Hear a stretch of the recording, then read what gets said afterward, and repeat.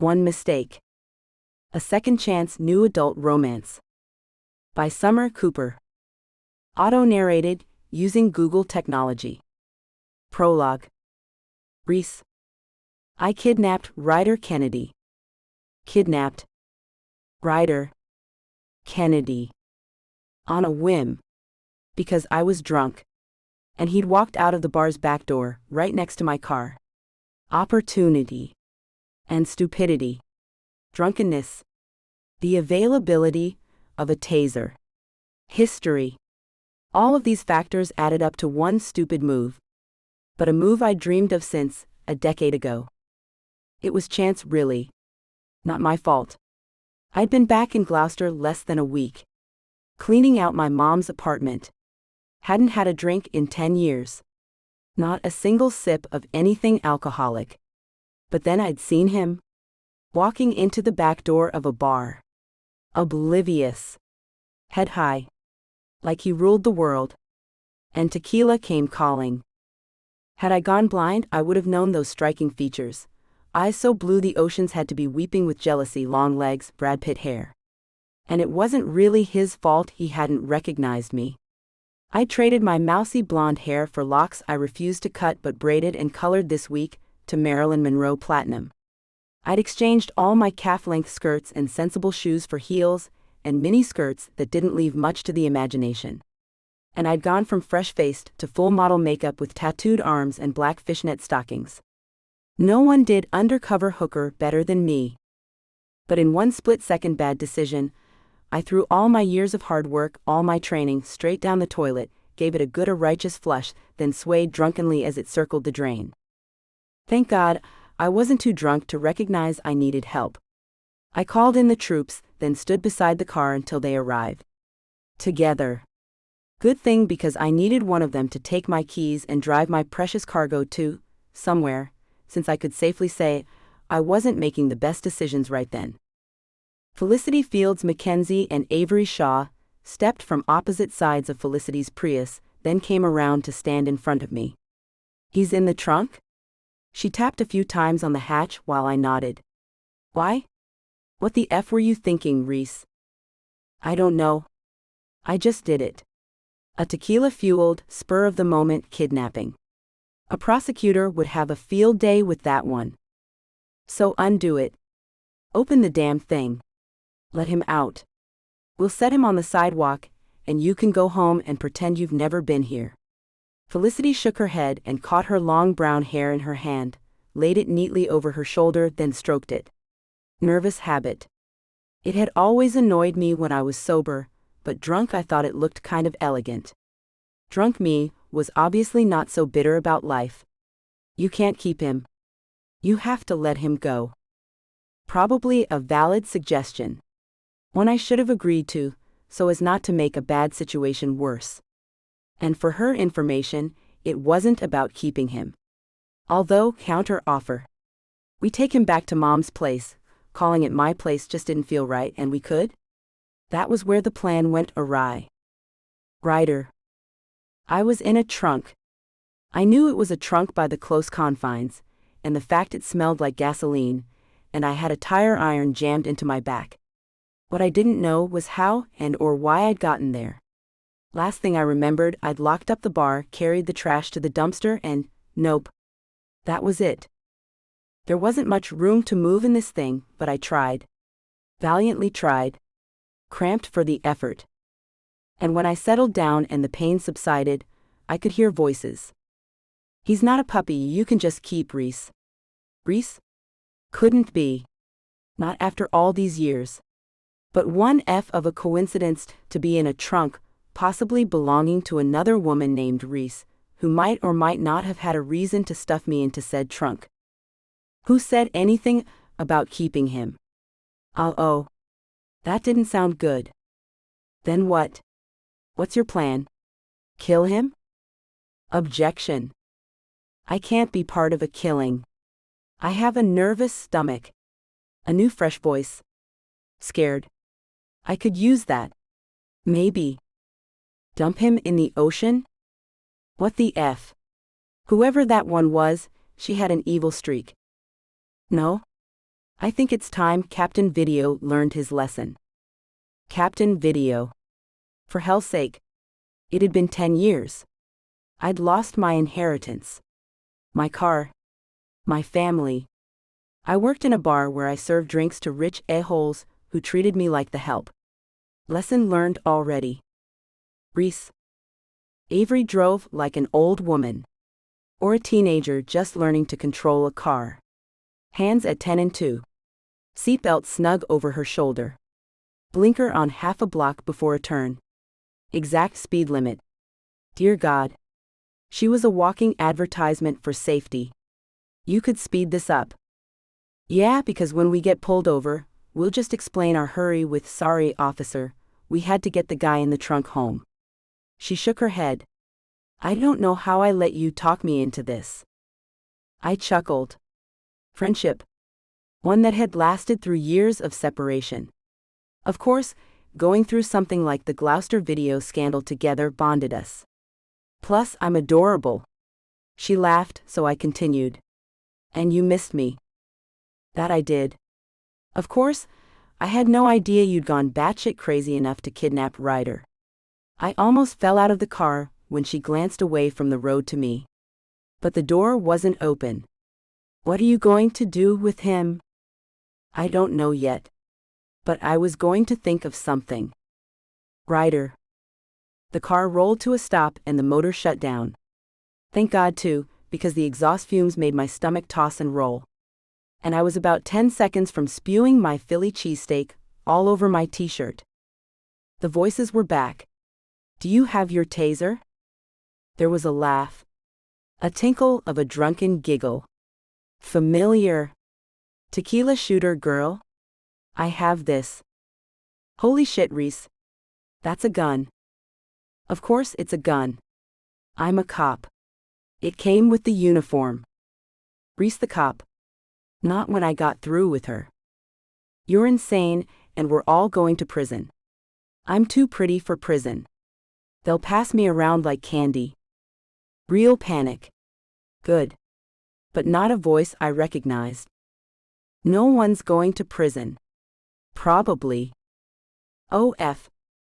Just help me get him out of here. Then you guys can go.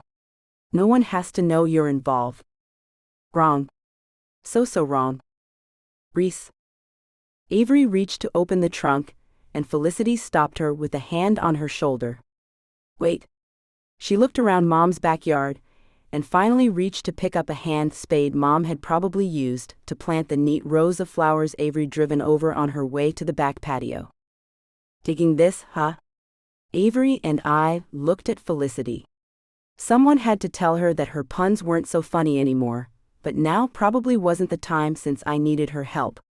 Plus, I was drunk enough that I laughed at her joke. Open it. I aimed my Glock at the back of the car. The safety was on. He wasn't in danger, but he didn't need to know it. She popped the hatch and he groaned. A shiver of a memory ran through me and settled in my panties. The sound of heaven. Shit. Focus, Reese. Avery shoved me. Get out. I whispered the words because I was still caught in a memory so potent I might have been near orgasm on the lawn. I could only see the back of his head, the long line of his neck, and the wide breadth of his shoulders. All familiar. Too familiar. And not something I should have been concentrating on. Definitely shouldn't have been wondering if he tasted the same, if he still moaned low and deep when shit. He used his upper body to pull himself up and twist around so he could unfold himself to stand in front of us. Wait. He was too big, too unpredictable to not restrain. I shoved my hand into my shoulder bag and rooted blind until my fingers scraped against the metal cuffs. I handed them to Avery. Put these on him. Behind his back. No. You're out of your mind. Avery held up both hands and took a step back. I'm not going to Shawshank for you. I saw that movie. It's a bad place. Her eyes went wide and she bit her lower lip. Lord, she watched too much TV. It was her escape from grading poorly written term papers. Plus, she had a mad crush on Morgan Freeman. That's a fictional prison created by Stephen King for fictional purposes. I rolled my eyes and rattled the cuffs at her again. Come on. I can't hold the gun and cuff him. There's really a Shawshank prison in Ohio. Felicity, our little trivia buff. But she shoved the hand spade under her arm and snatched the cuffs out of my hand. God, Avery. We're already in this deep. You drove the getaway car. Don't listen to your little friend. If you let me go now, you haven't done anything wrong. Not that I'll report anyway. Sharper, meaningful, he added, Avery Shaw. Felicity Mackenzie. Reese Winthrop. And I might have been drunk, but I was sober enough to know this was bad. Ryder. Reese Winthrop. Wow. Not the Reese Winthrop I knew 10 years ago. Well, maybe like the one I'd met in the bar back then, but not the one I'd gotten to know. Not the one. Chapter 1. Reese. I was 10 years younger the last time I saw him. I'd been naive and stupid, then broken. By him. By Ryder Kennedy. And back then he'd been larger than life. Not just in size. Although he came in at a respectable 6'4". Large in personality. Large in social status. Large in life. Today he looked small. Beaten by the life that once upon a time he'd had by the balls. And it made my heart glad. Because along with being larger than life, Ryder Kennedy had been an a-hole, a womanizer, a liar, and in my humble opinion, one not shared by the great state of Maine, a criminal. And by beaten by life I didn't mean his clothes, a pair of jeans that hugged his thighs and still remarkably tight ass, or the long-sleeved gray Henley that hid the Alpha Alpha Phi tattoo on the inside of his left forearm and managed to make his eyes look bluer than I knew they already were. Beaten by life referred to the new and lovely, well-deserved haunted look in his eyes. The slouch of his shoulders. The overall downtrodden attitude. All of it delighted me too. I stared at him. This was such a bad idea. Why I didn't drink anymore. Drinking made me do stupid shit. Namely, Ryder Kennedy. Which was why I'd gotten the hell out of Gloucester. Away from the college, the fraternity, the scandal that rocked our alma mater to its foundation and almost landed Ryder, Finn, Keaton, and Jameson, the Gloucester Four, in jail. He stared back at me. How long have you been planning this? I chuckled. About a minute before I tased you. Bullshit. Does this look well planned to you? He was handcuffed to the bed, his feet tied to the footboard with a pair of Mom's old nylons. Nothing about this spoke to a criminal mastermind. I breathed out a long, slow, and much-needed huff, then waited, as if being a few feet from the man who took my virginity was nothing to be anxious over. He joked against the cuffs, then when the metal spindle he was attached to didn't bend or break, he settled down. Why are you doing this? He spoke in a resonant, deep voice, one I'd heard purr and growl, a voice that, even though I hated its owner, made my censored wet. Unfortunately, I didn't have drunken stupidity to explain that one away. But it could work for the kidnapping, since I didn't have any other valid excuse. Because you overserved me at the bar last night. He laughed. Humorless. Flat.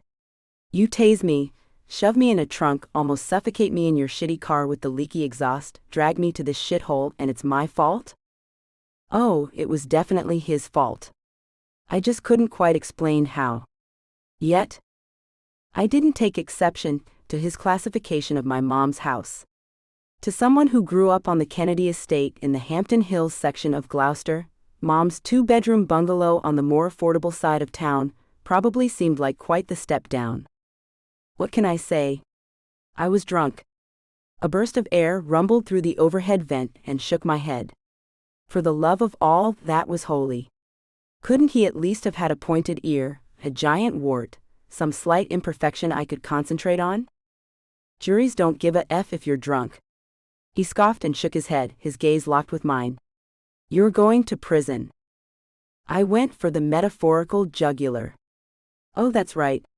You were pre-law before you decided to go dark side and post videos of your friends getting laid. And because I wanted to remind him of who he was as much as what he did, I smiled. How's that almost law degree working out for you, bartender? What the hell happened to you? He broke the gaze and turned away. You did. The freaking truth of it. He glared at me.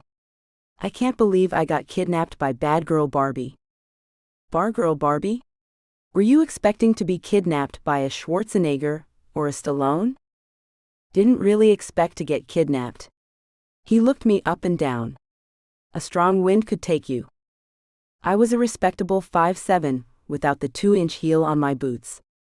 And I worked out. And I knew how to take down a monster twice my size and 3 times my weight. I was good at my job. Protector of the abused woman, once with the lucky swing of a baseball bat I kicked a mean husband ass. And once, in a right place right time situation, I pinned a jewel thief I'd been hunting between my front bumper and a wall, while I sat in my car polishing off a Chipotle chicken wrap and waited for backup. And there was the time I walked right into a cult compound, and dragged out the 14-year-old daughter of a desperate mother, then fended off the cult leader with his own shovel I found leaning against a tree on my way out. So yeah, I could handle myself. And I didn't one bit like him questioning it. After all, he was the one tied to the bed. My mind flashed to one of my favorite Ryder Kennedy fantasies, and I stood and sexy walked toward him. I leaned in and let my lips hover near his ear. Jesus, he smelled good, citrus and sandalwood, and I lowered my voice so he couldn't hear how badly I wanted him. But not because he was Ryder Kennedy, and I'd spent a lot of nights alone in bed with my vibrator thinking of his hands, his mouth and his censored. By this point any man would have done the job. I like my odds. But I still didn't have a plan. And if I wanted to keep my job and stay out of jail, I was going to have to come up with one soon. 1 decade ago. But it's your birthday. Every year for the last 3, Beth Cooper and I engaged heartily in the exact same argument. I nodded. Not because I agreed with anything else she said, but because it was indeed my birthday. Yeah. And I'm going to curl up on this sofa with my blanket and my bottle of chocolate milk and watch 10 hours of Brad Pitt movies, and when he yells, "What's in the box?" I'm going to pretend it's my head in there. Oh dear God. She shook her head. Aside from the fact you didn't pick Meet Joe Black or Legends of the Fall, movies where we actually see Brad getting his groove on, I would not be a good friend if I let you stay home alone, pathetic and virginal on your birthday with chocolate milk and movie screen Brad Pitt when you could be out getting your own groove on with some if you drink enough he's a lookalike. Oh, for hell's sake. No matter how much tequila I consumed, no one on this campus looked like Brad, the one man I would gladly sacrifice said virginity to, except Ryder Kennedy. Gorgeous. Sexy. Beautiful, and as much out of my league as good old Brad Ryder Kennedy. She puffed out her lower lip. Come on. Take a break. Let loose. Enjoy this time because soon we're going to have to get real jobs and pay our own way. You want lots of tequila-soaked memories to carry you through all that. On her last try, she won me over. I'll buy. Beth Cooper never paid for a thing in her life. She was beautiful and witty, so wealthy it was impossible for us common folks to imagine, personable in ways I couldn't even fake, and it worked for her. She never bought her own drinks or dinners, or paid a cover anywhere we went. It would have been easy to hate her, if I wasn't the one she chose to shine her star over. Come on. Please. Plus, her puppy dog eyes were impossible to say no to. And she was the complete opposite of me. The anti-Reese. She was trendy. Beth without a mini skirt and perfectly drawn eyebrows was an unheard of phenomenon, or at least one I'd never seen in 4 years of college roommating. My skirts by comparison all hit below my knee, my collars were chin height, and the only thing I'd ever drawn on my face were whiskers for a 4th grade production of Cats. But trendy or stuck in a 1960s wardrobe disaster, I didn't do bars. Ever. I just want to stay in. Look, Reese. I have to be honest with you. Now she put on her serious face, thin lips, wide eyes, slight nostril flare. This virginity thing is weighing you down.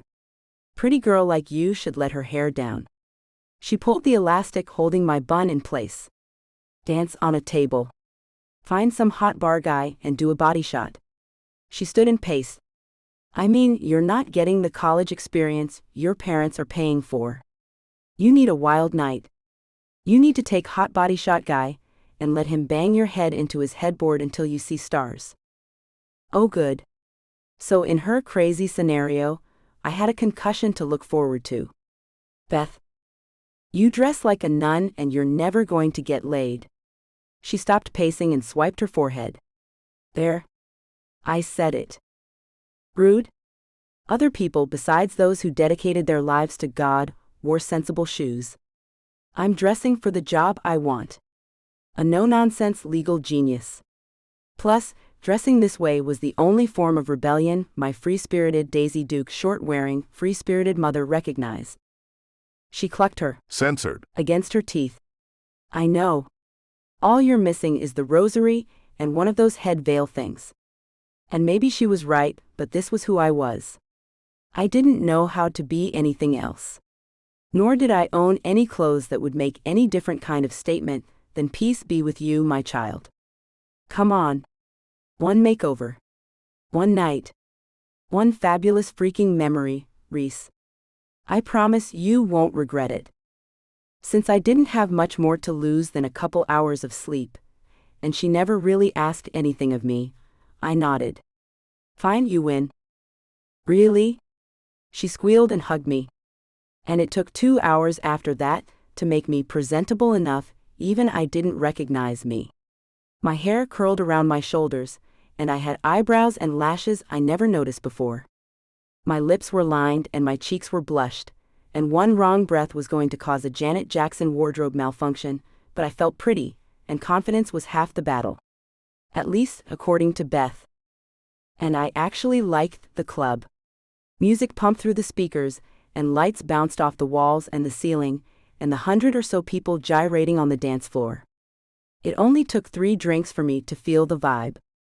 For the music to inspire me. For my feet to tap and my shoulders to sway. 3 drinks for the alcohol to take hold and make me not care that I had 0 rhythm and even less grace. I also knew the rule about not peaking too early into the evening, but I didn't care about that either. And that was how I ended up crashing into Ryder Kennedy. And oh hello, he smelled good, citrus and sandalwood, and man. I might have taken an extra deep breath before I moved back. Hi. I couldn't hear him over the music, but I could see what he said. Hey. I couldn't hear myself either, but hoped I sounded sultry and sexy. He still had his arms around me, and no way was I taking another step back until I had to. My heart was pounding, and my vision blurred at the edges. I didn't know if it was from his body touching mine, or if the alcohol was doing its thing, but in the moment, I didn't give a shit. Someone had his arms around me and it felt nice. I cared about that. And that someone was Ryder Kennedy. Looking at me. Touching me. His thumb under the hem of my shirt caressing my spine where the waistband of this skirt hit. No way did I want to ruin that. Heat rolled down my skin from my cheeks to my toes and everywhere in between, while my heart throbbed in time with the music and my body matched tempo. I almost moaned. Do I know you? His breath warmed my ear and my knees went weak. Of course he knew me. We'd been partners in Bio 101 freshman year, and I sat in front of him in POLISCI.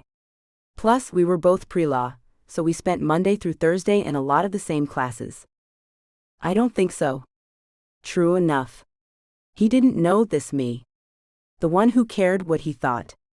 The one who wanted him. And maybe it was the alcohol, but I wanted him to want me back.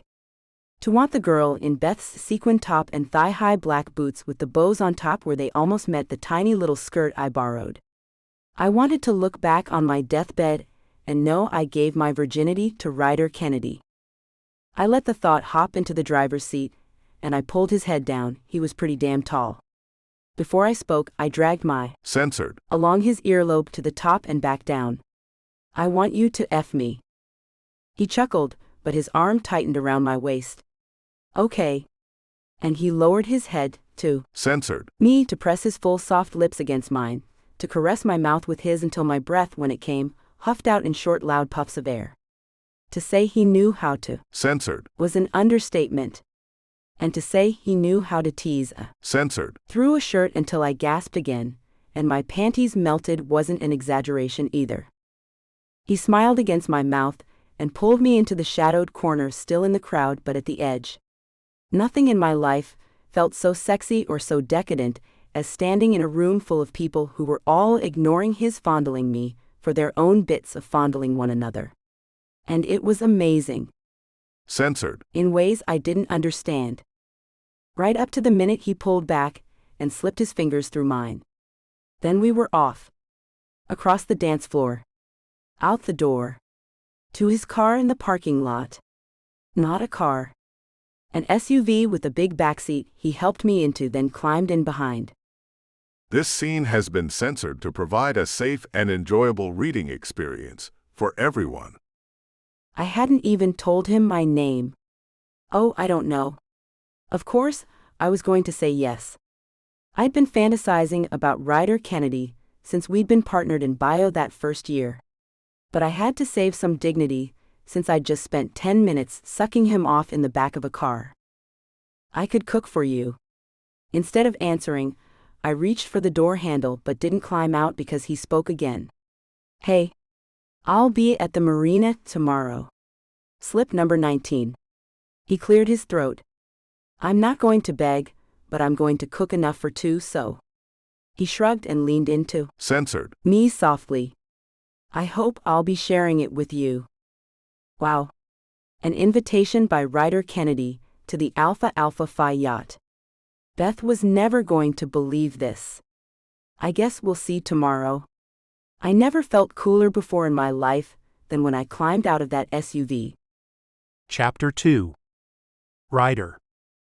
I had to. Censored. But my memory, along with the feel of her pressed against me when she leaned in to whisper, gave me a hard-on.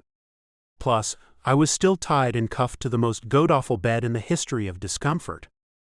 Had to be a way out of this. Something I could say to make her let me go. She'd been in and out all day long. With her friends. Keaton's and Finn's girlfriends. Even though I wasn't in the circle of friendship anymore, Gloucester was a small enough town, I knew who dated who.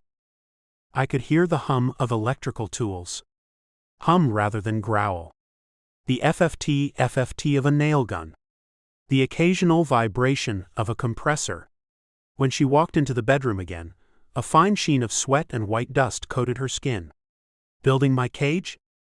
She ignored me and went to the attached bathroom for a glass of water. Here. Drink this. I sat up and sipped while she held the cup. I need to move you. Move me? A chance to get the hell out of here. Okay. I smiled. Cop or not, I could overpower her. Slip out of here. But before I could formulate a get-out-jail-free plan, she went for the button of my jeans. Flicked it open. Lowered the zipper. What the F are you doing? And why the F was my Censored. acting like it was into it? I don't want to have to tase you again or drug you. Censored. Guy won't run as fast as one wearing his Levi's. This was my girl who got away. The girl I could close my eyes and still feel pressed against me even after 10 years. She still smelled like cinnamon apples, wholesome, sweet, a lie if ever there was one. Maybe you don't remember me. But I've spent my fair share of time. Censored. In public. Before I became king of the alphas, I'd been a pledge.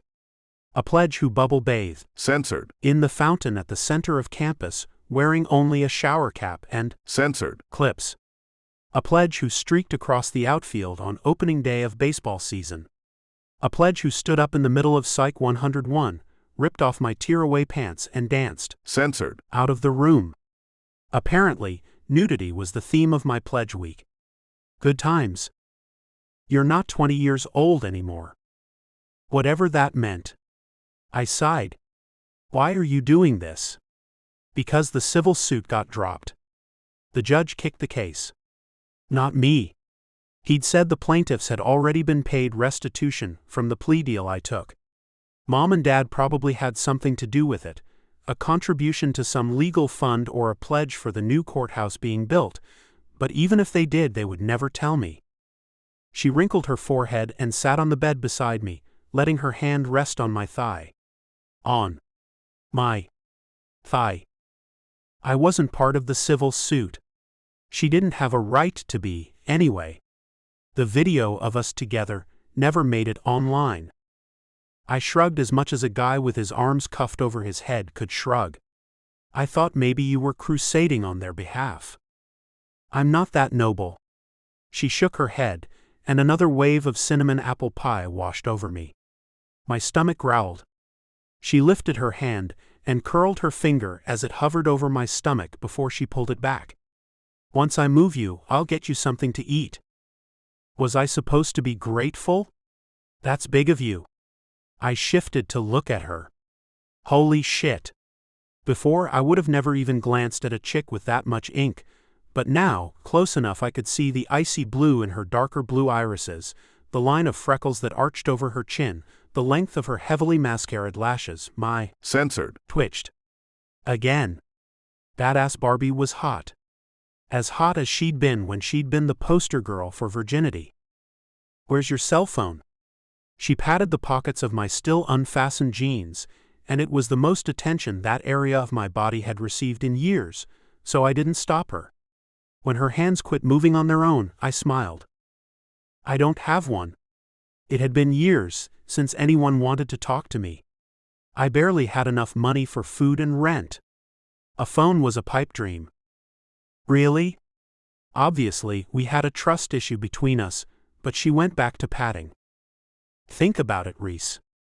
I live in a college town, work in a bar too far away from the college to make money, and I'm Ryder Kennedy. Who the hell wants to talk to me? God, the truth was pathetic. I was pathetic.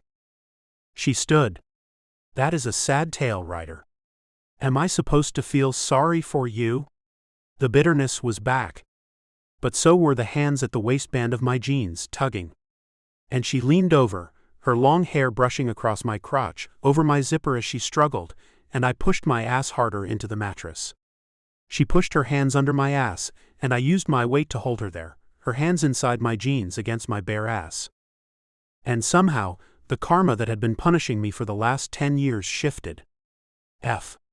When she finally gave up, she tried to stand, but somehow, the zipper of my pants caught her hair and wasn't letting go. She wrapped her hand around the hair stuck in my pants and pulled. But it was really stuck in there. Plus, all the joking and tugging, the jeans rubbing, made the tip of my censored wet. Made me remember. And oh, what a memory it was. 1 decade ago. I checked my phone for the 10th time in 10 minutes. She wasn't coming. And I told myself I didn't care.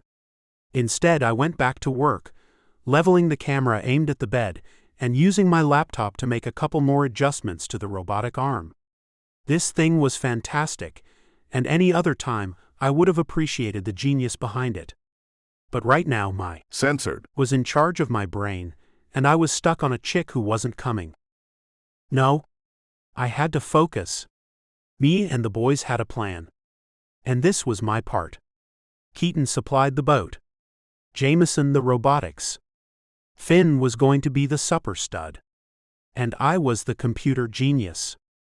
Keaton's dad left his 50-foot yacht, the Love Shack, docked here for us. He said we needed a place to bring our dates that didn't smell like old beer and socks. And none of us, not me, Keaton, Finn, or Jameson, were going to argue. No one argued with Richard Shaw. Plus, this boat had already bumped Keaton's censored life to legendary status. Before the yacht, he was the quarterback and got more than his fair share of cheerleader. Censored. But now, he was getting laid so much he was almost never in class, never at the frat house, and he came into practice with a blonde on one arm and a Red Bull in the other hand. But the cameras were for Pledge Week. An epic Pledge Week. I checked the clock again. Not even 5 minutes since the last time. And I felt like a fool. I hadn't even bothered to get her name. hadn't reciprocated the holy F of an orgasm she'd given me, hadn't made this invitation sound like anything more than an invitation to finish what we'd started. And while I wouldn't mind that, I kind of wanted to get to know her. I was pathetic enough to be disappointed. I wanted to see her. Wanted more. Not just having her lips wrapped around my censored, which twitched again thinking of it. Shit. I refocused on the computer and dialed Keaton's cell. He answered. What's up? I need you to go into my room. I walked him through running the setup program on my computer, which would link the cameras to the Alpha House for a live stream. Though he could see and hear me, the sound only went one way. Not a glitch. A way for us to spy on the pledges when we made them bring their dates to the boat. But when I heard footsteps on the deck above, I hung up without any further instruction to Keaton. Hey. Her voice was familiar, but nothing about her full-length skirt, turtleneck in a matching shade of khaki, and shoes my grandma would have loved was familiar. Hi. She chuckled, and something about the sound. Oh my God. It's you. She'd gone from vixen to virgin. Holy shit. Last night she was hot. So freaking hot. The transformation, no reversion. I couldn't, she was F. Yeah. Holy shit. Right? Her face closed, shadowed, and I stood. I'm sorry. I'm just surprised. No way could this be the same girl who rocked my world last night. Do we have a class together? Maybe I could remember her name without having to ask. Or maybe I could figure out how to ask without looking like an a-hole. Yeah. A lot of them. We're both pre-law. I was a censored. And normally that didn't bother me, but the sparkle in her eyes that was so bright and so sexy last night at the club I'd seen it from across the dance floor was gone now. My fault, undoubtedly. You want a drink or something? And by something I meant another taste of my censored. Apparently, it didn't care what she looked like. Plus, I wanted to know if the clothes and the confidence versus her shy girl behavior made a difference in how she performed. A drink would be good. She looked down at her hands. I hadn't started our dinner yet, because I wasn't sure she was going to come, and I could order pizza for just me, but there was always plenty to drink on the boat. I cleared my throat and tried to adjust my hard-on in such a way that I could conceal the action and not scare her away. But all my mind would let me think of was her luscious lips, her censored. Those censored. F. The only adjustment I made was to get harder. Instead of speaking, I nodded and turned away to head to the galley below deck. She followed, then walked through behind me to the bedroom. Oh wow. Yeah. That was why this place worked. Chicks loved the opulence. The marble, the carved wood, the lights in the ceiling, the big soft bed with its plush blankets and 10 zillion thread count sheets. I needed a minute to get my shit together, so I took my time checking the fridge. We have soda, juice, beer, vodka, whiskey. I'll take a whiskey, neat. Whoa. She dressed like a nun and drank like a sailor. Freaking hot. I poured our drinks and carried them to the bedroom. And my censored rolled into a ball. Censored. On the bed. And now there was no doubt in my mind. This was the girl from last night. Well, hello. She grinned. Is this okay? I sounded like a teenager whose voice hadn't quite managed the big change. Yeah. Okay wasn't even close. Magnificent. A freaking religious experience.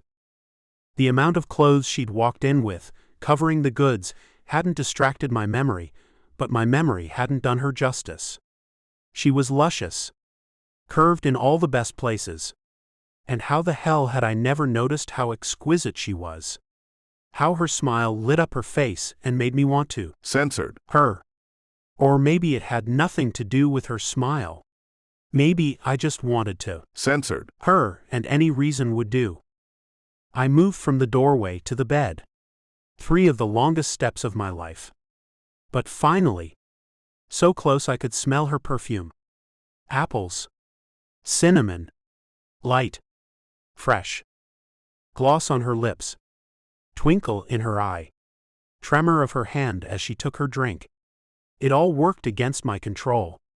I was every horny guy who'd ever been mesmerized by the pretty girl with the nice rack. My censored was hard enough to cut glass. She set her tumbler on the bedside table, then took mine to sit beside it.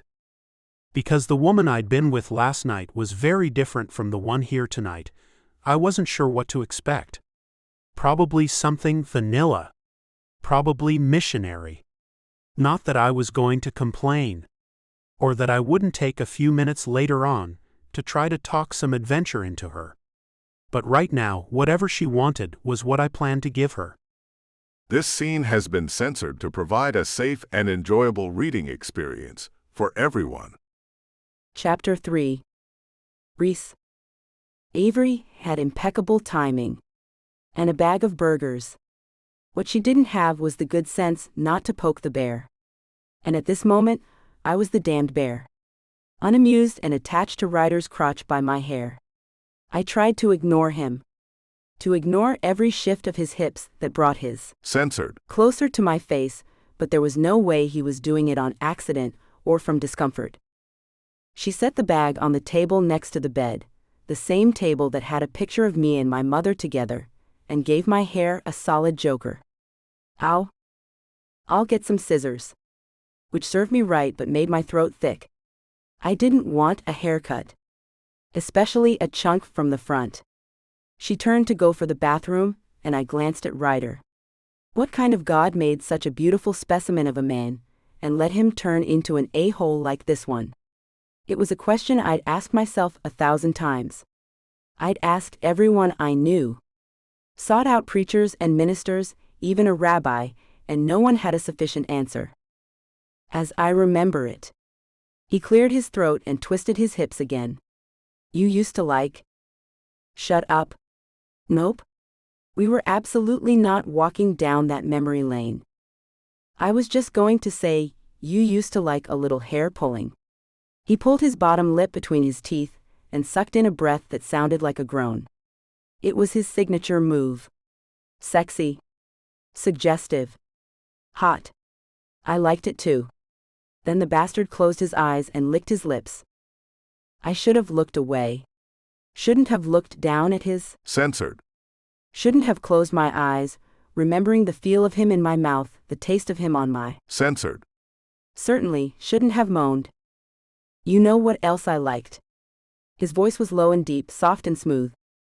Thank God, Avery returned before I could answer the question. I didn't even care when she hacked the strands of my hair off, because the last thing I needed was to make a fool of myself over him. Again. I'm not going to ask. I appreciated that about her, and I nodded as she frowned. But a good friend would tell.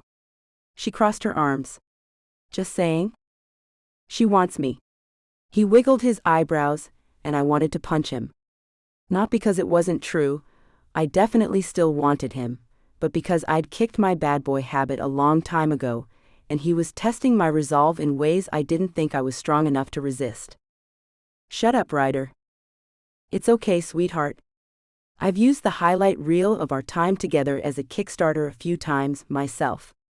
He grinned. No shame? If there's really a highlight reel, I swear to God, I'm going to use these very dull scissors and a butter knife to change your religion.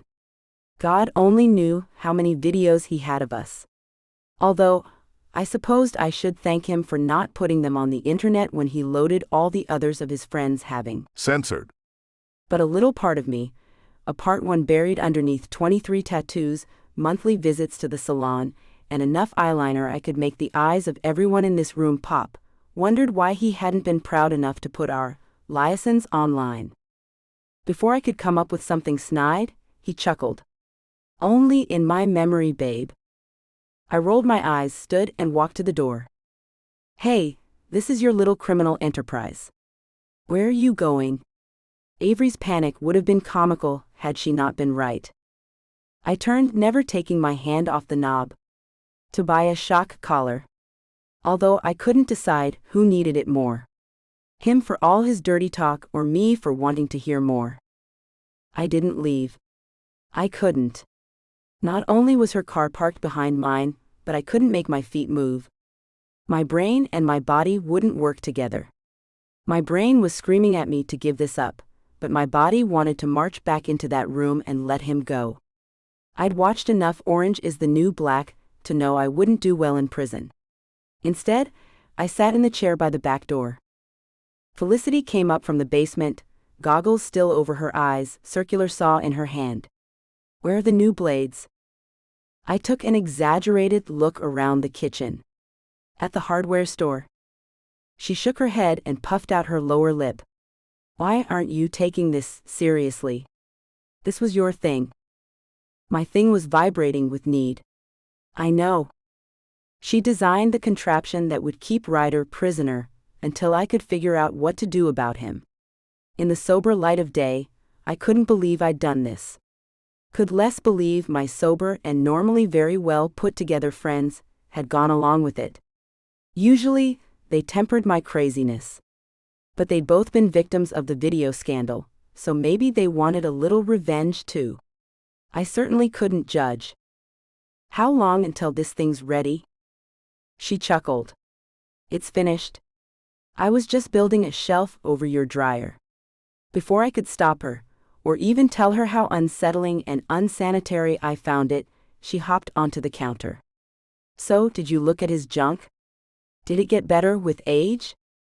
What? It's not winefliss. Penises do not get better with age. She censored her head and poured herself a glass of wine. Of course they do. Finn's did. She shrugged and smug-smiled me over the rim of her glass. Or maybe he just uses it better now, but if I had to hear about her censored life one more time, I was probably going to shrivel into an unused ball of horny nerve endings. That's great, Fliss. He came home early yesterday. Her eyes rolled back into her head. I'm not one to brag, but yes, you are. That's because I have something to brag about. And you could too. Finn has a friend. A few weeks ago, Keaton had a friend too. I wasn't about to be some cause of theirs, the single friend who needed a man. No matter how hard they tried. I shook my head. I'd rather go in and bang Ryder. She finished her glass of wine, then narrowed her eyes at me. I knew you saw his junk. I might have glanced a bulge, but definitely no skin, fore or otherwise. Despite her crazy insinuation, something about my friends risking prison time to help me brought a tear. Thank you so much for this, you guys. I know I haven't been around much lately. I lived in a whole other state, and was only home now because my mom passed away and I had to deal with this house. But knowing I can call you guys when I need you. I sniffed, barely holding it together. Avery plopped a sandwich in front of me, then hugged me from behind. We'd do anything for you. But if we go to jail, you're my cow. She censored my cheek. They argued for a minute about whose tasty treat I would be, before I sighed. Time to make the big move. 1 decade ago. The Alpha House was like any other frat house on campus. Big. Not at all well kept, despite the cleaning service and the gardeners employed by the university. Full of rowdy guys too old to be teenagers, too immature to be men. Except the Alpha House had one thing none of the others did. Ryder Kennedy. The guy the first woke up every morning thinking of. The one I went to sleep every night, dreaming about. The same guy who ignored my 10 or 20 phone calls a day. To say I was desperate was an understatement. That was because he'd ignored me for 3 weeks. 3 freaking weeks. Made me pathetic enough to hide behind a 200-year-old oak tree, trying for a glimpse of him. And there he was. Going deep to catch a ball. Going deep. I had somewhere deep he could go. And that was the problem. The thoughts. Taking every sentence spoken and unspoken, and turning it sexual because I was horny. And it was Ryder's fault. He'd created a monster. And left her to her own devices, so her brain could go mushy with innuendo and censored dreams that made her moan out loud. In class. where he never even glanced my way. I should have been screaming mad, heaping abuse on him for taking my virginity and then pulling a Houdini, but I just wanted to see him. I just wanted to feel the way he made me feel that night on the boat. Pathetic was an understatement. Horny was an understatement. Apparently was an understatement. One who'd forgotten to keep her eye on the ball and barely ducked out of the way. I picked the wrong moment to forget to hide. As the football sailed close enough, I felt the wind of it on my face. Shit. There was no graceful way to explain hiding behind a tree. None that came to me anyway. Well, hello. Jamison King was a linebacker. Probably why he'd missed the ball. Hi. Reese, right? Holy crap. There must have been some sort of good looks qualification in the alpha selection process. This one was almost as gorgeous as Ryder, and that he knew my name sent a little tingle along my skin. Yeah. He looked me up and down. Did you want to play? I wasn't sure we were talking football, and my heart fluttered. No. I was just. He hugged the ball in front of him, and leaned in like he was very interested in what I had to say. Hiding behind a tree to stare at Ryder? He looked over his shoulder. It's for you, dude. He called over his shoulder. Another one of your groupies. The shame. Utter humiliation. Mortification. My skin burned with it all. Knowing that I wasn't the only one stalking Ryder, no matter what I called it, did nothing to lessen the indignity of this moment. I was just walking by. Jamison laughed, threw his head back, and laughed. Okay. Whatever he saw on my face, probably something that said I was about 12 seconds from throwing up on him, had him backing up a half step. Before I could react, Ryder started across the yard. I didn't want to watch him. Honestly, I'd humiliated myself enough for one day. For one lifetime. Gawking at him with an open mouth and wet panties wasn't going to do anything to help that. But my censored swiped over my gaping mouth, making the full circle, and I didn't realize it was out or that my lips were hanging open until Jamison laughed. Since there was no graceful way to step back into hiding behind my tree, not that it was much good for hiding behind anyway, I smoothed my ankle-length denim skirt, resisted the urge to have a sniff to make sure this wasn't a deodorant fail moment, and cleared my throat like I was going to be able to talk. All my confidence from the other night, both nights actually, disappeared. No longer was I the girl who'd made him moan my name, the girl who'd censored every inch of him, and had every inch of her own skin censored by him. If nothing else told me that girl was gone, my shaking hands, dry mouth, and churning stomach screamed it. He smiled, but it was more of the constipated and trying not to show it variety than the happy to see me kind. Hey. I could be cool. Despite the sweat rolling down my back. Despite my shaking hands. I was gonna call you. No, he wasn't. Or he would have. But I nodded, letting him have his lie. I stood there like a bobblehead doll, nodding and grinning like a fool. I couldn't explain the grin. Not in a way that didn't make me look more pathetic and ridiculous than I already did. I motioned to the sidewalk. I was just walking by and saw you guys playing. I wasn't like, oh, what was the word? Stalking you or anything? Liar. Pants on fire. He chuckled. I didn't think you were. Well, not in the most technical sense of the word anyway. We stood glancing at everything but each other, eyes never resting long in one spot until I fidgeted into him. His arms shot out to steady me, presumably so I didn't take him to the ground and land on top of him. But his hand lingered on my hip before he let me go. I should go. He nodded and stepped back. Okay. But I didn't move, and neither did he. Do you want to get a coffee? I wanted to spend every minute of every day looking at him, and if I had to drink sludge, then I'd put some sweetener in it and mix it with some creamer before I slurped the steaming brew. Sure. We walked away from the frat house toward town. He kept his hands shoved in his pocket, even though I left mine dangling at my side, just in case he wanted to lace our fingers together. Which clearly he did not. After a few blocks of silence, he looked over at me. I have to ask you something, and it's kind of embarrassing. He'd seen me Censored. lick some pretty private spots and heard me beg for more. The embarrassment ship already left the harbor. Okay. Instead of speaking, he nodded and blew out a breath, but kept walking. Whatever it was, this embarrassing question seemed relatively serious. I know we had, Censored. and I probably should have asked you before then, but... He scoffed. But I'm an idiot. Oh. I've never, before you I mean had. Censored. So you don't have anything to worry about, medically. Oh Lord. That was on the embarrassing side of things. He chuckled. I knew that, but, when you go to the doctor and you fill out the forms that ask for your history, what's the name you put at the top of the page? My name? I laughed, relieved. A question I couldn't mess up or make sound lame. Reese. Reese Winthrop.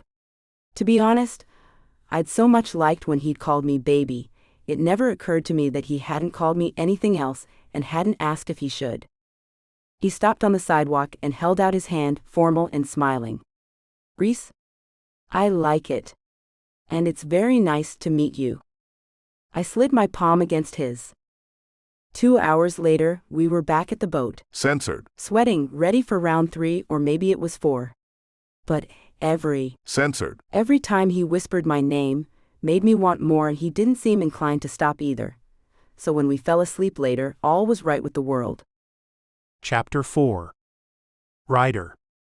What started as a joke, because being kidnapped by a woman I slept with 10 years ago had to be a joke, ended up with me being tethered to a wall in a basement of a house that was still better than my shitty apartment. It came with a refrigerator stocked with soda, beer, lunch meat, and snack cakes. Also, I could walk to the bathroom without needing Reese, almost make it to the steps and to the washer-dryer combo. I had cable TV, hence the better than my apartment, a pillow-top mattress and a stereo that responded to voice commands. By my 3rd day in captivity, I'd made a plan for escape.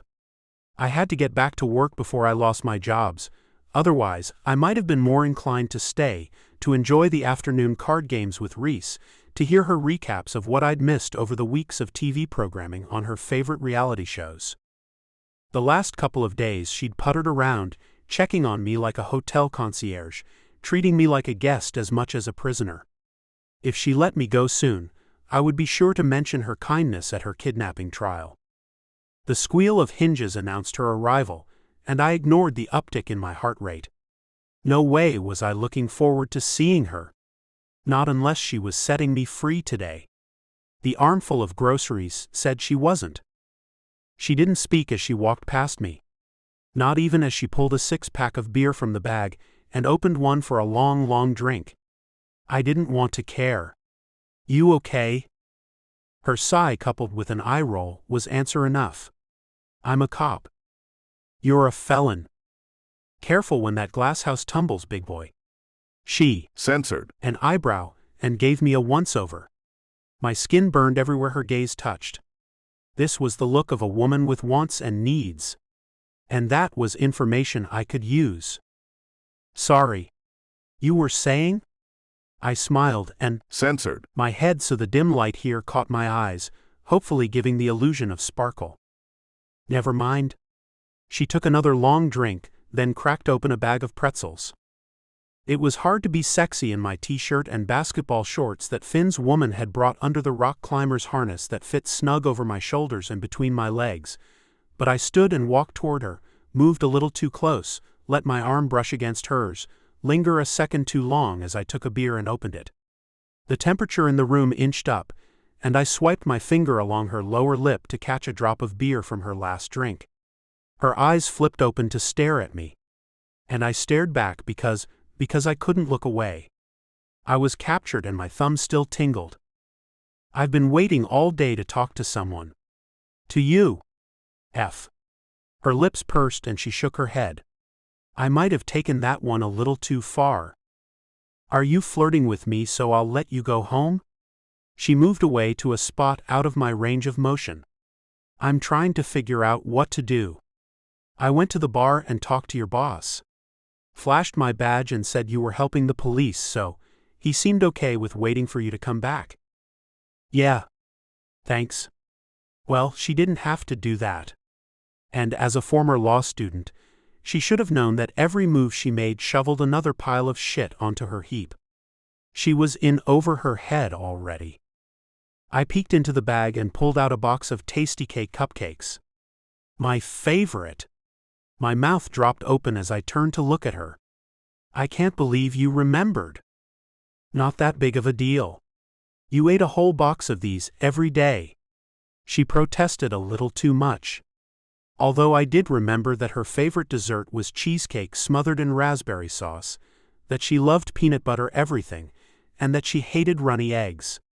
The intensity of our relationship made it seem to have lasted longer than its couple of weeks, but it also elevated her above all the other women I dated.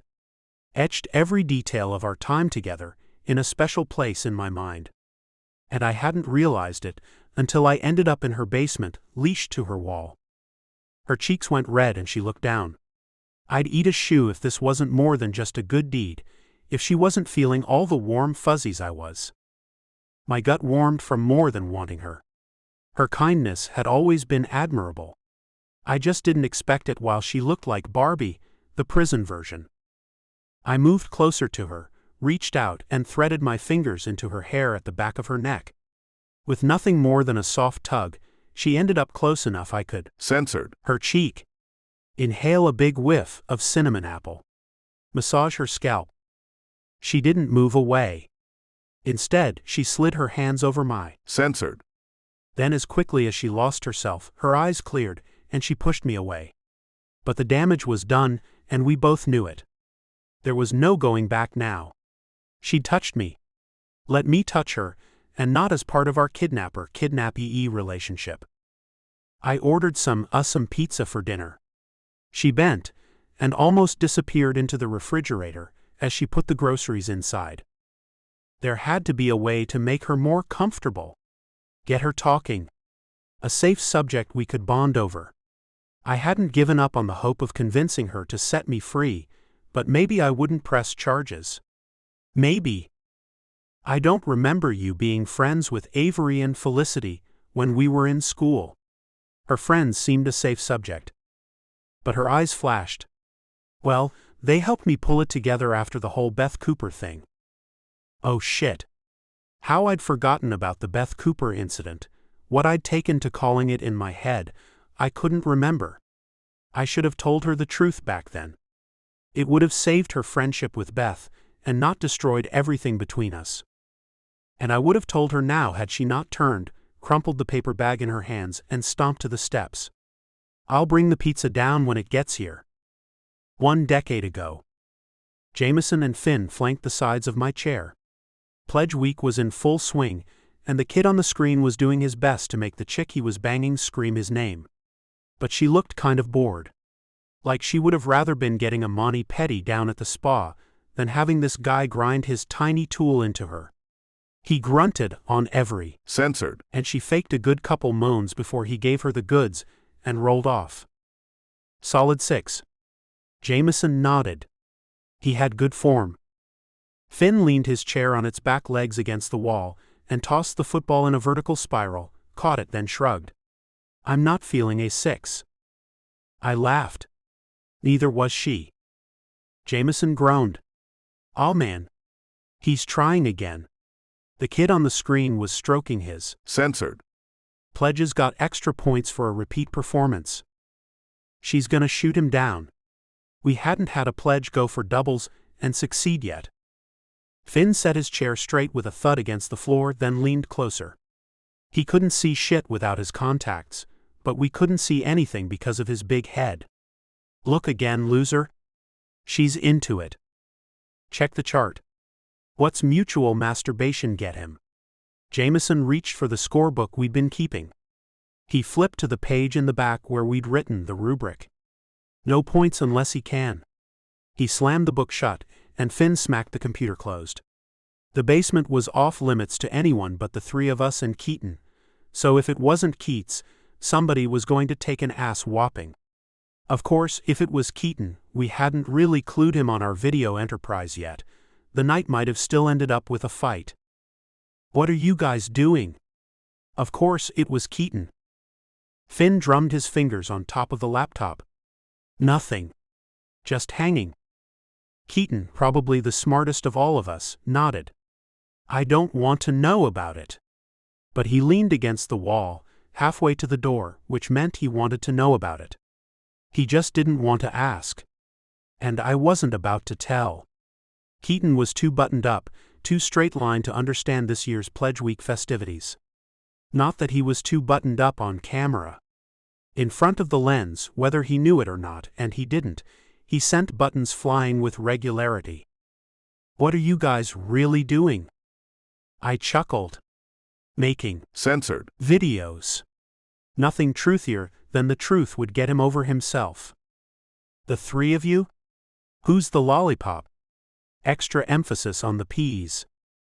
I stood and put my body between him and the computer. I needed to get him out of this room and put his mind on anything else.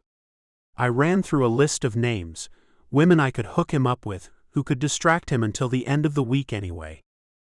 I walked close enough I could throw an arm around his shoulders and lead him to the steps. "Do you know Beth?" I told him all about her. Journalism major, gorgeous, a Sigma full of school spirit and intelligence to match her beauty. It didn't take a genius to know Keaton was tired of sorority girls and sports groupies, but Beth was extraordinary. He wanted more than a one-night stand. And I wanted him out of the way. I could pass a number along. What could it hurt? Chapter 5. Reese. Yet another day passed, and I still had no plan. No idea how to set Ryder free and not end up in jail. I'd had him locked in the basement for 4 days now, and I wasn't any closer to figuring out what to do with him. Honestly, I wanted to do plenty of things with him. But as his captor, it would have felt cheap and sleazy, although he had flirted yesterday and that. Censored. Even though it was nowhere near my lips, felt intimate and personal, made me want him. All of him. Again. Like the pathetic fool I was. Avery handed me a glass of wine, and we sat at the table. Mom's bills were spread out in front of us, sorted, by Avery, into neat piles according to how past due they were. She took her seat and picked up the pencil to finish the tally. After a minute, she dropped the pencil and sighed. "How bad is it?" By the speed at which she finished her glass and poured another, I didn't need a number to know it was going to take everything I had plus more. "Bad?" She turned the pad around and my heart stopped. "Seriously? That's oh my God."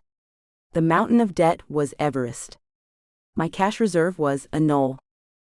Avery sighed. "There was no life insurance?" Life insurance? That was a funny thought. Probably not something Mom ever considered either. She was a spiritual advisor who didn't believe in doctors or Western medicine. I'd had to take money out of my retirement fund to pay for the funeral. Avery's lips twitched, and she tilted her head from one side to the other a few times. Her tell for when she wanted to say something and didn't know how. "What?" "Just an idea."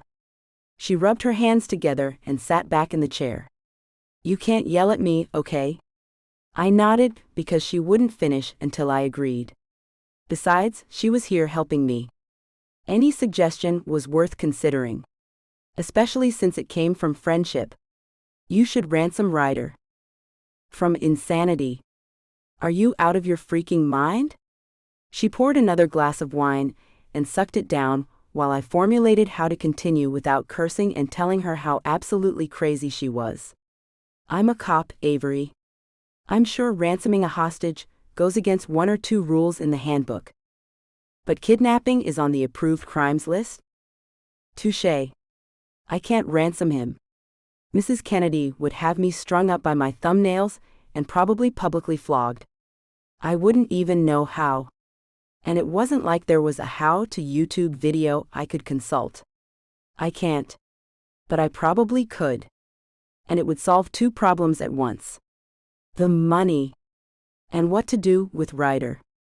Of course, while I was locked up for 20 to life, still owning the only home Mom and I had would mean very little. Then you're going to lose the house. She picked up the most recent letter from the bank, read a few lines, then tossed it back onto the table. In 5 days. Think I can sell it in 5 days? Even I wasn't naive enough to think that would work. Or that I could even get it cleaned up enough to sell. In a month. Oh yeah. And when you put the ad on Zillow, don't forget to list the basement to dungeon upgrade, the hostage in the basement, and the new rigging that allows for easy captivity. On a normal day, I appreciated her dry humor. Today was not a normal day. Before you sell the house, though, you should? She wiggled her eyebrows and used her head to motion toward the basement door. I should what? There was no way she was suggesting that I sleep with Ryder. Not that I hadn't thought about it. A couple times. Or more. But he was my gulp hostage. And even though, until today, he'd stopped being a pain in my ass and accepted his stay here, I couldn't do that. Don't be ridiculous. The harness would get in the way of the condom. It wouldn't. She crossed her arms and smiled. So you've thought about it? No. She censored her head and crossed her arms, not at all buying my blatant lies. Fine. Okay. Maybe once or twice. Maybe last night in an X-rated dream that? I flushed just thinking about it. Made me want to go downstairs and repay that particular favor. There was nothing I could get past her. I love Keaton with all my heart, but even I notice what that harness does for little Ryder. You should jump on and ride that thing until the sheriff comes to enforce the eviction order. Don't think I haven't considered it. I had. Often. Knowing he was downstairs had made sleeping rough. When I did manage to fall asleep, I dreamed of him. I needed to figure out what to do soon, before I ended up doing him. You could walk away from here with a fond memory. I have fond memories. As much as I would love to, I can't go there again. I sighed. Besides, what if he's lost his mojo or something? It would ruin masturbation for me. I shook my head. I can't sleep with Ryder. But as soon as she left, I was going to go into my room and pretend I was. She rolled her eyes. Why not? When's the last time you got effed? And I'm not talking some 2-minute fling with a guy who couldn't ring your bell with a bell ringer. When was the last time your eyes rolled back into your head and sweat rolled down your back, and somebody who looked like Ryder Kennedy made you glad you had? censored Censored. Wow. That's blunt. And personal. And depressing. How long? A decade. She pointed to the basement, and I nodded. Yeah. Then it's time. I would have added a middle finger salute, but Ryder tapped on the ceiling and called out. Reese? He'd spent most of the day crying wolf, disturbing me as I sorted through Mom's belongings and cleaned out the things I wouldn't be taking home with me. At least 10 times he'd called me downstairs. Once he was too cold. Once to loosen the harness. Once to adjust the television because he couldn't reach it, and the window put a glare on the screen. A couple times just because he was lonely and wanted to chat. I rolled my eyes at Avery. I'll be right back. I walked down the stairs. What do you need? Every time I came down the steps, I braced myself for that initial first glance of him. It knocked the wind out of me every time. He was kicked back on the bed with his ankles and arms crossed. I want to show you something. He pointed to the vent in the ductwork above the bed. We'd had to put it there, the bed, because we had to put the tether behind it so he could reach the important stuff without being able to get to the steps. I'd added extra blankets to the bed in case he wanted them. But I hadn't had heat or air on yet. What about it? If he'd called me down here to complain because it was making his eyes dry, or because it blew dust at him, I might have killed him. Instead, Avery's phone rang and I immediately understood. It only took 2 of Avery's sentences for me to want to die. I could hear every word she said, as if she was sitting next to me. Oh my God. He grinned. I was thinking, you could call me Quasimodo. OF. If the world swallowed me in the very next second, it wouldn't have been soon enough.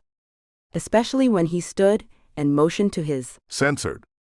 I've been ringing bells since I was old enough to appreciate the sound. My skin was on fire, and I was in danger of spontaneously combusting from humiliation. Oh my God. He stood and walked stock toward me, crooking his finger with that same old sexy smile tilting his mouth. Let's make a memory. A fond memory. He tucked his hand into my hair and lowered his head so that his breath warmed my ear. Also, you should definitely try to ransom me. His voice made me want to purr, but I couldn't catch an entire breath. You just want to go home. Not until you're ready for me to go. He tugged until my. Censored. Was pressed against his, and our bodies lined up, and I could feel his heartbeat under my hand. Then he spoke. Husky.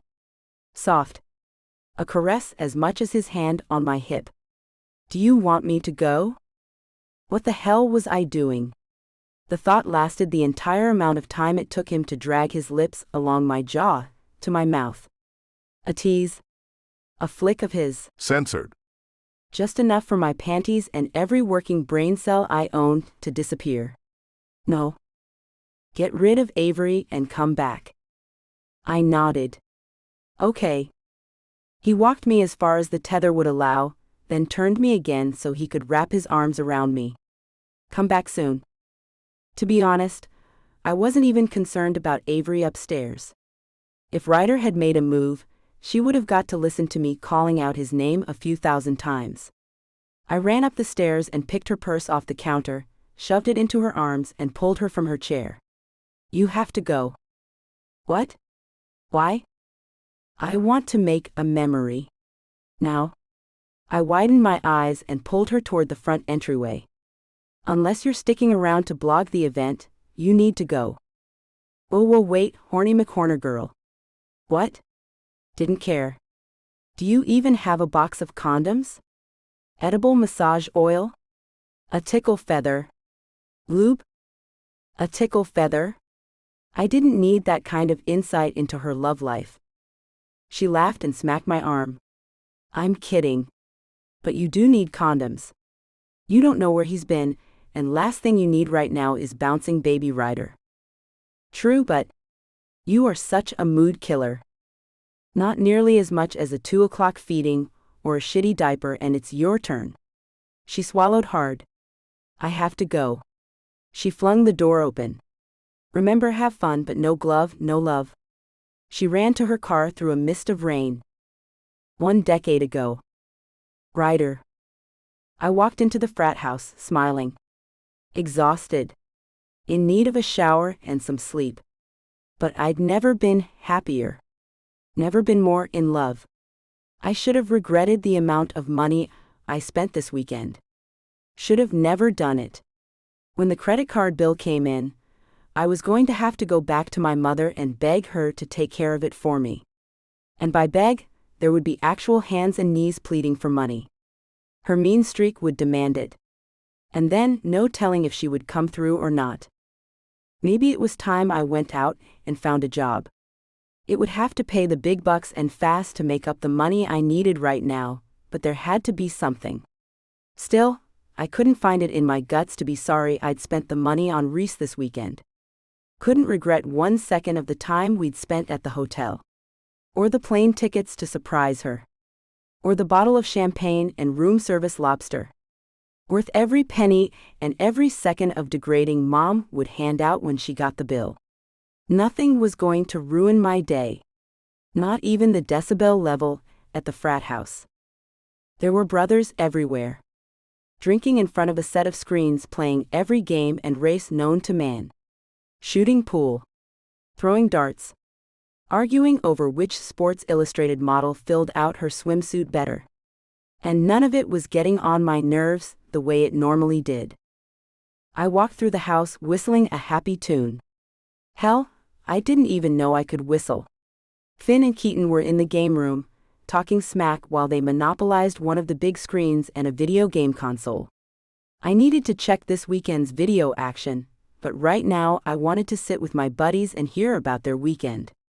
Plus, Reese wanted me to ask Keaton and Susie to double with us to a concert she'd won 4 tickets to see. It had been a couple weeks since I set Keats up with Beth. He'd sealed the deal a couple times, but I wasn't sure if he was still seeing her since I'd been away all weekend. With Reese? In Boston. A penthouse suite we never left. I slapped him on the back as I plopped onto the sofa next to him. He glanced at me, then immediately back to the screen. Your old man dropped off some money for you today. He put it in your room. Good old Dad. Sneaking some extra funding past Mom. And thank God, because my cash supply was dwindling. 2 nights in the penthouse suite was more than Mom gave me in 3 months. And that was before room service. The tips took all my available cash and a couple advances on my card. I'd spent a lot more than Dad would be able to sneak past her. I needed a plan, and fast. You know where Jay is? He'd mentioned something a while back. Something I would need help setting up. Something that had to remain top secret. Downstairs, I think, Finn answered, wiggling his eyebrows as Keaton's on-screen avatar shot a missile and blew Finn's avatar to video game hell. He started another game. Good. I needed them distracted. I needed them not to overhear. I needed money desperately, and they'd never go for this. Never let me use the pledges so blatantly or, probably illegally. I diminished the guilt with a breath.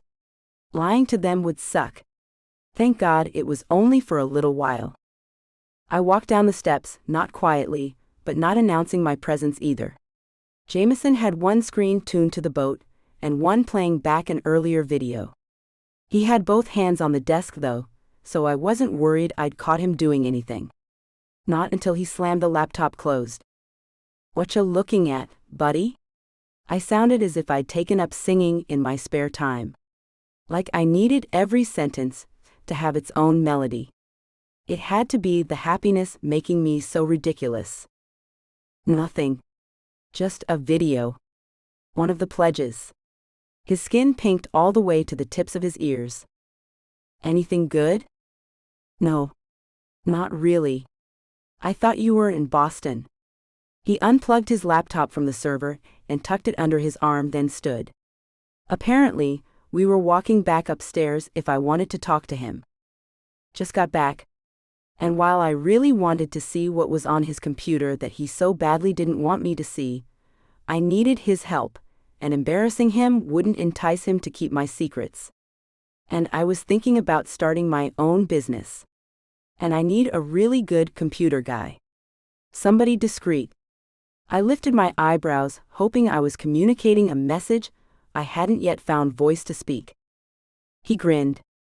Some 007 shit? Thank God for Jameson King. Better. And it only took a couple days before we were up and running and the money started pouring in. I was never going to have to beg my mother for money again. I'd found my gold mine. Chapter 6. Ryder.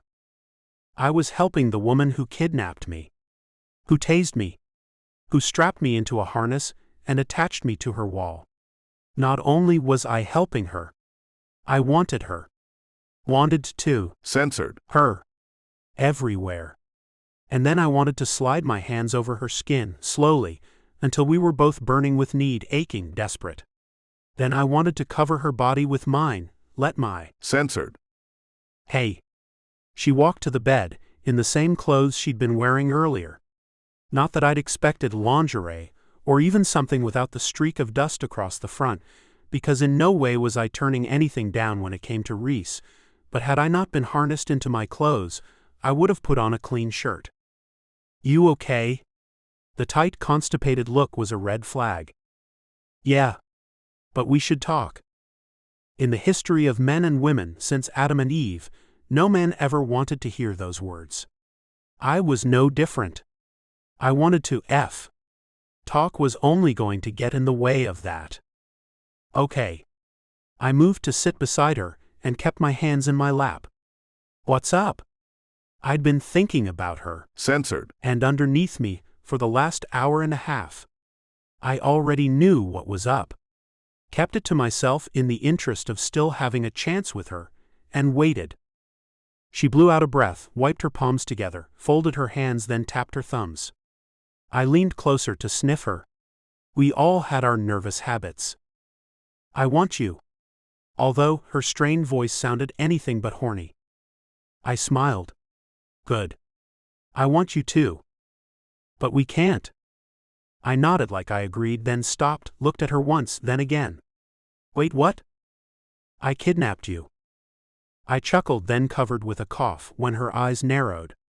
I didn't think it would be a turn-on, but it is. Apparently, she didn't agree. Seriously. It's hot. This was my chance. And that hasn't happened for me in a while. Oh well, how long has it been since someone tased you, threw you in a trunk and cuffed you to a bed? Distraction was my only hope. And I needed hope. I needed her. And I wasn't about to give up over a couple of cold feet and some second thoughts. Happens more often than you'd think. She huffed and turned toward the TV.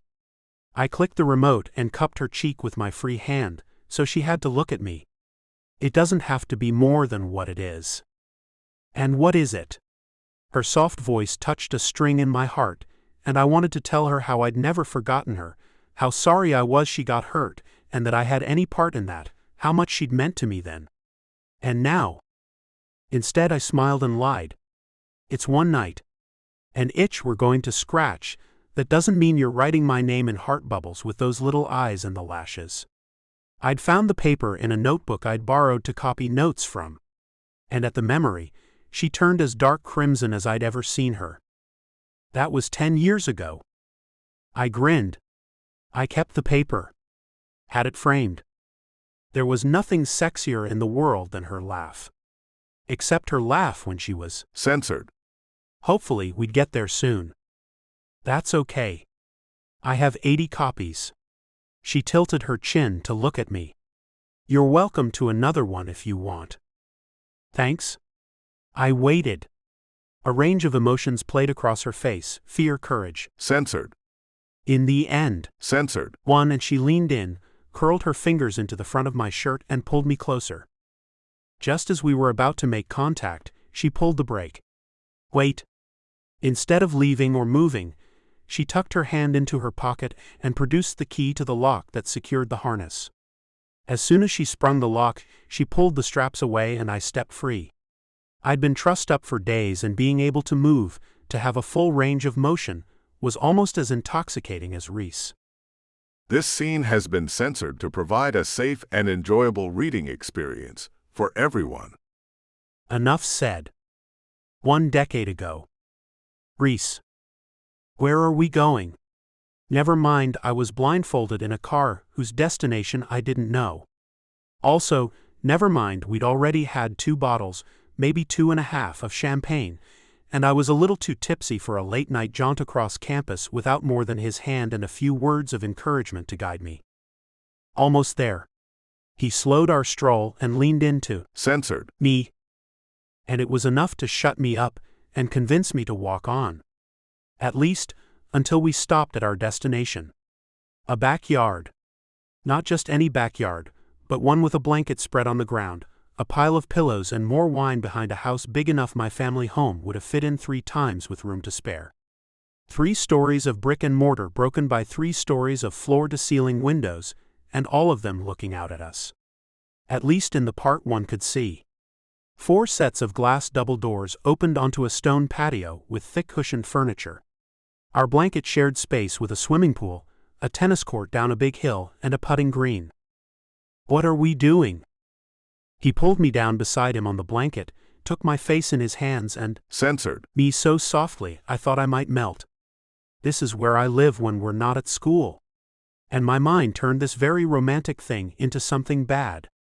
I was good enough to be introduced to his backyard, but not to his family. I stood and yanked my hand out of his.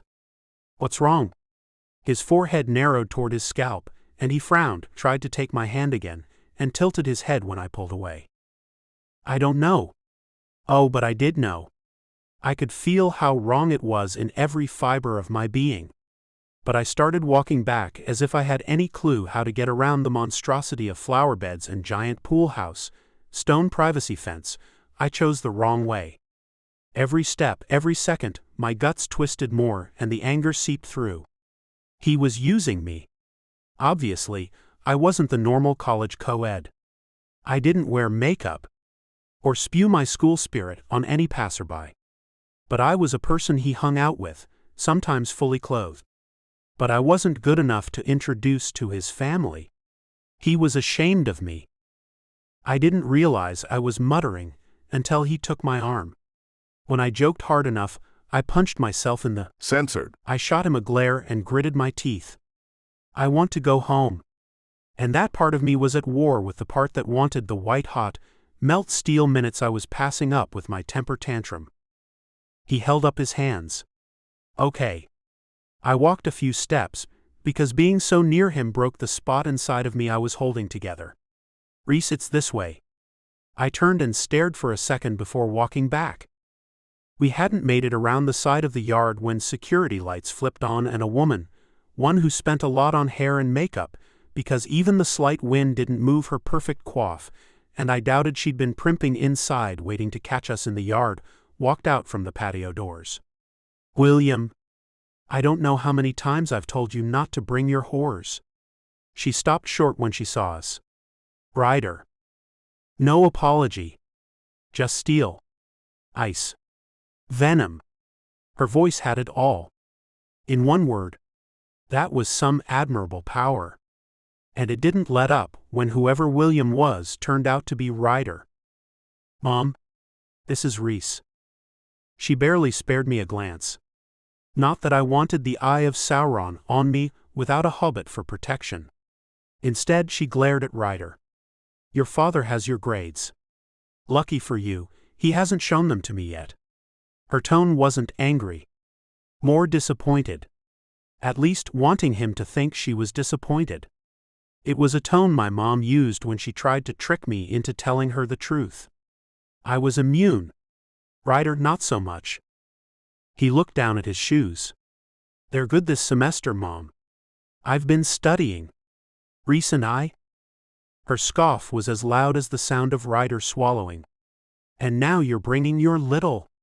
She gave me an up-and-down look that burned me with her distaste. Friends home. She shot me a glare.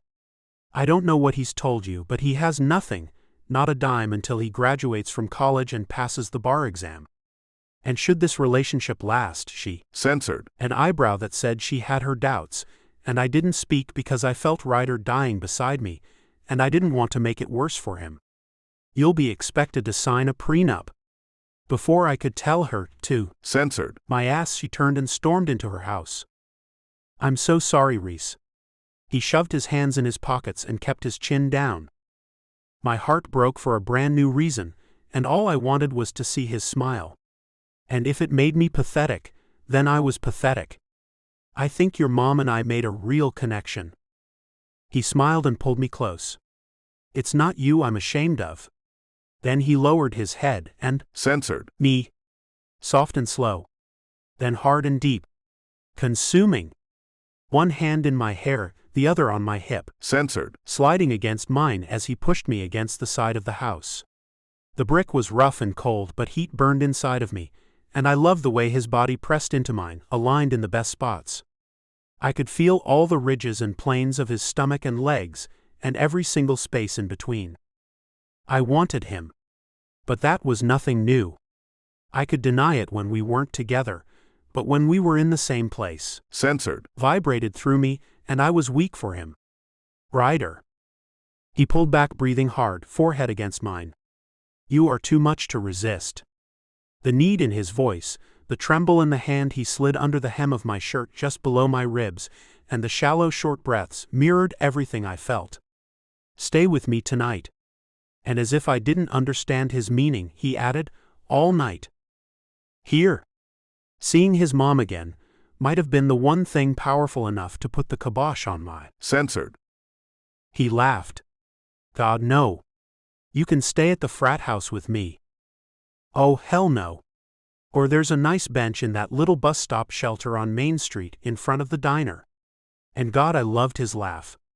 Loved it more when I earned it with a joke, which wasn't the case at that moment. No way was I staying at the frat house with all of his frat friends and their frat beers and thin frat walls.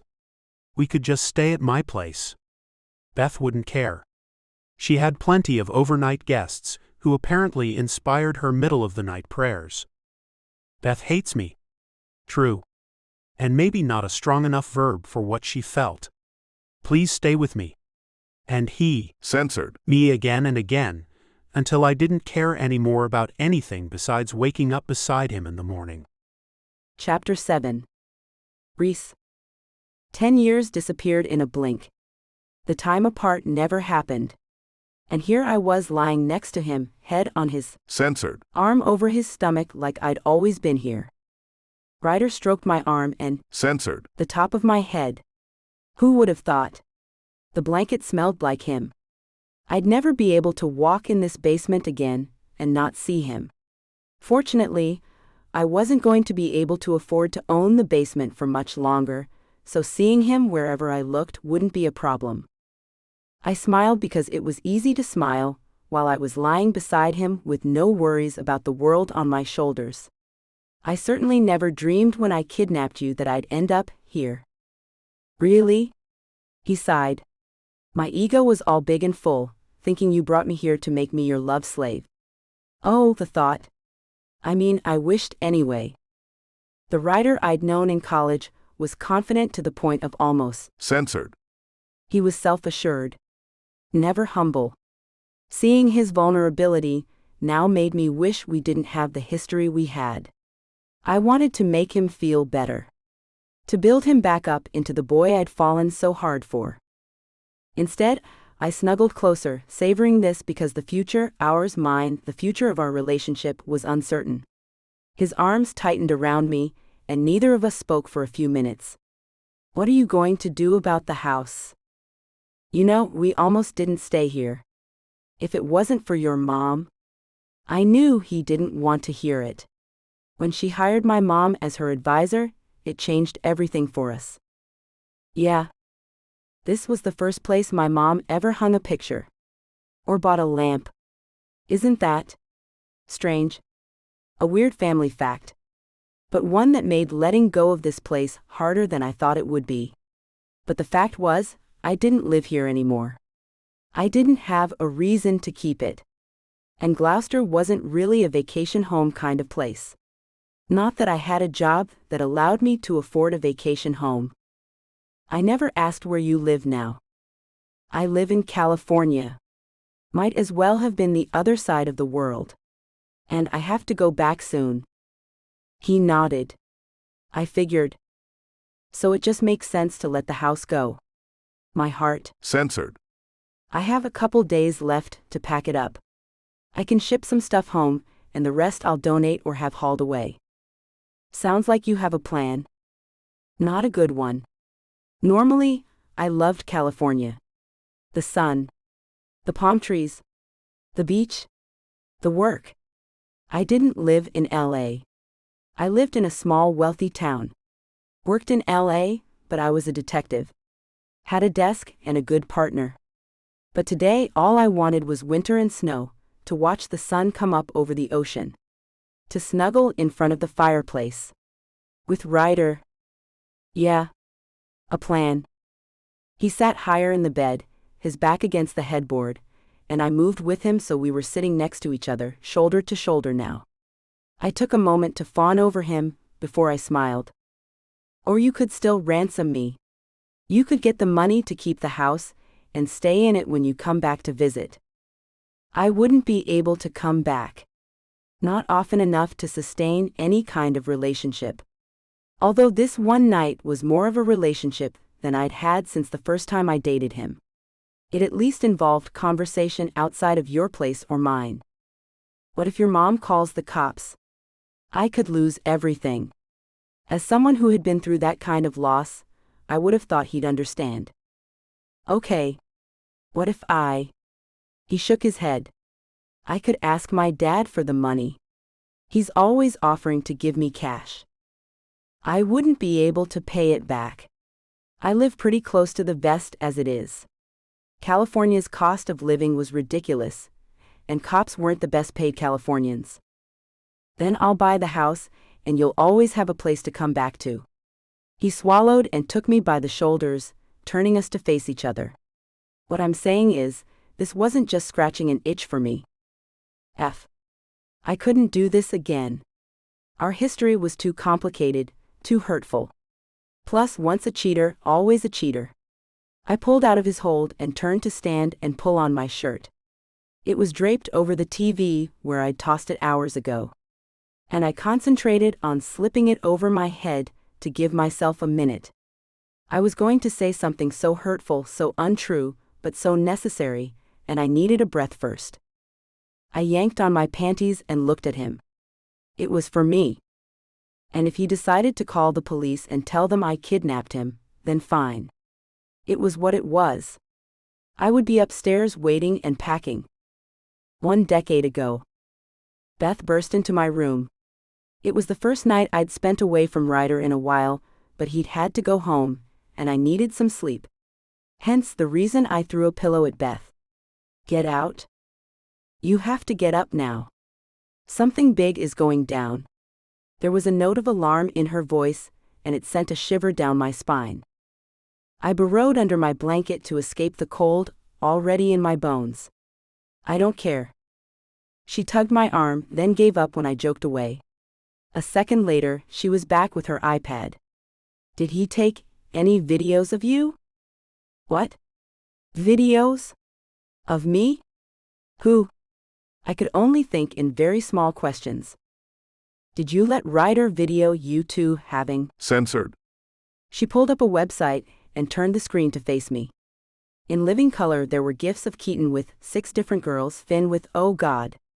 Ryder. I searched the gifs on the front page. No Ryder. Second page. No Ryder. But then on page 3. My stomach clenched. My heart stopped. My guts. Censored. Ryder. I didn't need to see more. But I couldn't stop looking. This was my train wreck. What the? Censored. Is this? Beth shook her head. It's all over campus. The alphas have been using their boat to film themselves with women and charging for views. I have to go. I need to get the story, but I thought you should know. Nothing like a good morning heart attack to get one to sit straight up in bed. I clicked on a GIF, not one of Ryder but of Keaton, and watched for a second. Neither one of them seemed particularly aware they were being filmed. That was to say, they weren't playing to the camera. Weren't concerned with good sides or lighting, or whether the camera saw too much or too little or about what it heard. I searched through the GIFs. There were none of me. Thank God. Who knows about this? I threw back the blankets. I had to get to Ryder. I didn't hear her answer as I popped into the bathroom that connected our rooms. When I came back out, she was watching a video on her tablet. I could hear the moaning. Who knows about it? I asked her again, then snapped my fingers in front of her as I slipped a shoe on. Everybody, I think. She clicked the off button so my room went quiet. I'm on my way to a protest outside the Alpha House right now. She laughed. You know Susie, right? The one who's been trying to gather girls to paint the frat house every night? Well, she launched into a story my brain was too addled to comprehend all of, but the gist was Susie had slept with one of the alphas, got dumped and got angry. Decided to take her rage out on the front of the frat house. Every day she painted a new dirty word on the front, and every day they had the pledges clean it off. She's got all the girls she could find standing outside the Alpha House right now. I have to get over there. Ryder had to be innocent, right? I ignored the fact, for now, that he had videos on the site that weren't with me. We hadn't talked about being monogamous. Although we spent so much time together, I just assumed we weren't seeing anyone but each other. Reese? When I ignored her, She took one of my shoulders in each of her hands and gave me a little shake. "They suspended all 4 of them," said Ryder. She looked down at the floor. I wanted to hurt her. Hurt him. Hurt everyone. Said Ryder did what? It was better to know than not to know. She blew a long breath from her puffy cheeks. They said Ryder is the one who did it all. That he was the mastermind anyway, but they're all suspended. I stared at her. Suspended. Ryder. His mom would kill him. I had to get to him. There had to be a way to prove he was innocent. If he was innocent. Come on. I pulled her by the arm this time until she stood. I need to go there. And if I needed help burying the body, so to speak, she would be there for me. She chattered the entire time she drove across town, and didn't close her mouth until we pulled onto the street behind the Alpha House. The front of the house was full of picketers, and the back was surrounded by the fence, but I would rather take my chances climbing the fence than with a bunch of enraged victims of whatever was going on. I'm going to pull the car as close to the fence as I can, so we can use it to climb over. It was a Mercedes convertible. Not much in the help department. But it also didn't have enough room to bring a ladder, so any help was better than none. Okay. I climbed over first, and waited for her at the bottom before I weaved through the beer cans, the fire pits, assorted debris, and mismatched chairs and furniture in the yard between me and the back door. It opened into the kitchen, which usually smelled like old cheese, stale beer, and hot wing sauce, but today smelled fresh and clean, and every surface sparkled. The whole house was dust-free and dazzling. Candle-scented. Empty. I walked around another corner to the staircase that led to Ryder's room. The silence was loud, broken only by the tick of the grandfather clock in the foyer and our shoes on the polished tile floor. Jesus, Reese. This place gives me the creeps. I nodded because I agreed. With my whole heart. The steps had a red paisley carpet that followed to a matching runner at the top that went both ways down the hallway. His room's this way. I went to the end of the hall. It was a big room. Twice the size of mine, although mine had more space because I had way less stuff. No stereo system or weight bench. No sound mixing or movie-making equipment. Movie making equipment. Shit. But the desk was empty. The computer and all its attachments missing. I circled the bed looking for, I didn't know what. For something that would prove him innocent, although I didn't have any idea what it would be. The room smelled like him. Had the clothes I'd folded for him still sitting in a chair. Where are they all at? I shook my head. I have no idea. But every fiber in my body said the answer wasn't a good one. Chapter 8. Ryder. 2 days ago, leaving here was the only thing I wanted. This morning the walk up the stairs was one of the hardest of my life. It was going to make going back to my apartment nearly impossible, especially knowing she was here. I came out of the basement and stopped to watch her. She was at the table in the kitchen, fingers curled around a coffee mug, hair pulled up, clothes fresh, house scented by her bath soap. The rain from yesterday hadn't quite finished yet and provided the soundtrack for today through the open window. Hey. I couldn't just stand there staring at her. I had to say something. She didn't turn, so I couldn't see her face, but her voice cracked. Are you leaving now? I didn't want to. And she hadn't exactly asked me to leave. Not if you want me to stay. That ransom thing could work. Say it. I moved closer, my hand hovering over her shoulder because I wanted to touch her. Nothing sexual. Just to touch her was enough. But she'd pulled the brakes. Hence the hovering. No. It's okay. I shoved the hovering hand into my pocket. Thanks for washing my clothes. Least I could do. She shrugged. Seriously. Very least. I wasn't going to get anywhere, wouldn't be able to change her mind, and I couldn't blame her. I'll see you later? The old me wouldn't have put a question mark at the end. He would have helped her up from her chair then. Censored. Her until we ended up in bed again. I missed that guy. She cleared her throat. I'm probably going to fly home tomorrow or the next day. Not what I wanted to hear. Reese. Yeah. I was going to ask her to stay. To beg. To offer her nothing. Because I had nothing. It's been great catching up. Catching up?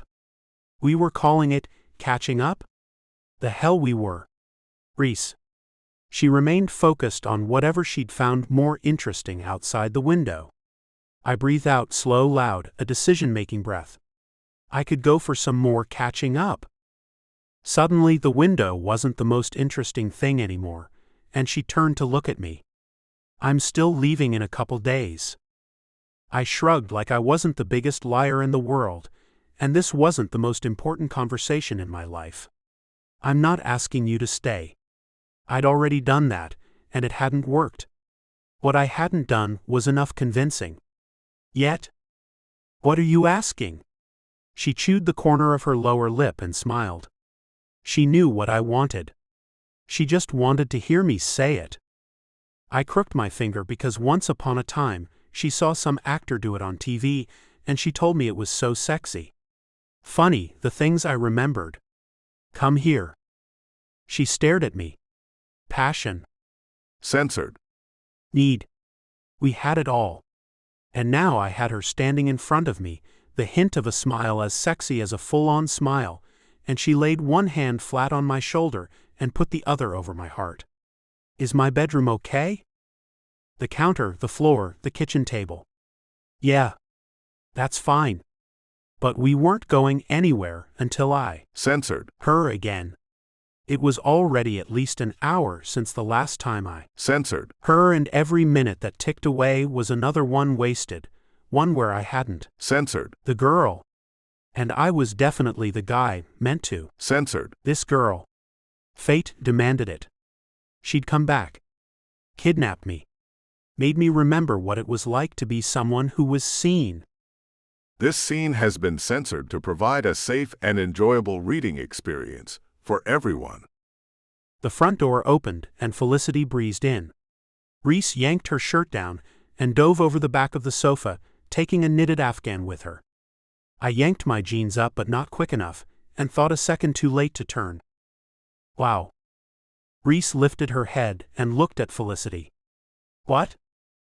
Felicity stopped staring at me and picked up Reese's discarded sweats and tossed them to her. I meant, wow, it's barely 10 and you guys are full on 50 shades of doing it in the living room. Reese scowled, her recovery quicker than mine. What are you doing here? I came over because Avery said you need help taking ransom pictures. She's on her way. With a camera. Felicity smiled at me. What were you guys doing? No doubt she'd seen enough to know exactly what we'd been doing. This was just too much fun for her to pass up. Reese cleared her throat. I was just telling, She gestured to me and Felicity chuckled. Ryder. She smirked. Reese glared and I stood there dumbfounded. I know his name. I was just telling Ryder. She glanced at me, and I gave a little nod because what else was I going to do? Thank you for being a good sport. Yeah. Sometimes I thank Finn that way too. Her head bobbled from shoulder to shoulder. I don't usually thank him in the living room with the front door unlocked. Reese's face reddened and I wanted to help her but technically, it's the kitchen wall. Reese threw her hands up and growled. She stomped into the kitchen, opened then slammed the refrigerator door, and walked back to face Felicity. Ransom pictures? Camera? What? She said you talked about it. Felicity shrugged. And Finn said if you need Ryder roughed up a little bit for authenticity, he'd be happy to help. Now she aimed her smirk at me. I'm sure he did. But that wasn't really the point. Reese changed her mind about ransoming me. I'm a cop. She shook her head. Maybe you should get that printed on a t-shirt. Then you could stop reminding us every 10 minutes. I'd never watched Reese interact with her friends before. It reminded me of the days when I had friends of my own. The teasing. The laughing. I missed it. Reese rolled her eyes at Felicity. That training was really hard. And we can all see how you like hard things. She nodded toward me. Were you guys at least finished? Do you need another minute? I glanced from the still scowling Reese, even annoyance looked good on her, to her friend. I think we're okay. Avery opened the door and walked in to stand beside Felicity. No one spoke, but Felicity still wore her smirk. We could have still fried eggs on Reese, and I just wanted this minute to be over. What did I miss? I caught them. Avery looked at her confused, then at me and at Reese before her mouth dropped open. You mean? Felicity nodded. Yup. They were adding a chapter to their censored story. Reese blew out a loud breath that was half suppressed scream, half angry growl. We were scratching an itch. Now we're finished and he's leaving. Can we please stop talking about it? If nothing else, her outburst silenced her friends until Avery recovered. He's leaving? What happened to Ransom? She's a cop. This time, Felicity said it. Avery sighed, and Felicity nodded as if they'd managed to exchange some subliminal message. After a moment, she glanced at Reese. Well, if we aren't going to ransom the Love King, she joked her thumb at me, and I gave a little wave because it just felt right. Then are we packing, or do you have some secret stash of cash you want to tell us about? Reese spoke, and had sadness not dripped from her every word, I would have chimed in with support for the idea of her staying, but I couldn't pile it on. I live in California. I can't justify keeping this house. Felicity puffed out her lower lip. You don't have to go back to California. We have cops here too. She ignored Reese's huff. I'm just saying. If you wanted to hang around. She shrugged. We, your friends, would like that. She looked at me, and I held up both hands because no way was I going to pressure her. Not yet, anyway. Don't look at me. I'm just an itch.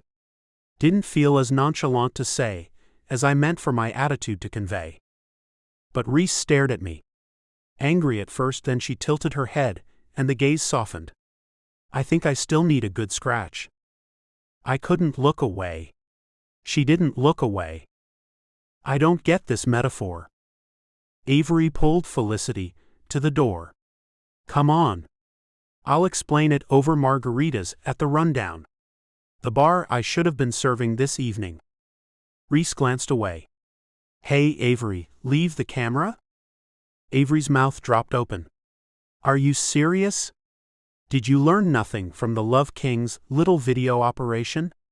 I know it's been 10 years since that whole mess, but… Reese sighed, and I tried not to take offense since I'd done all the evil they'd accused me of. Well, almost. It's for the ransom pictures. She winked at me, and all was right with the world once again. 1 decade ago. Shit.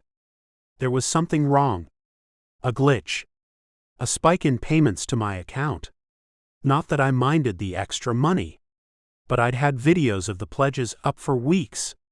And I'd made some quick cash, but nothing like the deposits of the last 3 days. I had about 600 emails since midnight to the video account showing today's views, along with credits to the amount of money I had. That meant the traffic to my site had increased by about 500 views today alone. At $6 a view, I took a pay raise of $3,000. Today. And $1,800 each yesterday and the day before. I hadn't advertised the site. Or added to it. Or made a single change that would account for this increase. There had to be a reason. I dialed Jameson. Yo. His typical answer. Did you tell anybody about the site? He chuckled. Hell no. You sink or swim on this one yourself. Why I expected help from him, I couldn't imagine. He wasn't exactly known for his loyalty or his willingness to pitch in if it didn't benefit him. My phone beeped, but I didn't smile when Reese's picture showed up. I had to get home. Get those videos down because my gut said this was the beginning of something that was going to bite my ass hard. I ended the call with Jameson and shut the whole damned phone off. I couldn't afford the distraction. Not now. I had to focus on what to do. Delete the videos. Shut down the site. I turned onto Fraternity Road and stopped. There wasn't one cop car in front of the Alpha House. There were 4, along with a white van. A couple of campus security guys sat under the maple tree that needed a trim with their golf carts, barricades, and yellow tape. Beth Cooper stood on the sidewalk, a camera guy with his equipment aimed at her, as she spoke into a microphone and motioned to the frat house behind her. I didn't put any of it together. Not when I parked behind one of the cop cars. Not when 2 cops followed me to the porch, wouldn't let me pass, then asked if I was Ryder Kennedy. I got the distinct impression it wasn't good to be Ryder Kennedy at that moment, but I nodded anyway. And that was the moment it all became clear. One of the cops called out, and a guy in a suit turned. "We got him." Got him? I was him? What the F is going on? Chancellor Fields came out of the house with Keaton, who shot me a glare, and Finn, who gave me an almost imperceptible shake of his head. "You need to come with us, son." The guy in the suit dug his fingers into my biceps, and I yanked away. "I'm not going anywhere." Whatever the F was going on, I had more important things to deal with. He shoved me against the wall next to the door, face to brick, and pulled my hand behind my back. I tried twisting away, but he shoved his forearm into the back of my neck and joked my wrist toward my shoulder blades. Pain radiated up and down my spine, across my back. "Always has to be one of you little a-holes who wants to do it the hard way." He muttered the words at the side of my face, his coffee breath as insulting as the insinuation I was an a-hole. "F you. I haven't done anything wrong." And right then, I believed it. And my belief lasted all of an hour, because that was how long I sat in the room alone before the detective walked in. Detective Vanessa Palmer. Brown hair. Blue eyes. Slow southern accent. Ryder Kennedy? It came out sounding like Ryder Kennedy. I nodded and smiled. Nothing smarmy. Friendly. I needed to read the room before I decided how to play her. She flipped open a file folder. Sorted through screenshots. A lot of screenshots. Keaton. Finn. Even Jameson. And me. Was that no? It couldn't be. Sure as hell looked like me with Susie Chastain. But I hadn't. Oh shit. You have been a very busy boy. Her smug look said my right to remain silent wasn't going to be enough. I want a lawyer. But she knew that already. Oh. She closed the folder and nodded. Okay. Law student. I should have known. Instead of standing and walking out, she shuffled the photos, straightened them, folded her hands on top of the folder, and stared at me. I hope he's a good lawyer, because a boy as pretty as you is going to be very popular in jail. Am I under arrest? I wasn't sure who she thought she was dealing with, but even if I wasn't pre-law, which I was the son of an attorney. I knew my rights. I also knew she could hold me and the guys for 24 hours before she leveled a single charge against us or had to let us go.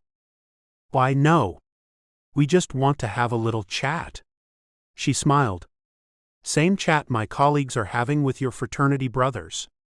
The warmth she was trying for was anything but warm, and a cold shiver slipped up my spine. I hear you boys are the cream of this year's university crop. Football stars. Academic wonder boys. And so popular with the ladies. If she didn't stop, she was going to blow whatever it was she was trying to do. I asked for a lawyer. I know. We'll get to that. But I'm not questioning you, Mr. Kennedy. Just talking while we wait. Sinister talking, maybe. The kind wrapped in evil intentions. The kind I was way too smart to get tangled up in. So let me tell you what I think happened. I censored an eyebrow, and she smiled. My guts were in knots. But I waited for her to continue. I think you and your friends have had quite the school year so far. A lot of dates. And no denying, you all are nice looking. Very handsome. But getting to know you, it makes me wonder about women. She shook her head. Anyway, did you get the dates for them, or was this as spontaneous as it looks on video? She covered her mouth. Oops. That was a question, wasn't it?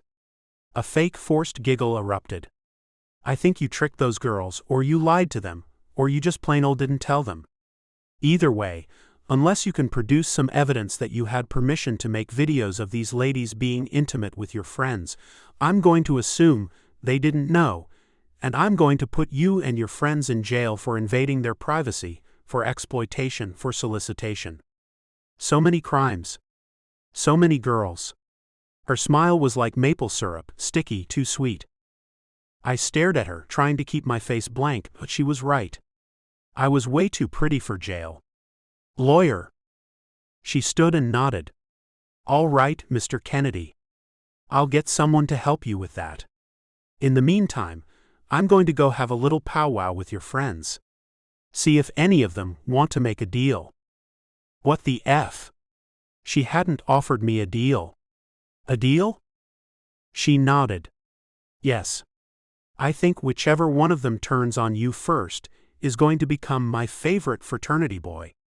But if they all want to testify you were the mastermind, I can probably work something out for each one. She winked and walked to the door. I'm going to get you that phone call now. Surely my friends wouldn't, they didn't know anything. Only Jameson. But one of them had to have uploaded the videos. So one of the boys knew something. I only had to figure out which one screwed all of us. And when I figured it out, I was going to do everything in my power to destroy him. Chapter 9. Reese. T-minus 4 days and here I was. A cop, a woman who'd promised to serve and protect, to uphold the law at any and all cost to myself, dropping an envelope of staged photos into a mailbox while I wore a pair of blue vinyl gloves and a hoodie, while the photo subject sat waiting for me in the car. We'd bought a burner cell for the ransom call. And I'd spent the afternoon toughening up by watching a Sons of Anarchy marathon. Kidnapping and bad biker boys weren't exactly the same, but it put me in the criminal frame of mind. Which wasn't near as much fun as the love-slave frame of mind Ryder and I had been assuming in alternate turns. When I climbed back into the car, Ryder smiled and leaned across the console to Censored. me. Soft and sweet. Sensual and sexy. If there was one thing this man could do well, and there were several actually, Censored. would have ranked high on that list. And he had 1,000 kinds of. Censored.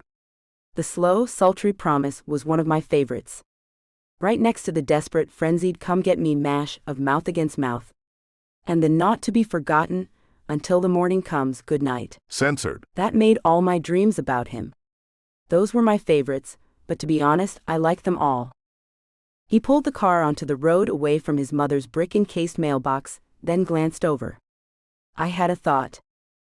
Yeah. I didn't mean to sound like I was surprised, but he wrinkled his brow and snorted.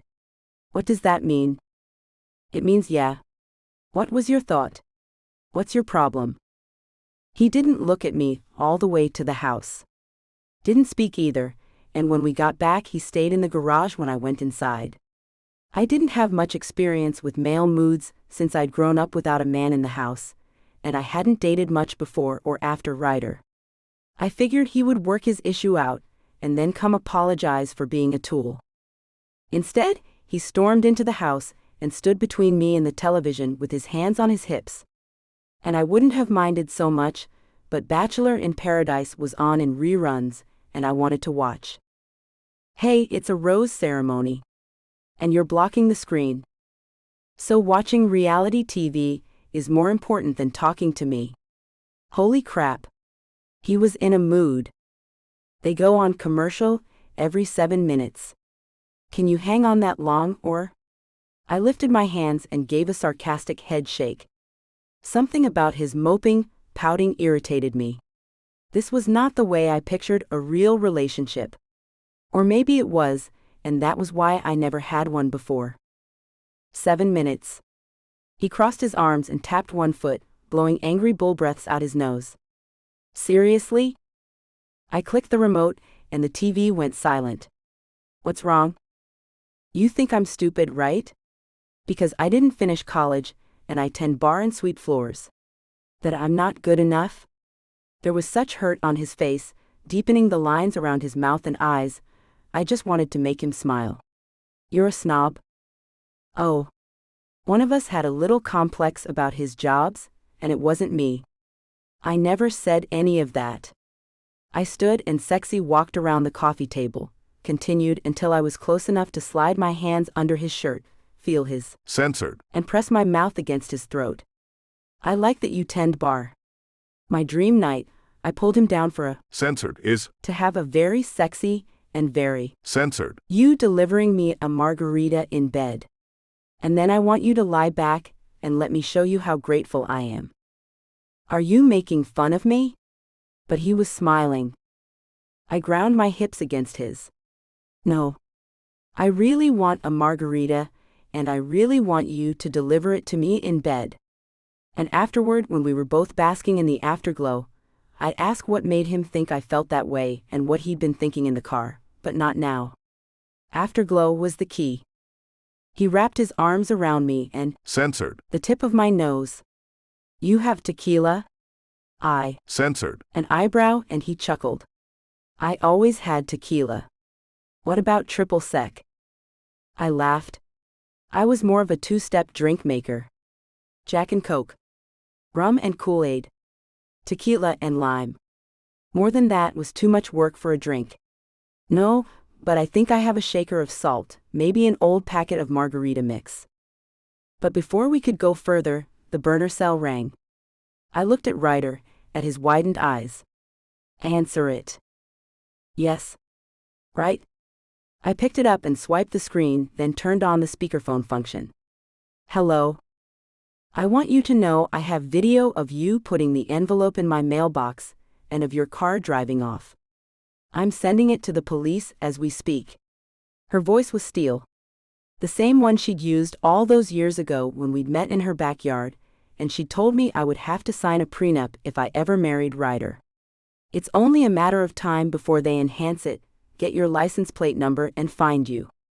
And when they do, I clicked the end button. There went my career. My reputation. My life. Because this woman certainly didn't sound like the kind who was willing to forgive and forget. More, she sounded like the kind who would vaporize her enemies if she had a special magic wand that allowed it. Shit. We'd driven there and away in my rental that would be traced back to me. With virtually no legwork on the part of the cops. They could figure it out, ruin me, and all it would take would be a phone call to the car company. Ryder ran his hand through his hair. It's okay. Calm down. I'm going to handle this. How? He shrugged and my stomach rolled. I'll call and tell her it was a joke. You're kidding me, right? Because the last person on earth I would expect to take a joke is your mother. Again, a picture of her vaporizing her enemies, me, flipped into my mind. I'm going to lose my job. Lose my house and mom's house. I'm going to jail. Oh shit. You know what they do to cops in jail? Watching 5 hours of Sons of Anarchy hadn't helped my imagination one bit. He put a hand on each of my shoulders and gave me a little shake. Calm down. It's going to be okay. You don't know. My heart was hammering and my palms were soaked. The room was starting to spin. Shit. I swayed and Ryder caught me against his. Censored. It's okay. Breathe. He sat down and pulled me onto his lap. It's okay. Shish. It took a minute for my head to clear. But when it did, the visions of his mother came back. I can't lose my job, Ryder. You're not going to lose your job. He smoothed my hair, then ran his hand over my spine. Look at me. He tilted my chin up, and for a second I thought he had the most beautiful eyes I'd ever seen. The most beautiful everything. I let you down before, handled every single thing wrong. So I know you don't have a reason to trust me. But I'm going to fix this. I promise. You're not going to lose your job, or your house, or anything else. You have my word. His word didn't stop me from staring out the window, waiting for the Maine State Police or the Gloucester PD to ring my doorbell. 1 decade ago. The crowd outside the Alpha House grew with every minute. Signs. Chanting. Loud shots for justice against the Alphas. There were girls crying. I wasn't close enough to the front to see who threw the first rock, but even over the crowd noise, the sound of the glass breaking echoed in my head. Campus police pushed the crowd off the lawn, then set up barriers and yelled commands the crowd ignored. Avery Stroh bumped into my shoulder, knocking me into Felicity Fields, the chancellor's daughter. I knew them both vaguely, but hugged Avery when she pulled me out of the way of a flying beer bottle that shattered on the road next to me. All I wanted was to see Ryder, to make sure he was okay. And maybe ask him about the girl in the video with him, Beth Cooper, a woman I knew all too well, but this was bigger than Ryder and unraveling quickly. Felicity pulled us away from the crowd. Come on. Let's get out of here. I walked next to Avery. She had cut her hair off, turned it almost as white blonde as mine, and shed her years of black eyeliner and lipstick. She traded her raggedy black jeans for a pair of blue jeans, and her torn crop top for a tank top covered by a blue paisley scarf. She looked unrecognizable compared to the girl I'd met freshman year. Felicity, on the other hand, was fresh-faced with her ponytail high in the back and her jeans low in the front. She had a delicate silver chain clasped over her bare midriff, and her black pumps clacked with every foot we moved away from the frat house. When we got to the coffee shop, it was empty. Not surprising, since almost everyone from the college was standing out on Fraternity Road watching the action or protesting the house. As soon as we had our drinks, we took a table in the corner by the window.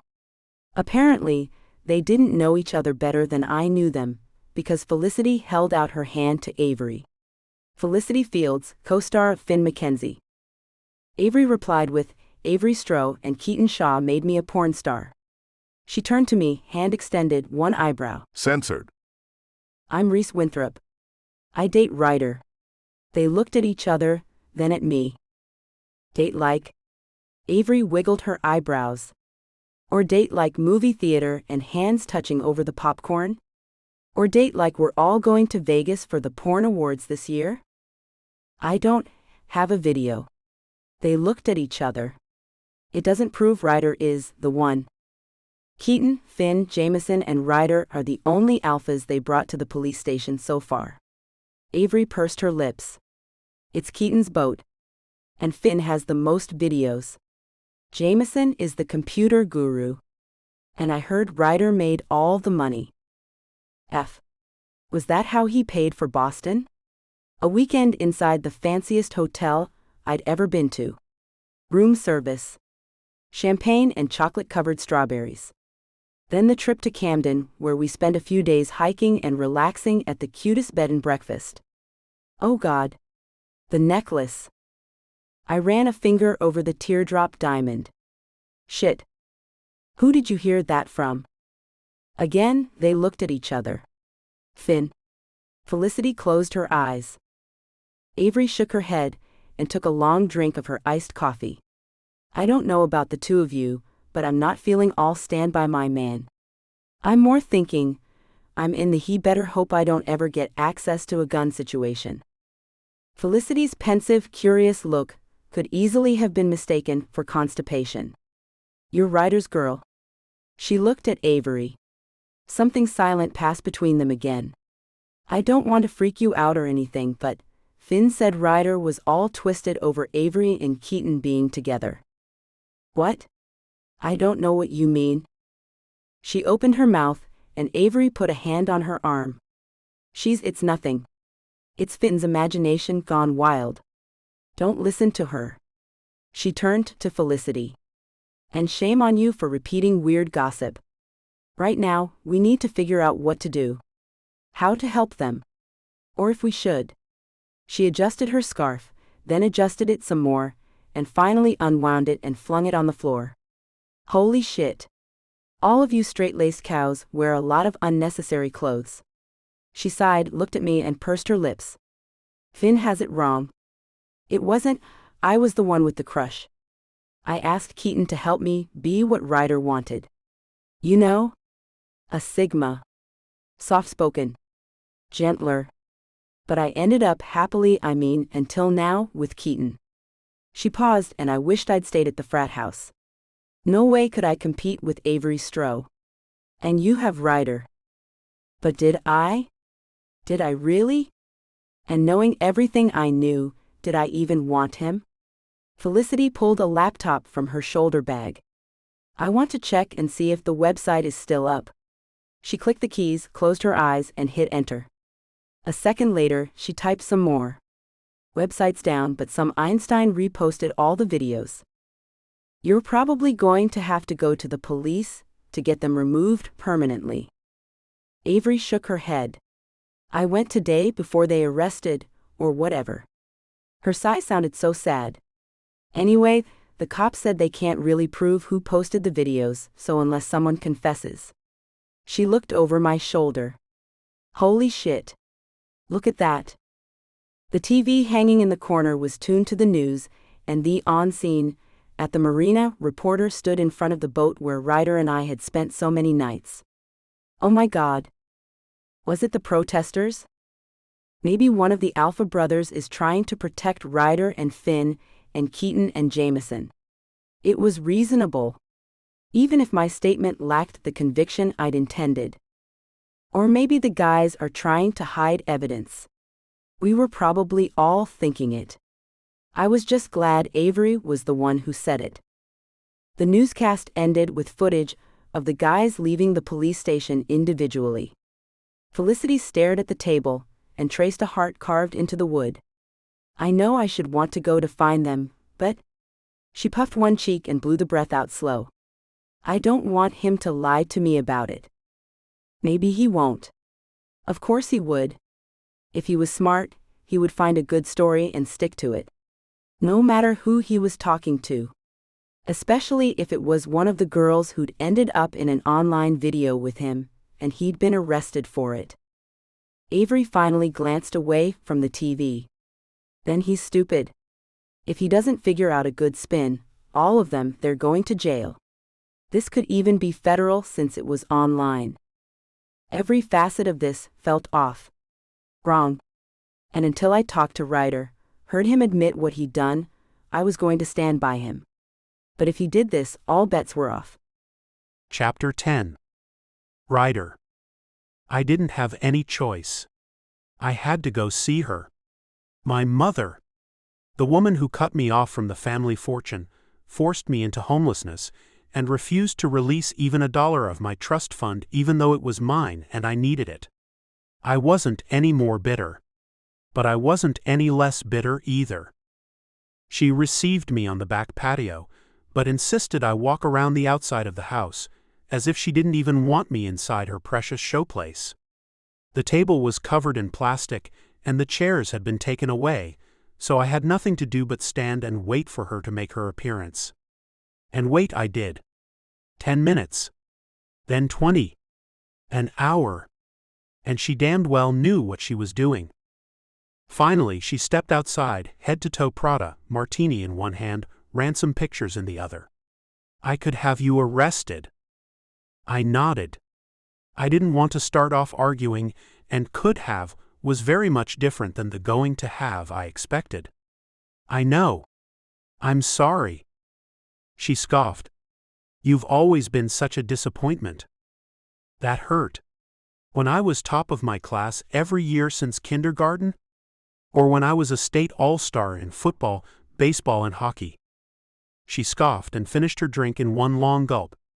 Since you came out of my womb, looking like your no-good lazy father. Not something I could control, but I wasn't here to fight. What do you want, Ryder? Dear God, this sucked. To apologize. To ask for those pictures back. She wrinkled her nose. I appreciate the sentiment behind the apology, But I think, knowing you as I do, the sincerity will be lacking. And you know how I feel about sincerity. She continued, and because there was nothing more she liked than hearing herself go on and on and on, I remained silent. And honesty. That's where we've always been on opposite sides, you and I. I never thought we were on opposite sides, Mom. She was the only one who'd ever been allowed to have a side. Another scoff, this one more sarcastic than the last. You chose early. I can't blame you, I suppose. Your father always presented himself to you in a better light than I could. I had to make the money and do the work. He got to listen to you read, watch you play ball, eat dinners with you. I had to be the disciplinarian. I would have loved to do those things with her when I was growing up. But she'd acted like my bank more than my mother. My judgmental, restrictive bank. She controlled or tried to control me with money. My heart pinged. It's not too late. She censored an eyebrow, as if she was considering it. Then she stomped. On me. Not with her actual shoes, but I couldn't imagine that hurting more. I couldn't possibly risk being seen with you now. You've disgraced yourself and your father and our family. To bring you back into the fold it's impossible. I nodded because I couldn't speak. Could barely breathe. I turned to walk away, to never see my mother again, to get the F out of there before I started bawling like some pathetic child. I made it almost to the edge of the patio when she cleared her throat. Ryder. I turned. Pathetically hopeful she'd changed her mind. Wanted a hug. Here. She held the photos out. This way you don't have to come back. I took the pictures and walked, half-jogged back to Reese's rental car. I closed myself inside and collapsed. Censored. Heaving, not enough air in the world for my lungs. The tears came, and I didn't bother trying to stop them, even as I started the car and drove. Aimless. I found myself in front of the Alpha house. It hadn't changed much. The trees were still trimmed, the lawn still edged. The porch still adorned with redwood Adirondack chairs with a cooler between them, and the Alpha banner hanging from the eaves at the highest point of the front facade. Lights shone in each window. But for all its similarities to 10 years ago, so much was different. So many changes. I drove on. Past the sorority houses, Gammas and Sigmas and Deltas, to make a left. There was Chancellor Field's place, the chaplain's house. I stopped at the edge of the driveway. So many memories. Here. Let me help you with that. The biker princess stepped back from the box, and I carried it up the stairs to the room over the garage. I set it on a table. She hadn't been struggling, but I was mowing the chaplain's grass when she pulled up on her bike and she was hot. Really hot. So doable with her coal black hair, eyes lined dark, mouth full and censored. F. My censored stood at attention, begging for an introduction. I'm Ryder. Avery. God, I'd wanted her so bad. And Keaton got her. I hated him for it, but then I met Reese and everything worked out. For a while.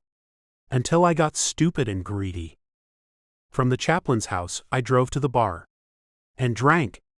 I didn't speak to anyone, other than the bartender, and only then to order another shot, another beer.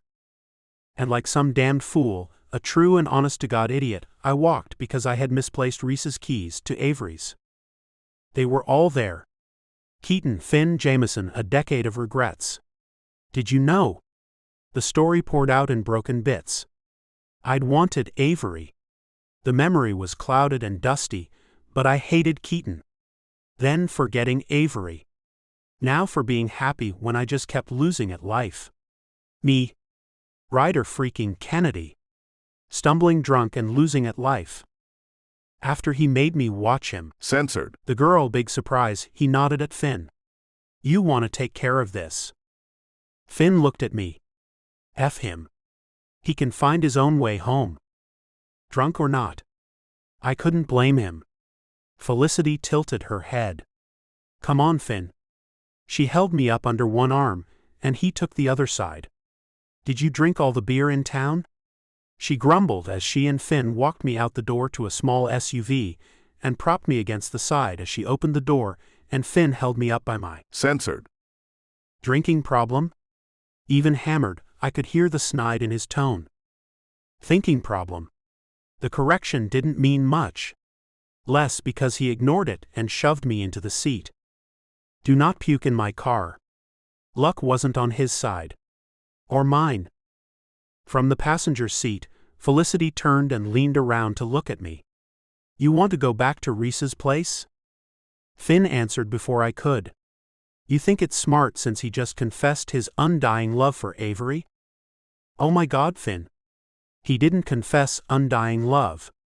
He confessed to a crush. That was right. You tell him, Felicity. He said he lost the girl of his dreams. God love Felicity. She knew me. Heard me. He didn't say Avery was the girl of his dreams. He just said he lost her. He meant Reese. Hell yeah, I did. Yeah. You don't know everything, Finn. Shut up back there. Before I forget you're a drunk, and I give you the ass-kicking you deserve. Ah, the payback beating. I didn't remember everything that happened that day, but I remembered enough. Back then, Finn was a running back who'd never learned to take a hit because I protected his ass. I blocked. I kept him safe so he could rush for the most yards in a single season record. Take your shot. Don't tempt me. Jesus, you guys. We're grown-ups now. Felicity huffed and puffed as Finn and I continued to taunt each other. I just want to know one thing. Finn shifted to glance at me in the rear view. Why did you kick my ass? You uploaded the videos. Like he didn't know. Like it didn't make sense. He shook his head. No, I didn't. I gripped both front seats by their inner edges and pulled myself forward. Needed to see his face when he lied. So later, when I could stand straight, I could make sense of it. Yes, you did. Ha. Ha. I needed to argue so he would lie to me again. He half-twisted to look at me, then turned back to the road, then swiveled his head again. No, I freaking didn't. He shook his head and slammed the Censored of his palm against the steering wheel. I let your dad into your freaking room to drop off cash, you little trust fund cow. I never went in there. He shook his head. I knew you thought that. But it wasn't me. Well, it wasn't me. Keaton was at practice. Jameson was getting a scan of his knee. I could remember that day so clearly. I was with Reese at a fall carnival. We'd gotten our pictures taken, sans timestamp that could have saved my ass, on hay bales with piping hot cider and a man dressed as a scarecrow dressed as Santa. You were homesick. Remember? Look, I let your dad into your room. Then Beth Cooper came by. I went for a steam. You know, to sweat out whatever I had going on. Came back, your dad was leaving. Beth Cooper. Dad? Well, now all the holes had a cover. Or whatever the saying said, that meant I understood. He pulled the car over. Swerved like the steering went out and he was fighting for control, when in actuality he was likely just being censored. When he turned to face me, the car rolled forward because he had stopped, but not put the car in park. He corrected, then glared at me. You kicked my ass for nothing. It wasn't for nothing. But I couldn't tell him that, without letting a very dangerous cat out of a very thin bag. Sorry about that. Drunk me could be gracious. Apologetic even. But drunk or sober, no way could I be honest. Not until I had all the proof. Facts. Sorry? He scoffed and shook his head. He's sorry. Did you want me to censored it better? The old Finn would have laughed, shoved me, maybe even slammed on the brakes to pitch me forward. I held my breath, waiting to see how much of my old friend was left in there. It took a second, but he laughed. You're an idiot. Not a headline. So I hear. And didn't I know it? I had too many important things going on, without having to deal with a hangover. Too many things to do to fix this shit show, without having to stop every 10 minutes for Gatorade and Advil. If it wasn't me and it wasn't you, and it wasn't Jameson or Keaton, then who? He was skeptical. I didn't blame him. We'd reached the I know but can't tell portion of our evening, and I went into defensive mode. I'm still not sure it wasn't you. He shot me a glare in the rear view. I'm a doctor now, and I don't do a lot of fist fighting, but I'm pretty sure I can take your drunk ass, so I'd think very hard about what you say next. I nodded at him. Nothing he said would surprise me now. What if it was Beth? She went up to your room. Maybe she knew about the video you made of you guys together. Possible, but less likely and only half as true as what I believed but couldn't speak about, actually happened. Did anybody besides Beth and my dad show up? He Censored. An eyebrow I could see in the mirror. Not before I went to steam. I don't know about after. The alcohol and all the information in my brain went to war. I couldn't sort it properly enough to make a conclusion. I couldn't even see in single vision with both eyes open. I squeezed the left one shut and wished it was so easy to make my brain work right. There had to be a way to figure it out, but until I slept off the effects of spending an afternoon drinking after so many afternoons of abstinence, no way was I going to be able to do more than throw up on the back of Finn's seat. Which I did. Then passed out. 1 decade ago.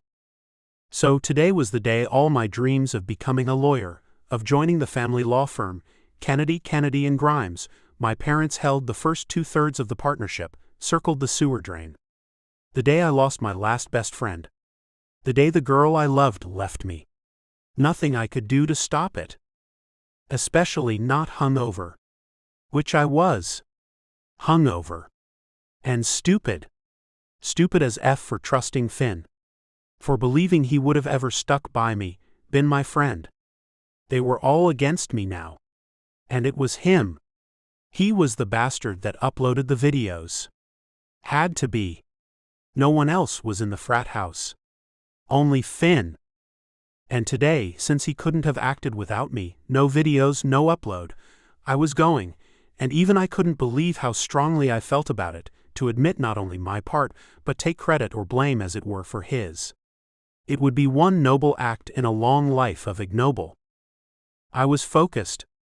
Determined. Ready to take whatever happened, so I could earn the redemption I needed. That was what I told myself. More it was so the extent of what I'd done didn't cast light on anyone else. I couldn't take the chance. Finn figured out what actually happened. The destruction would be total. Life-shattering. And as noble as I wanted to be, I hated being in this position. My guts. Censored. My head throbbed. Truth was, having to do this. Censored. Me off. Anger simmered in that little area of dead space just under the skin, tingled through every nerve I had, and put a shitty taste in my mouth. I left my car a couple blocks away because the street was closed off. The protests had taken over. And none of them supported me. Why would they? My side wasn't out there. I couldn't even tell my side. I circled along the back of Chancellor Hall. Hey. Oh God. Of all the people I could face, Reese Winthrop wasn't one I wanted to.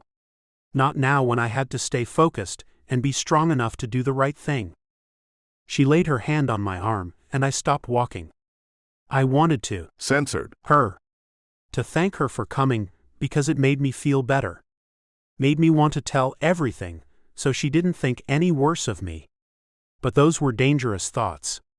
Dangerous for me and for her. Because I couldn't let her think good things about me. She would try to change everyone's mind, try to make me look better, feel better, try to prove it wasn't me. I couldn't afford that.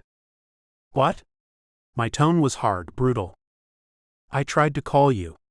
Our dynamic already changed. Her voice thinned, weakened. She was ready for me to hurt her. Bracing herself for it.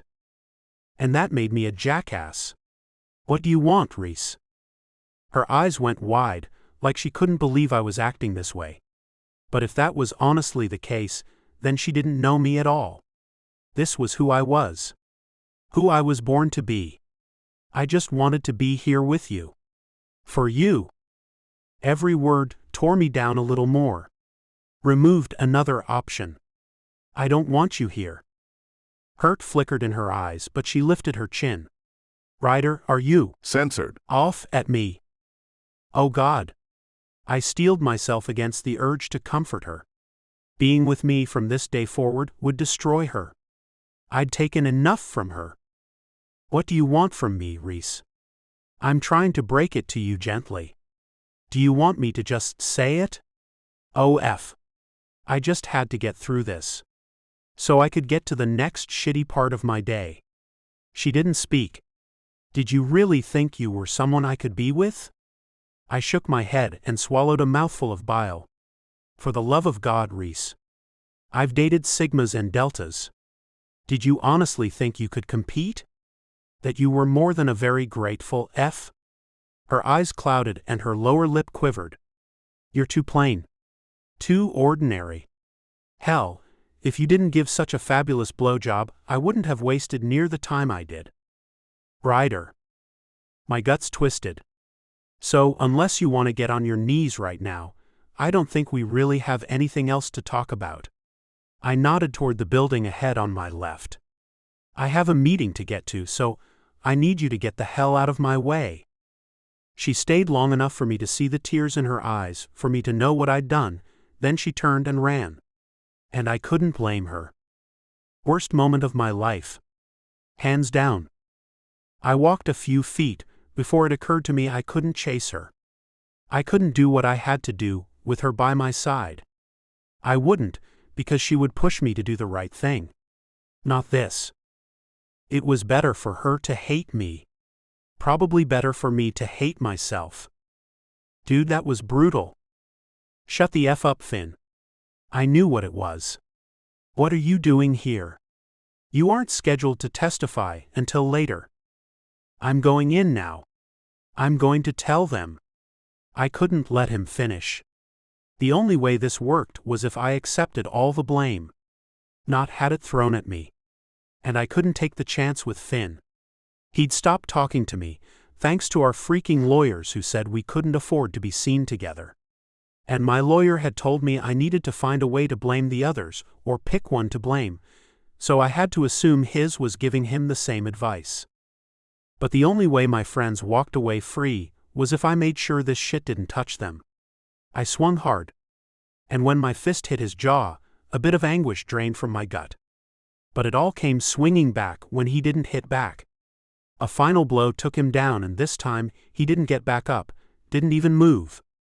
I checked to make sure he was okay and breathing. When I was finished, I stood, wiped my bloodied hand on his shirt, then adjusted my clothes. Just because I'd been in a fight, one-sided or not, didn't mean I could afford to walk in there looking like it.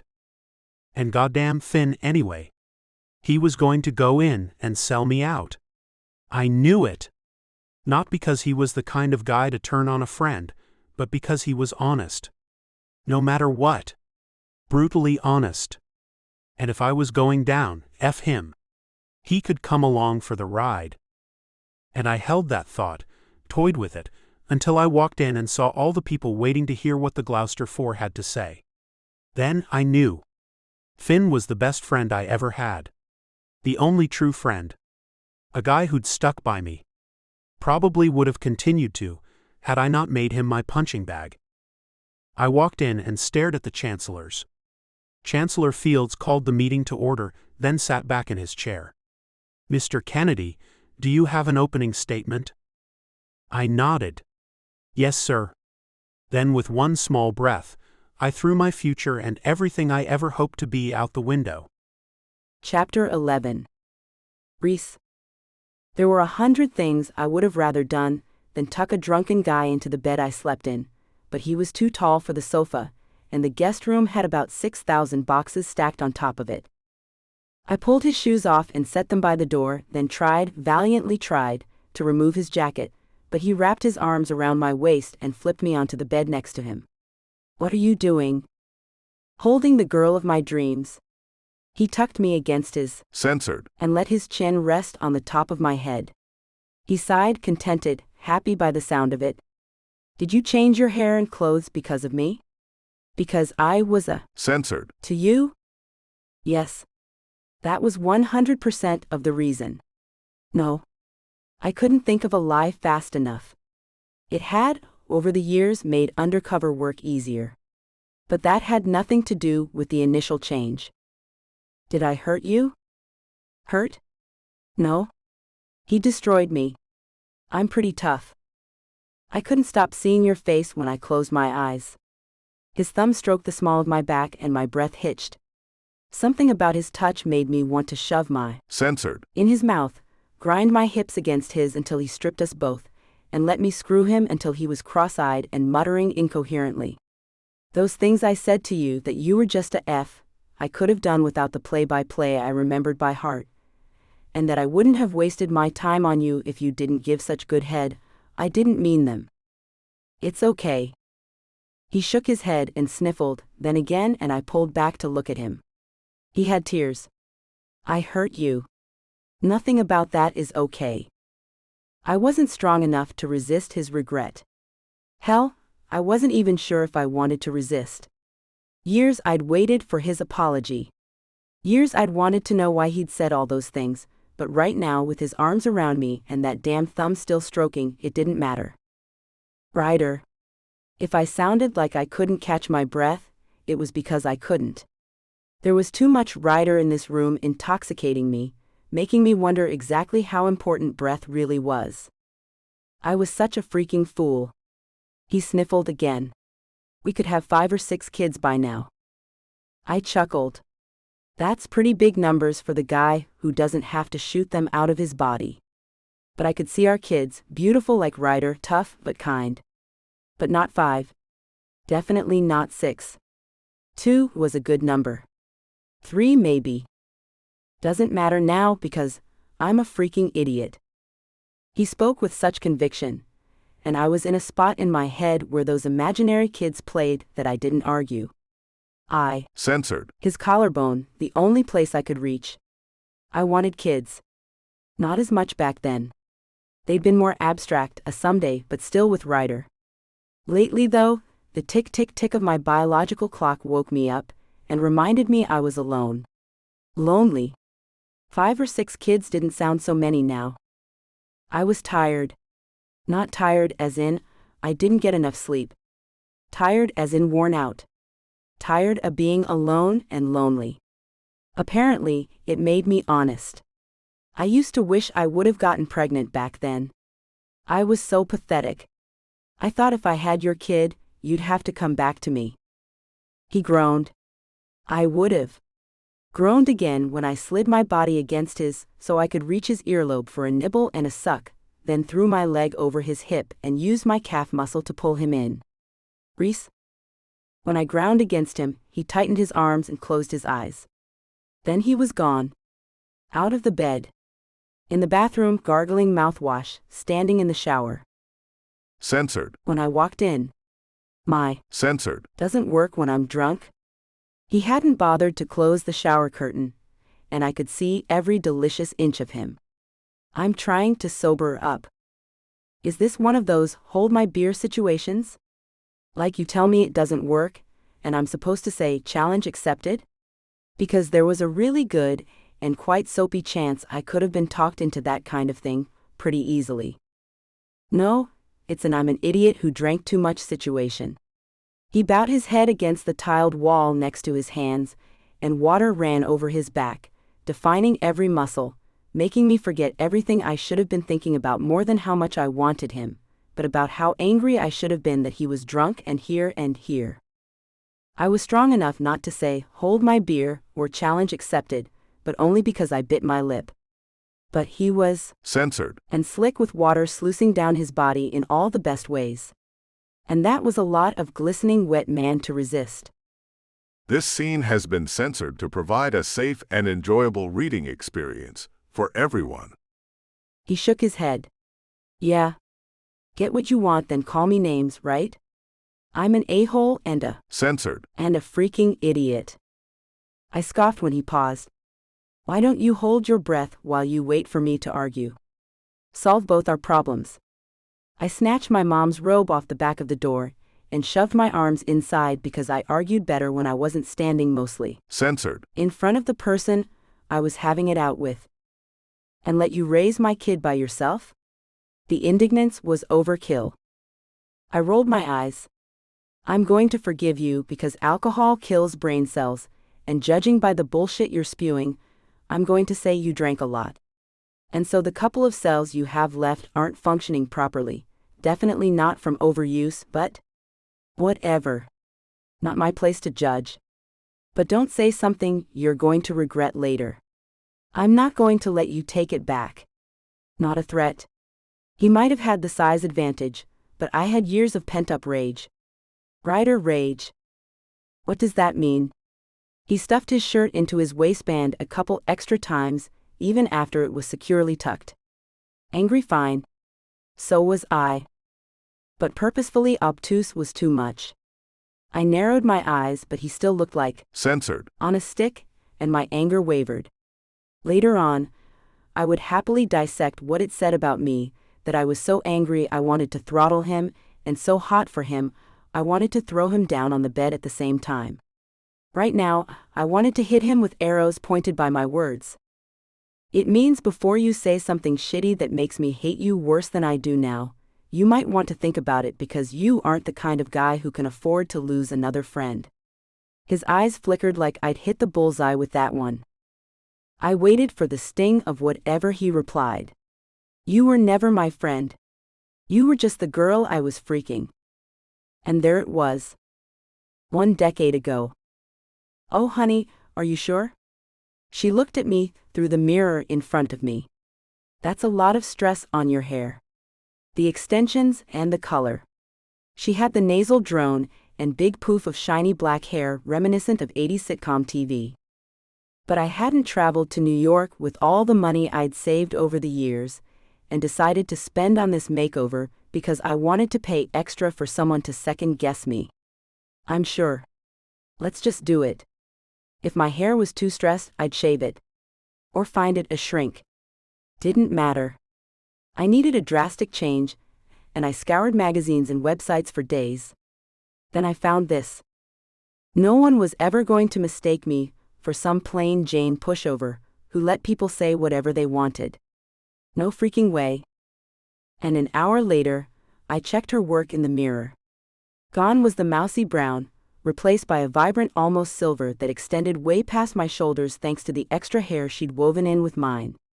She explained care, took my $350 plus $100 tip, birthday money saved since 2nd grade, and I picked up my bags from Vanny's vintage and goth thrift, which included skirts so short my ass cheeks showed, shirts ripped and tight, shoes with thick platforms and square heels.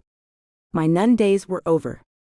I drove straight back, pulled into Felicity's driveway, and smiled when she stumbled over a "Can I help you?" before she recognized me.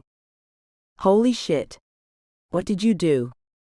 Let's see that bastard call me plain now. I pushed past her into the living room of her place and sighed. She knew what had happened between Ryder and me, and she understood. They, the alphas, had court today. An arraignment.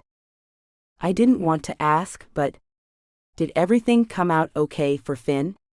We both knew who I was asking about. She pursed her lips.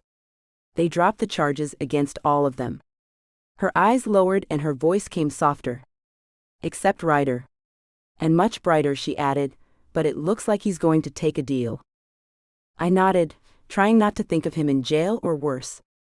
Closing my eyes, as if my imagination would be stopped by a couple of eyelids.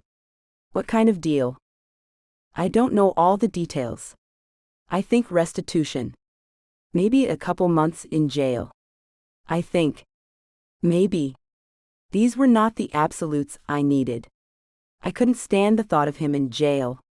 For whatever reason, the idea of Ryder behind bars with hardened criminals made my stomach turn. My throat was clogged with tears or anger or something almost too big to breathe around anyway. 2 breaths stood between me and a quick meltdown. And once I took those, there was nothing holding me together. I cried.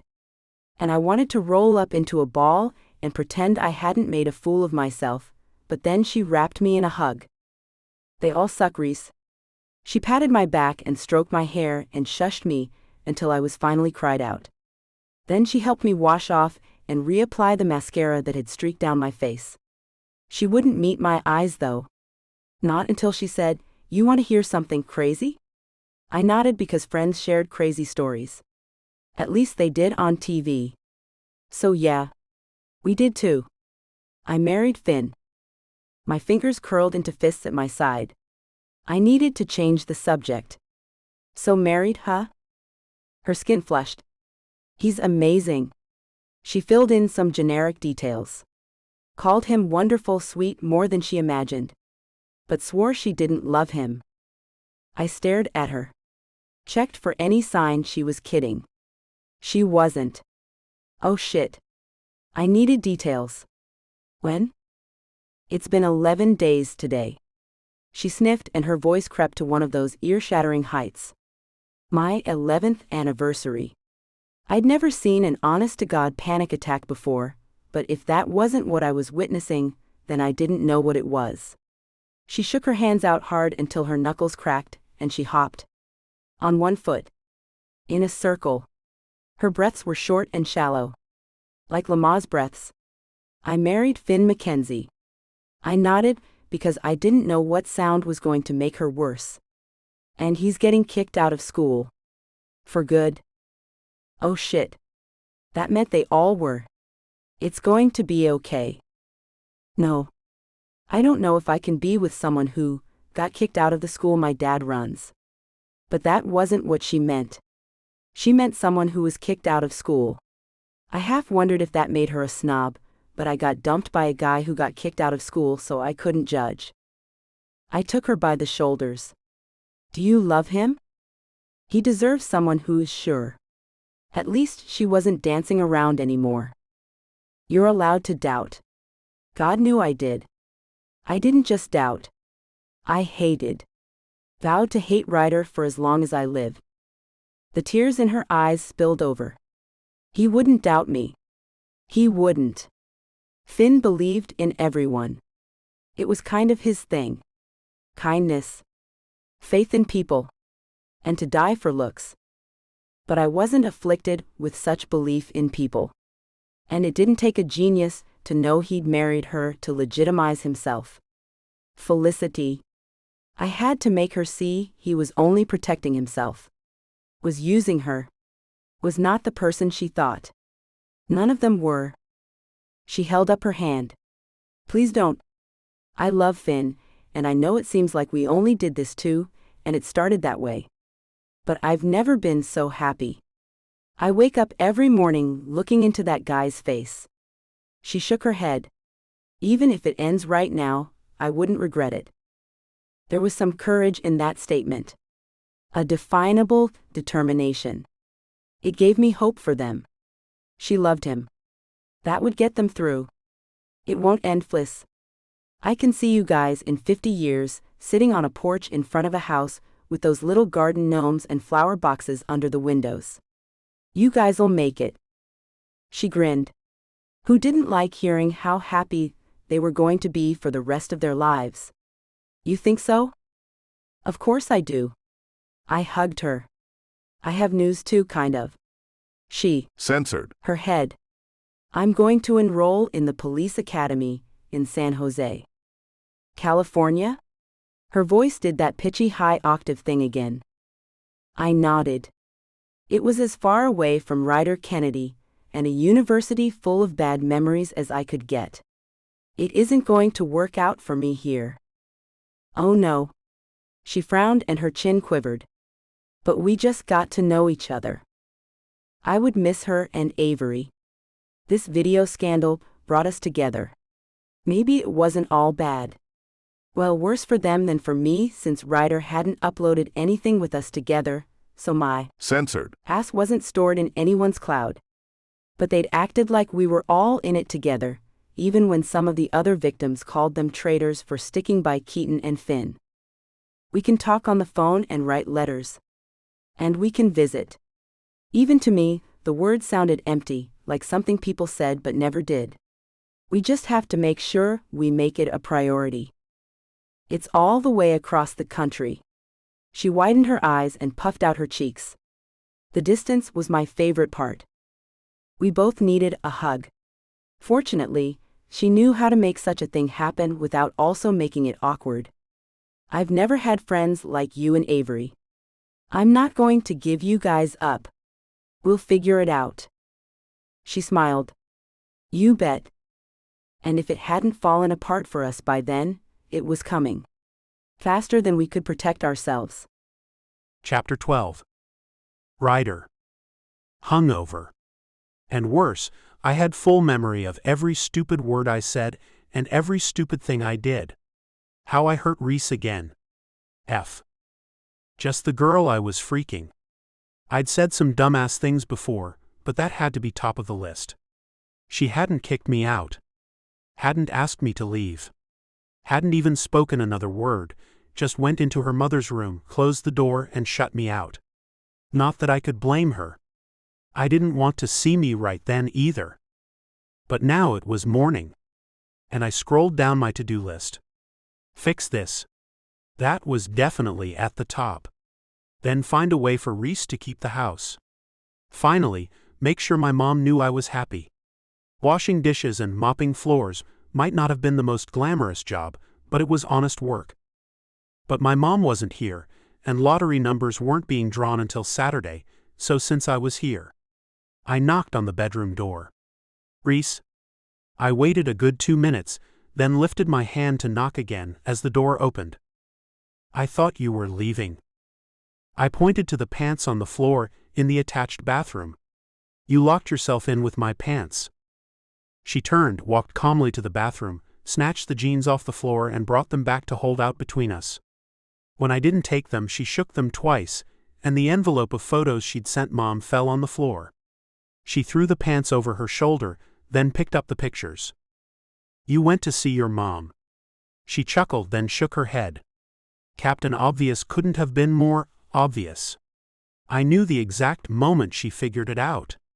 Her eyes went wide and she swiped her. Censored. Along the right corner of her lips. That's why you came here drunk. I shrugged and she waved the envelope, then slapped it against her forehead twice. You could have only gotten them from her. I knew what she was thinking. All the same things I thought about my mother. Their first meeting, and every subsequent one since then, had been ugly.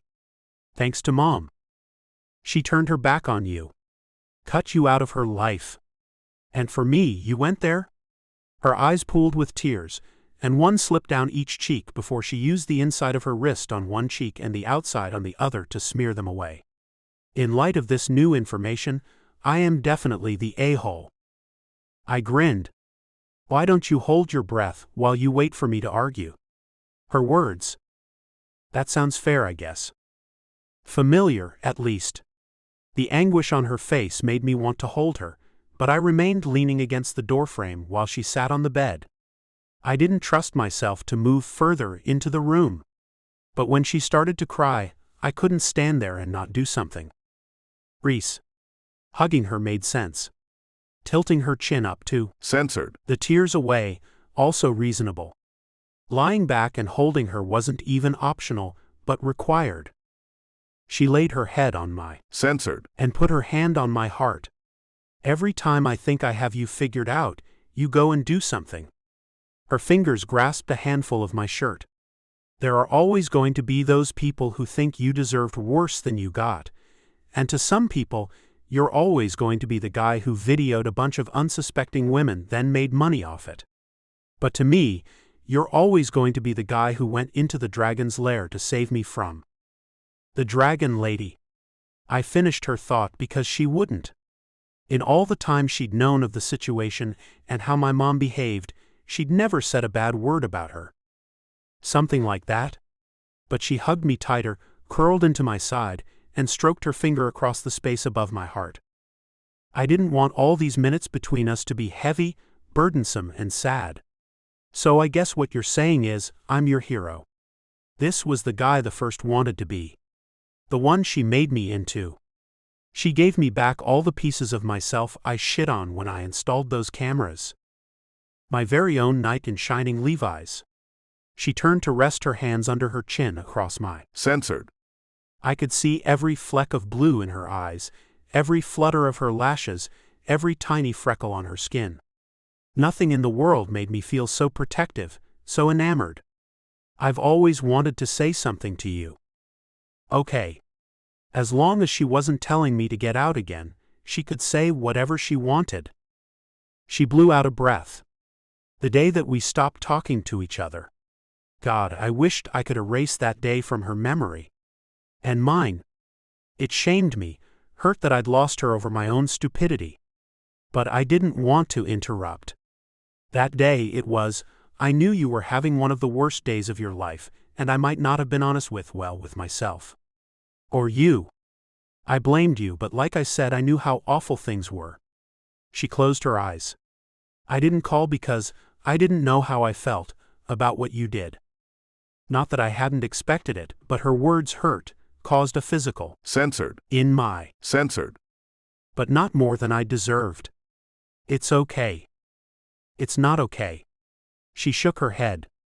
Brace yourself because some serious self-enlightenment is on the way. She smiled, but it looked almost sad. I am not someone who should be allowed to judge the goodness of others. She scoffed and tilted her head. But I did that to you. Over and over. Hell, I did it last night. I deserved whatever she thought about me. Not only was I the reason there was a Gloucester 4, I used it to hurt her. I was the hit that kept on hitting when it came to her. A better man would walk away again, but I wasn't one of those. Reese, everybody has stuff, things to overcome. I cradled her closer for a second. Please don't make me recite my list. I don't think we have that kind of lifetime. Easy to joke when the joke was so close to the truth, but not quite. I don't need the list to know you. She slid her body up so we were nose to nose and she could stroke my cheek. You're my dragon slayer. Oh God. I was falling for her. Again. And I needed to apologize. Again. I'm sorry for what I said last night. There was never a time for me when you were just the girl I was freaking. She closed her eyes. I know. There were about 1,000 things about her I didn't deserve. Her compassion was a huge one. I wasn't worthy. You know? Of course she knew, but, Reese, I don't want to be the guy who says things he shouldn't and then has to apologize later. And it seems like that's all I ever end up doing. Apologizing to you. She breathed in and buried her head in my shoulder. You don't always have to apologize. But I did. We'll be better. Both of us. For once I had hope. I had the idea of a tomorrow worth waking up for. One where a genuine smile didn't seem abstract and so far away. I promise. She pulled back and smiled. And even if we're not together, cue record scratch. What? I'm just saying if the path leads us, shit. I live in California. And I'm losing the house. I've left here before and promised to come back to visit. It took my mom dying to get me on a plane. She was killing me. Taking away my hope. What the hell does that mean? I was going to need it in plain English. No more. Censored. Footing through a field of nice words. I'm saying, I don't think we should plan a big bright future that isn't going to happen. I'm here for a little while. Let's enjoy that. Enjoy that? What? Not going to happen, pretty much didn't leave room for misinterpretation. Well, tell me, Ryder. Are you moving to California? Sun. Sand. Beaches. Winter warmth. Sounded good to me. But I didn't answer out of sheer pig-headed obstinance. Because I'm not really a video chat kind of girl. Dear God, I couldn't lose her again. F. I thought you wanted to try to keep the house. I was grasping at straws. Any one I could get a grip on, because I couldn't and wouldn't give her up without a fight. I could help. Her face changed and pinched and went peaceful. Then pinched again. She was battling herself. Over me. Ryder. No. Not this time. Just think about it. Please? Yeah. I'd beg. And it wouldn't be the last time. But right now, I had something to take care of. I drove to Dad's office. Waited in the lobby like I wasn't the son of the man whose name was on the door. Then I waited some more. He had clients. I got it. But even knowing that didn't make the waiting any easier. But nothing was more important to me than this. So if it took all day, that was exactly how long I'd wait. 1 decade ago. I stared at my dad. And at the woman who couldn't have been more than my age. Probably less. Dad didn't even have the courtesy to look guilty. Instead, he nodded to the door, telling me without a word to leave my friend's boat. I stood still and crossed my arms. Ryder, I need a moment. Oh, he needed more than that.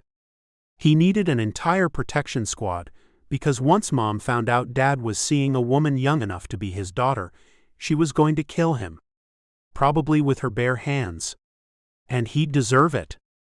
It wasn't often I was on Mom's side, but today, what choice did I have? He was wrong. I'll wait on the deck. Because no way in hell was I leaving here until I knew exactly what the hell was going on, who he thought he was, and what the F he thought he was doing. It took a good 30 more minutes for him to appear, and I didn't let my mind go to what he might have been doing in that time. I didn't need to know. But he appeared beside me at the stern of the boat. I should explain. Yeah. He was and had always been big with the obvious. At least he had the decency to look ashamed. But under that, I didn't see much in the way of feeling. I'm sorry for what you saw. Is she gone? Not that it mattered, but with everything that had happened over the last few days, I didn't need someone around documenting this conversation for the newspapers, and I trusted no one. Except Dad, but that was done now too. He nodded and held out a beer. I shook my head. This wasn't a have a drink with Dad kind of moment. If I was anyone else, or someone who hadn't been responsible for dragging his parents and himself through the dirtiest parts of the gutter in the last few days and weeks, I probably would have been freaked out, crazed by what I'd seen. But I was Ryder Kennedy, ringleader of the Gloucester Four, a man with no home, no friends, no one to lean on but my dad. I sighed and waited for whatever excuse he was going to make. Probably something in the "mom's a cold fish" category. I'm sorry you saw all of that, son. But he hadn't said he was sorry he'd done it. Noted. Jesus, frozen fish or not, Mom was going to kill him. She was already on a warpath with me in her sights. For one wild second, I gave him the benefit of the doubt, the idea that he'd done this to distract Mom from hating me so badly. Then reality sank back in. He'd done this because he'd wanted to get laid, to have some sweet young thing look up at him and worship at his belt buckle. Worship him in a way that my mother never had and never would. How long have you been cheating on Mom with that girl? I wasn't trying to think of a bad name for her. I wanted to convey to him how young she was and how awful he looked. With this one? Oh Lord. There was more than one. Dad. I raked my hands through my hair and turned away as disappointment censored inside of me. Divorce was better than deception. Especially deception that would set her off, like one of those bombs that leveled everything around it. Look, I'm not going to explain this to you because she's your mother and I'm your father and we have our own life that has nothing to do with you. Nothing to do with me? He had to be kidding. You brought this to my doorstep. To my friend's boat, which we were currently breaking about 10 laws by being aboard, because of the line of yellow police tape and the broken seal on the door that lead to the bedroom below deck. But more than to my friend's boat. And often. Oh shit. To my room at the frat house. That was why he'd been dropping off money so often lately. I felt stupid. I'd actually believed he'd convinced Mom I was working hard and doing well. He just needed the excuse to come to campus and the frat house. He didn't speak, only continued to sip intermittently from his bottle of beer. Dad. He set the bottle down. Ryder, this is between your mother and me. I hope I can count on your discretion. And in return, I'll continue to bring money from your account as often as I can. Something about my dad asking me to lie for him made my stomach churn. I couldn't do it. No matter what she was or wasn't, she was my mom. She'd given birth to me. Loved to talk about the hours of labor and the scar giving birth to me had left behind. And by talk I meant complain and throw up to me, but still. Can I count on you, son? He dropped a hand on my shoulder. A meaningful squeeze. An earnest look. He was my dad. I nodded, but the whole thing made me sick. My skin was too tight for my body, and my mind too small to hold everything I knew. But I would lie for him because as much as she was my mom, he was my dad. He was the guy who'd kept the monsters from under my bed, and the one who taught me how to throw a football. He was the guy who protected me from mom's wrath when I was a kid, and shielded me from as much as he could as I got older. I owed him this. But you have to stop, Dad. If she finds out. He chuckled. Divorce would embarrass her far more. He sighed. That's what she worries about. Embarrassment. Having her good name tarnished with the society ladies, or in the circles she controls anyway. The wind had been knocked out of him enough times he knew what mattered to her, learned it in order to protect himself and others, to protect me. Now it was fair that I returned the favor. Chapter 13. Reese. Just think about it. And I would have been fine, had the great and too beautiful to be resisted Ryder Kennedy not added, please. Now it was all I could think about. It consumed my every waking moment. Especially since he asked if he could come back later on so we could talk about it. And I'd swallowed every ounce of pride I'd ever had and nodded like a fool. Now I sat across from him, takeout cartons open between us, empty plates beside unused silverware at the appropriate place settings. Thanks for dinner. I could be gracious. Even if I sounded constipated. He nodded. No problem. I thought you might be hungry. Wow. Small talk was not our strong suit. I tapped my finger against the end of my fork. Not the business end, so it didn't do more than make a tinking sound against my nail. A distraction. Not a good one, though. Did you get everything accomplished you wanted to? He hadn't shared his plans with me, but he had left quickly enough. No. Today goes down as a failure for me. He didn't elaborate. Just watch my finger tink tink tink against the silverware. I didn't really notice the level of annoyance the sound induced until he covered my hand with his. How was your day? I couldn't remember the last time someone had asked me that. The last time anyone had cared. Even Mom, a very compassionate person who could read me before I spoke, never asked about my day unless she sensed something was wrong. It was okay. Did he really want to know that Mom's washing machine had shot craps, and I'd sat on the floor in the basement for an hour bawling because her old Maytag finally gave up, and she would have mourned it, so I felt I had to also? Or about the ham and cheese sandwich I'd coupled with Doritos and added to a citrus soda for lunch. Maybe the bag of chocolate candies I'd found and eaten during a Who's the Daddy kind of talk show. Probably not. Did you happen to talk to the bank? I flipped my gaze up. Maybe I should have called Larry at First Federal, but I couldn't bring myself to make a decision. Even though I knew time was important. No. He nodded and sat back. So you're giving up the house? It wasn't a question, so I didn't answer. I watched him instead. His grip on the armrests of the chair. His eyes flicking back and forth over the top of the table. The vein throbbing in his temple. The slight nod as he shoved his chair back and walked out the patio door to stand on the back deck. Mom's beat-up barbecue grill sat against the rail, leaking ash from a hole in the bottom with every step he took. After a few steps he stopped, crossed his arms and stared at the backyard. The door stood open behind him, and the sun put him in silhouette. Silhouette Ryder was as attractive as fully lit, half-darkened and lit by candle Ryder. I stood and walked to stand just behind him, close enough I could smell his cologne and feel the heat radiating off him. And because he made me weak and pathetic, I wrapped my arms around his waist and laid my cheek against his shoulder blade. Nothing about hugging Ryder Kennedy was bad.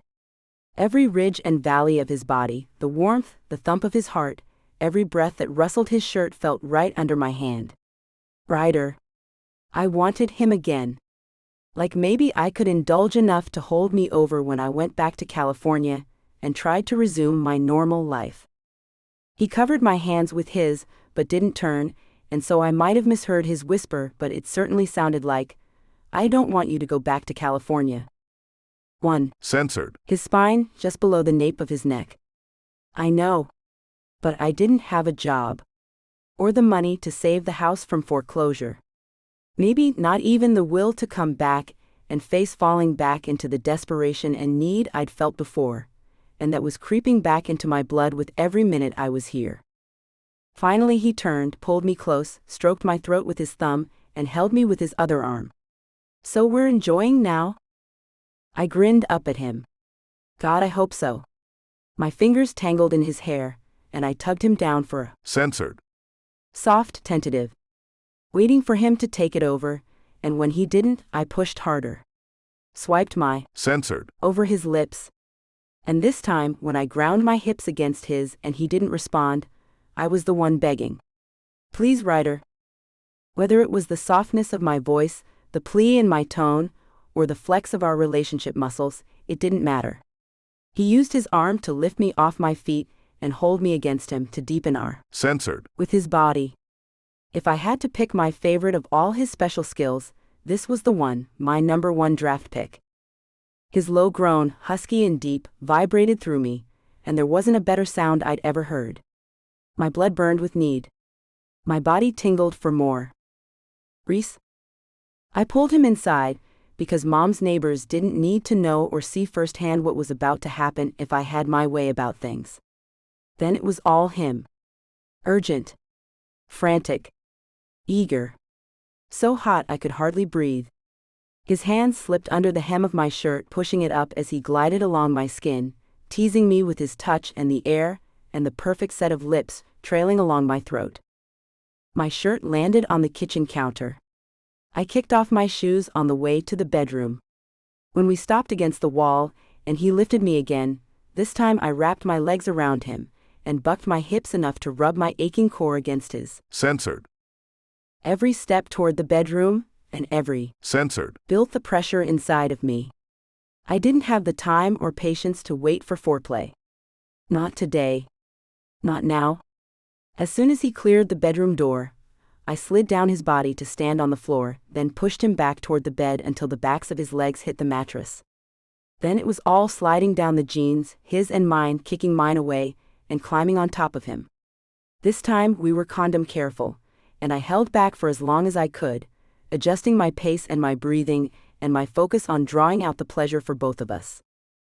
Until finally, he flipped me onto my back and drove into me with power and passion and determination that made my body explode. And when his body went rigid and his breath held, when he shuddered and closed his eyes, I fell into the feeling of the moment. "Oh God, Ryder." He collapsed on me for a second, then rolled off onto his back and flung his arms over his face. "You make me weak." The illusion of my feminine power washed over me. I clung to it until it disappeared. Then I chuckled. "I think I'm the one in need of oxygen." He Censored. my forehead, stood and walked to the bathroom. The water ran, steam rolled into the bedroom, and he came along with it, lifted me from the bed, and a moment later lowered me into a steaming tub. Then he climbed in behind me, and after some awkward jostling and moving back and forth, sloshing water over the sides of the old clawfoot, I leaned back against him. Ryder. A tub of oil-scented water. Steam rising. This was what heaven had to be like. The light flickered and went out. Another reason to let the house go. The wiring was ancient. Probably installed by Benjamin Franklin himself, and would cost me thousands to replace. Could just be a bulb. But it wasn't. Not with my luck. And I wasn't going to let it bother me. Not until this water and the man behind me both cooled. Could be I don't care. I let my head fall back onto his shoulder and enjoyed the censored. He pressed against my temple. You want to just sit here in the dark? Like I'm keeping my eyes open anyway.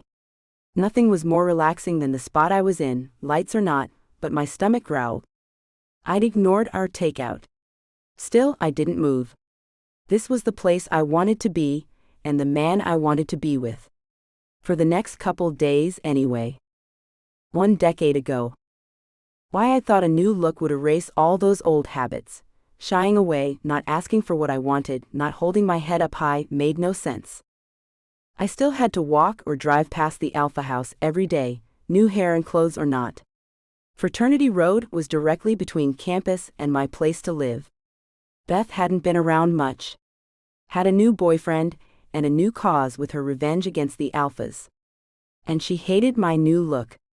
Hated everything about the way I'd changed myself. So I was dealing with all of this alone, and it was too much. Too much not to indulge in a few drinks anyway. Besides, with the way I look these days, people expected me to either be dancing on top of the bar or slinging drinks from behind it. Made sense for me to spend some time soaking up that atmosphere. It was 2 o'clock on a Tuesday afternoon. I belonged in economics class, sitting behind the nervous laugher who punctuated his notes with an involuntary chuckle. But instead, I sidled up to the bar and smiled at the bartender. He was young, probably my age, also probably a Monday, Wednesday, and Friday class taker. What can I get for you? I wanted to drink something as badass as my new look, but I didn't know what to order. Surprise me. He looked me up and down. Well, what he could see anyway, from my hair to my censored. Then settled on my censored. Before he grinned. I got you. He disappeared down the bar, then came back with a long, tall glass with an umbrella sticking over the rim on one side, pineapple on the other, and an orange slice halfway down the frozen concoction. Wow. That's tall. Try it. I took a sip, let it sit on my censored. And melt just a little so I could enjoy every tropic burst of flavor. This is like a party in my mouth. Well done. He laughed and moved down the bar as someone slid into the seat beside me. He gave the bartender his order. Jack and Coke sounded so smooth the way he said it, then sat back and folded his hands over his midsection. I felt him watching me, like a hand on my back. And I almost checked to see if there was one there, or if it was in my imagination. Finally, he moved to rest his arm against the bar and to make his stare more blatant. Do I know you? Yeah, he did. Not only did Jameson King not know a stranger, Ryder had introduced us before. I didn't answer, but took another long drink of my beverage and suffered an ice cream headache. I held my forehead and he chuckled. Hard to look cool when you have the same affliction a 6-year-old gets from eating her push-up pop. I chuckled, still massaging my temples. You look fine. His voice was as smooth as butter. Like they all, the alpha I knew anyway, took a class on how to sound like every word just rolled off there. Censored. I smiled. What girl doesn't want to look fine? Why don't you let me buy you a real drink? He nodded to the headache maker. Kitty cocktails aren't gonna do the job. Who said I'm here to get drunk? Although it was 2 o'clock on a Tuesday afternoon. If that didn't say desperation drinking, not much else would. He censored his head.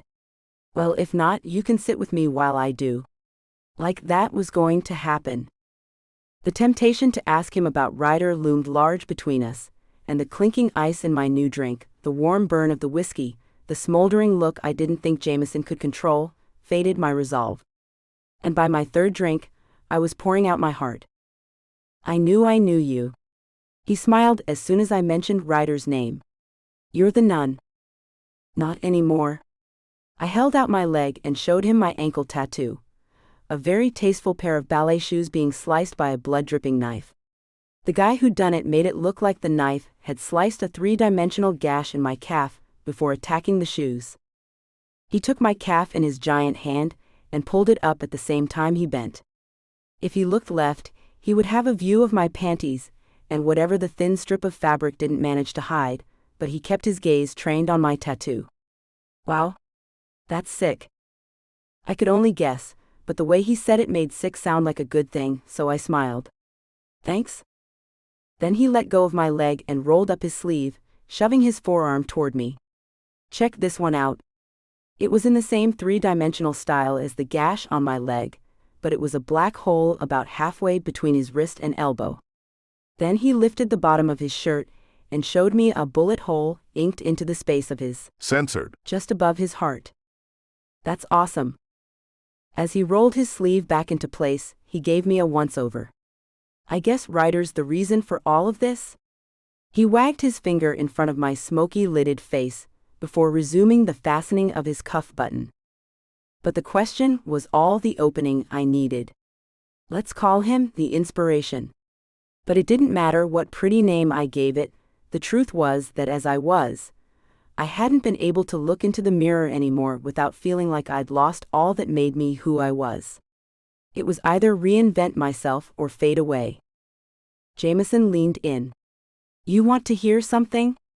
When I nodded and took a drink so he didn't have to look at me, he sighed.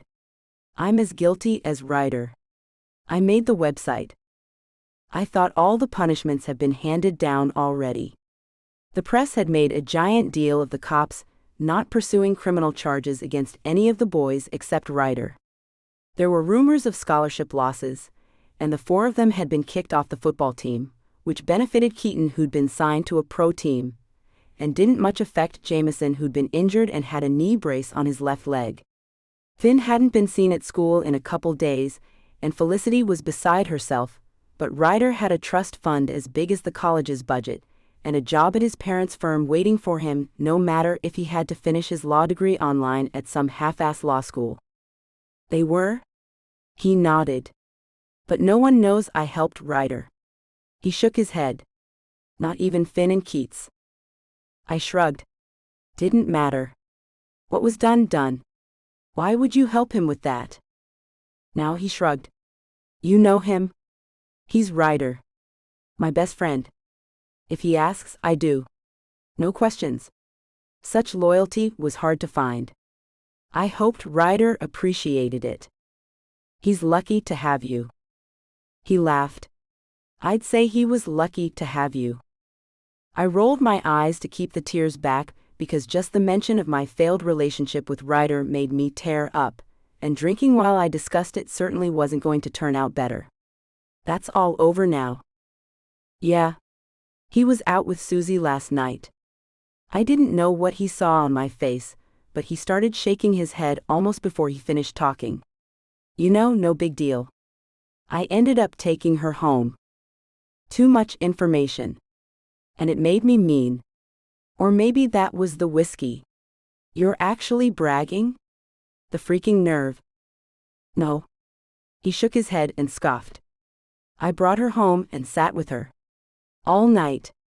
Just sat and talked to her because not all of us are pigs. Says the guy who created the website that started the whole mess. Bitterness didn't just heat my blood, it burned in my tone too. Yeah. I know. He motioned for another round. Hey Alex. A couple more. The bartender nodded and made our drinks while I babbled to Jameson. I loved him, you know? And he broke me. Like a hammer through a glass window broke me. I shook my head. Not everything he said to me was bullshit though. It was not. Nothing he said about you, if it made you change who you are, was right, Reese. He looked away from me when Alex sat our drinks down. You guys are up to like $40. We'd had 4 of these each at $5 each, so Jameson's confusion didn't make much sense. You guys have an open tab for the alphas. Alex shook his head. Ryder's card's been turned off for a while now. It's all cash for you guys, unless you have a different card you want to use. Jameson's skin turned red, dangerous, stroke red. Didn't take a genius. He didn't have any money. I got this. I pulled a couple 20s from my bag and tossed them onto the counter. You can get us next time we run into each other. I couldn't be sure he heard me.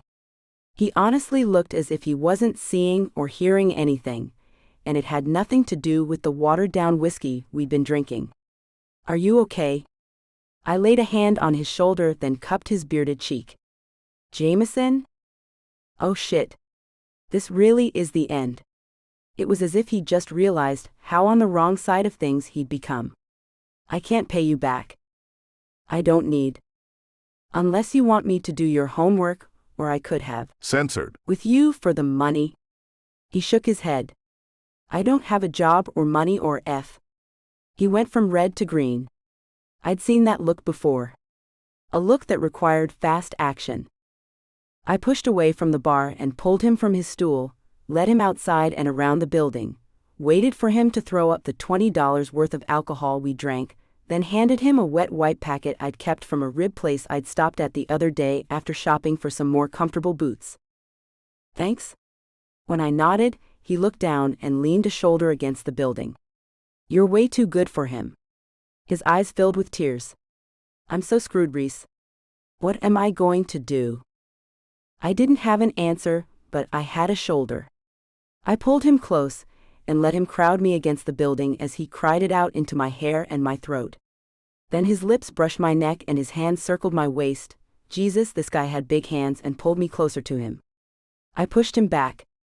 There wasn't time to panic because he was too big, too strong.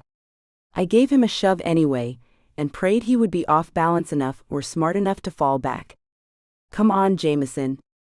He took a full step back and held up his hands like I'd forced his surrender. "I'm sorry. You took a shot. It didn't work out. We'll pretend it didn't happen." I nodded, swallowing back the fear. Instead, I held out my hand. "Come on. We need to get you home. Where are you staying?" He walked 3 steps, then took a break like he wasn't used to 2-a-day practices and running wind sprints.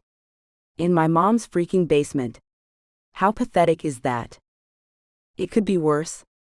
Homelessness. Hunger. Instead, he had a warm bed to fall into and a dry place to live. He nodded and started walking again, this time pulling me around the side of the building to the parking lot. "You know what? He doesn't deserve you."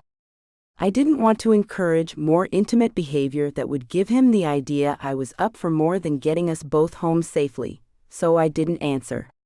"He shouldn't have broke your heart." This time I shrugged. "Yours either." "I deserve it." "You don't." He closed his eyes and swayed, then opened them up again with a smile. "Anytime you want to get back at him." He grinned and shot me the finger guns along with a wink, then stumbled toward the bus shelter.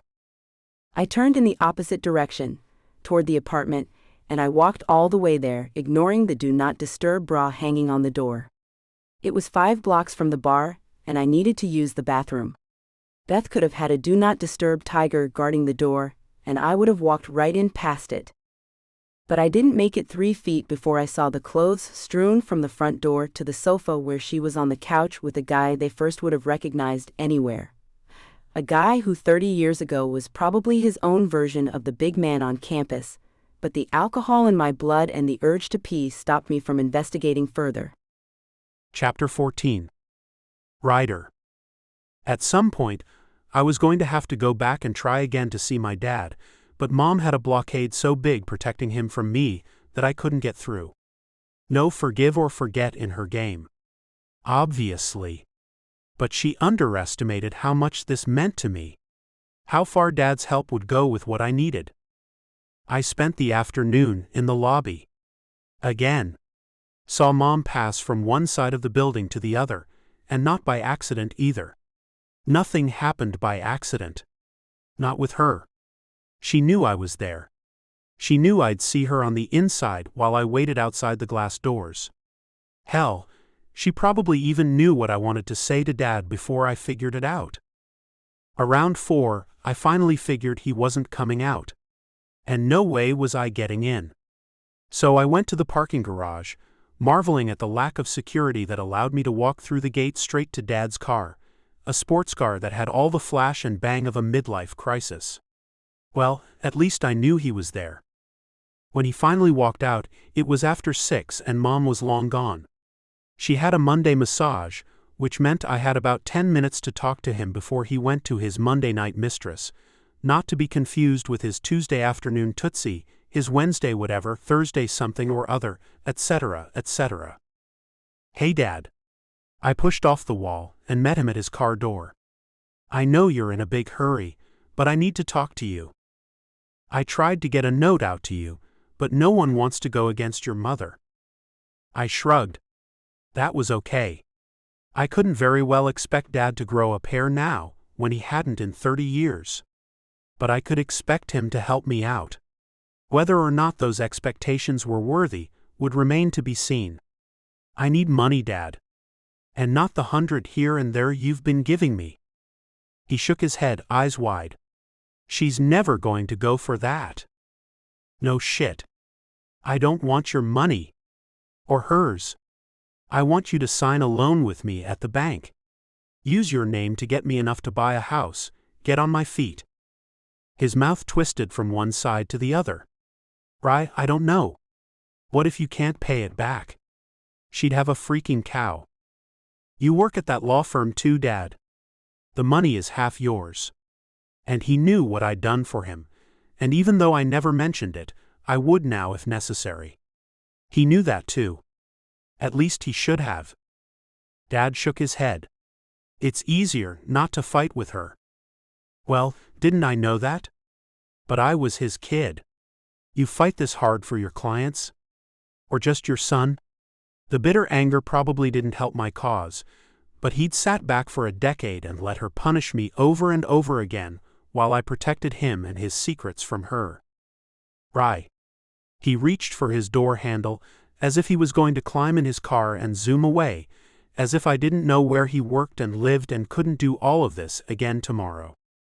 "Dad, please?" I might as well have been him, for all the begging I'd had to do these days. But this was too important for me to let him say no. "Please help me. I'll never ask again.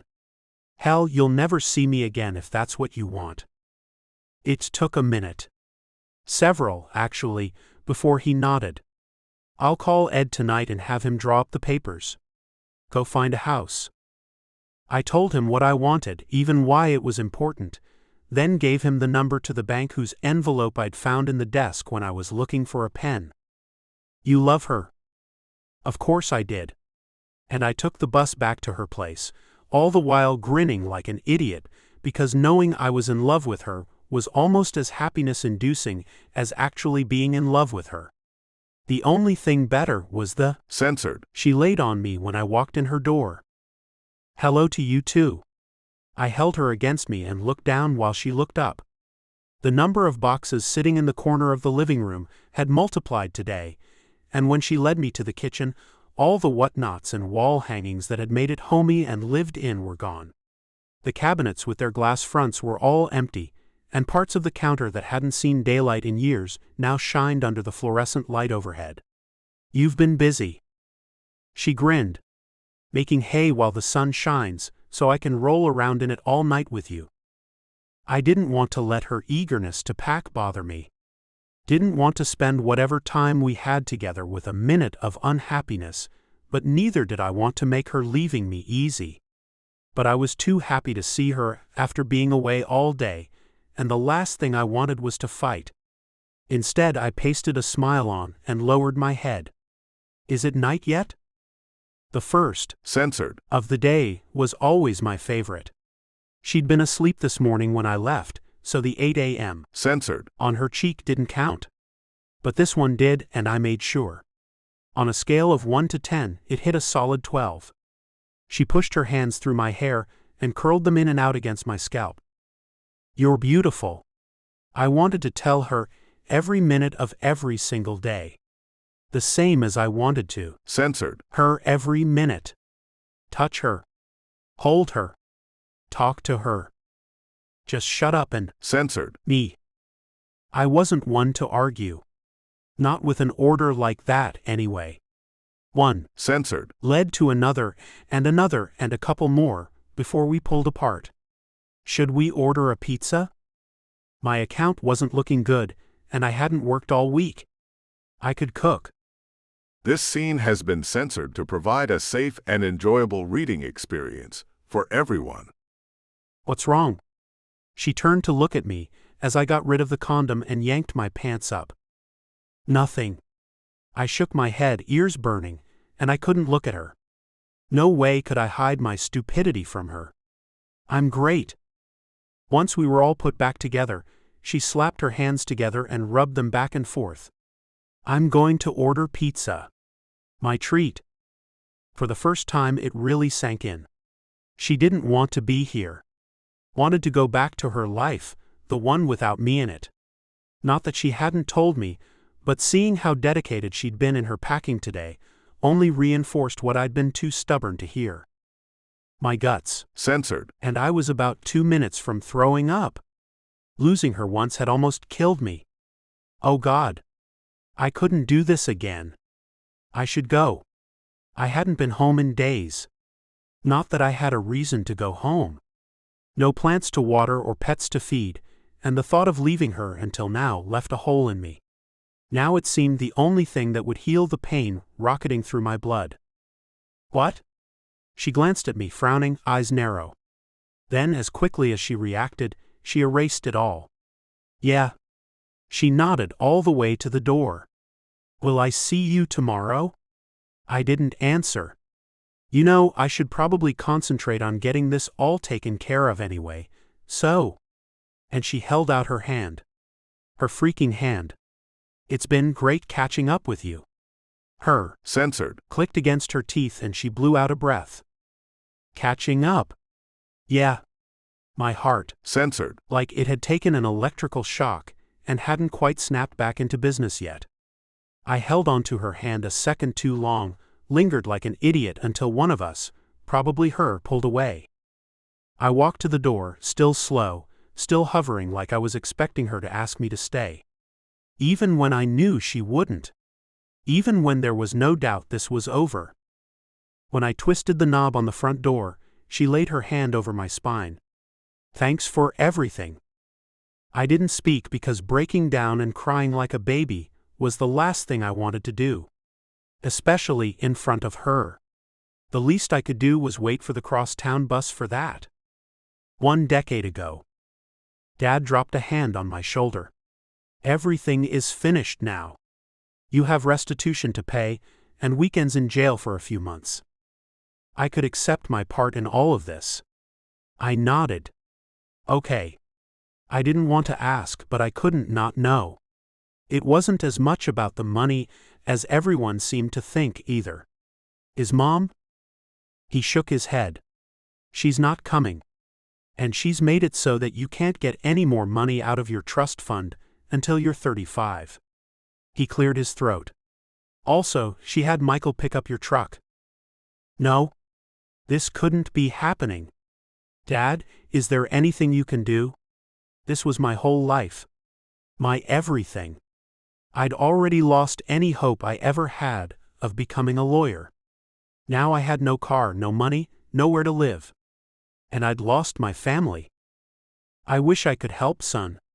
He stared at me as if he was waiting for me to say it was okay. It wasn't okay. Nothing about this was okay. Especially since. I know what you're doing. What you have been doing with Beth and Susie. It was shitty and wrong, one of those last-ditch things I should have kept quiet. But I was desperate. If Mom finds out. Ryder. I shrunk from his disappointment. I didn't know which code of his, guy code or father-son code, I'd violated, but neither did I care. He'd violated the children first doctrine of good parenting. Mom always violated that rule, but that was why I counted on Dad. All that innocence shriveled. Dad, please? But he opened his wallet, pulled out all the money inside, $293, and turned to walk back to his car. I was angry and alone. I had no one to call. No one in the world who would care if I was dead in a ditch. I looked at the money in my hand. Counted it. Shoved it into my wallet. It was going to be cold soon. I had to figure out something. I went to the office supply store for envelopes and stamps, then the public library, where I printed out $11 of resumes. I scanned copies of today's paper and sent off all the resumes. Then I stuck around for a while and applied for every job I could find online. Of course, it took me a week to figure out that she'd shut off my phone, and I'd wasted all the money on the resumes and supplies. Now, not only did I have no one to call, I had no way to call. I walked into the diner, a campus hangout, and felt every eye in the place shift to look at me. To stare. Judging me. Holding me accountable. If only they knew. I ordered a cup of coffee and a cup of soup, trying to stretch that money as far as I could, then sat at the counter and watched the place implode. The waitress couldn't keep up, and the cook sent out 3 orders of burned pancakes. The waitress sloshed my soup across the counter, then sighed. "I'll get you a new one." I'd spent 3 days sleeping in the gazebo at the park, but tonight the temperature was supposed to drop. So I did what I had to do. I walked behind the counter, into the kitchen, and started working. Pitching in. "Tell me what you need." The cook had tickets piled on the table, and food on plates that needed other food added. He needed to organize this mess, take a breath, get himself under control, then find a method. And an hour later, I'd done it. Things might not have been perfect, but the line of tickets was cleared, no one sent anything back, and I had a job.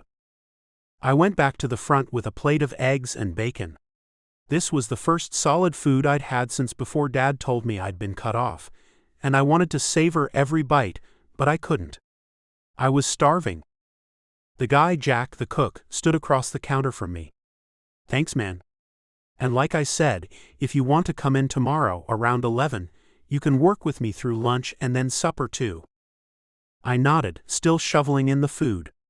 I never realized until that moment how much I'd taken the ability to order a burger and fries, or a steak omelet, anytime I wanted for granted.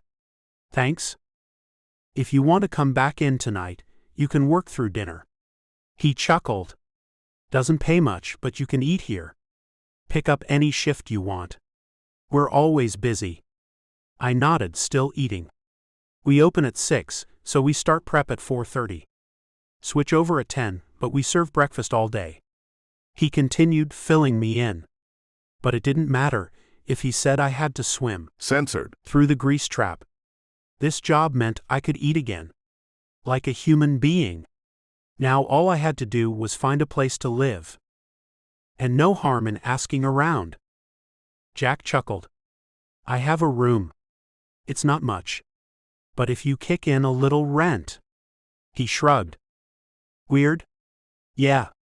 As a measure of last resort, in the arena of what other choice did I have, at the intersection of tired of sleeping in the park, and maybe this was my bounce back, I leapt at the chance of an indoor place to stay." Chapter 15. Reese. Someone bought the house? I clutched the phone tighter. Until this moment, I hadn't been dead set on my plan to let the house go. But Jerry from the bank was on the phone, and it seemed the choice was out of my hands. Damn it. He explained the short sale and what it meant, and that the new owner was more than willing to give me as much time as I needed to clear the place out. Would probably even be willing to rent the place to me. I looked at the sofa, a spot where Ryder and I had now piled high with boxes. Then the chair, also a place where also piled with boxes. The counter. The kitchen table. The hallway carpet. Boxes. Boxes. Boxes. And memories of Ryder. Funny. I was in Mom's house, and I had more memories of Ryder and me than I had of Mom and me. Or that was how it seemed. Thanks, Jerry. But I have the movers scheduled for Monday, so I'll drop the keys off with you then. I hung up before he could answer. I'll be damned.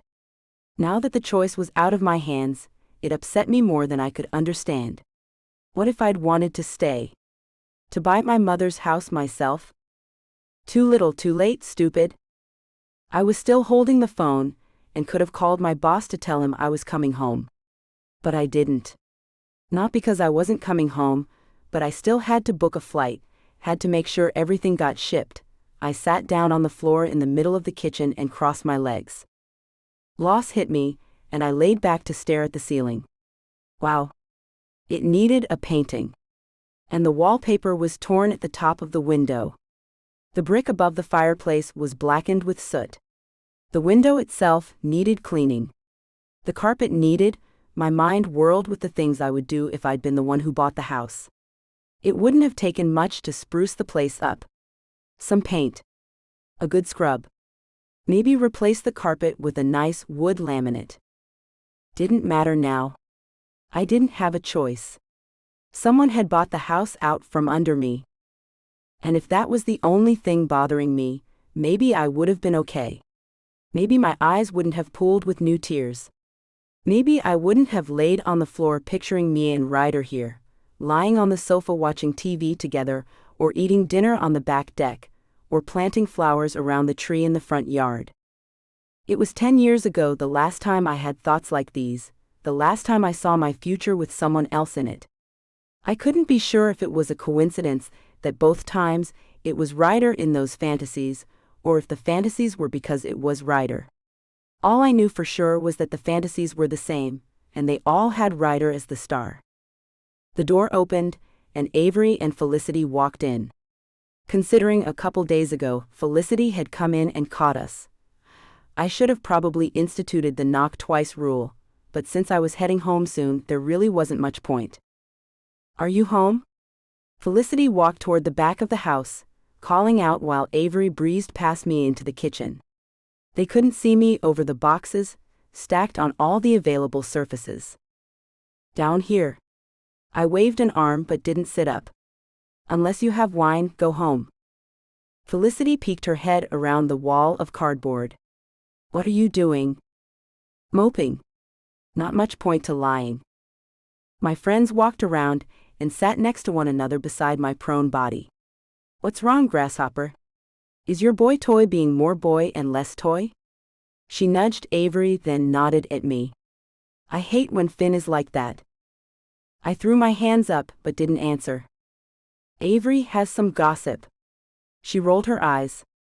You know professors know all the best stuff. When I didn't move, she tugged my arm. Come on. Sit up. This is too juicy to lay down for. I dragged myself into a seated position, a mopey back curved, chin on fist on knee, legs crossed, eyes down, mopey position. Did somebody die? Avery swiped my hair away so she could see my face. I'm going home. They sold the house. Saying it out loud made it real. Hurt. Wasn't that the plan all along? Felicity looked at Avery, then they both stared at me. Yes. I just didn't expect. Felicity nodded. Didn't expect Ryder? I'd been away for a very long time, and we hadn't really been all that close before I left, but they knew me so well. Maybe because they'd been where I am, in love with one of the alphas that we shouldn't have even liked. I nodded. Yeah. Or that I might want to stay here. Might want to was such an understatement. I wanted to buy this house, live in it. Probably with Ryder. And another understatement for my collection. Not that I wanted to think about that one. You should. You totally should. There was nodding and planning, redecorating and celebrating advice while my head shifted back and forth between them. It was like a tennis match with my life as the ball. They sold the house, guys. It's not the only house for sale in Gloucester.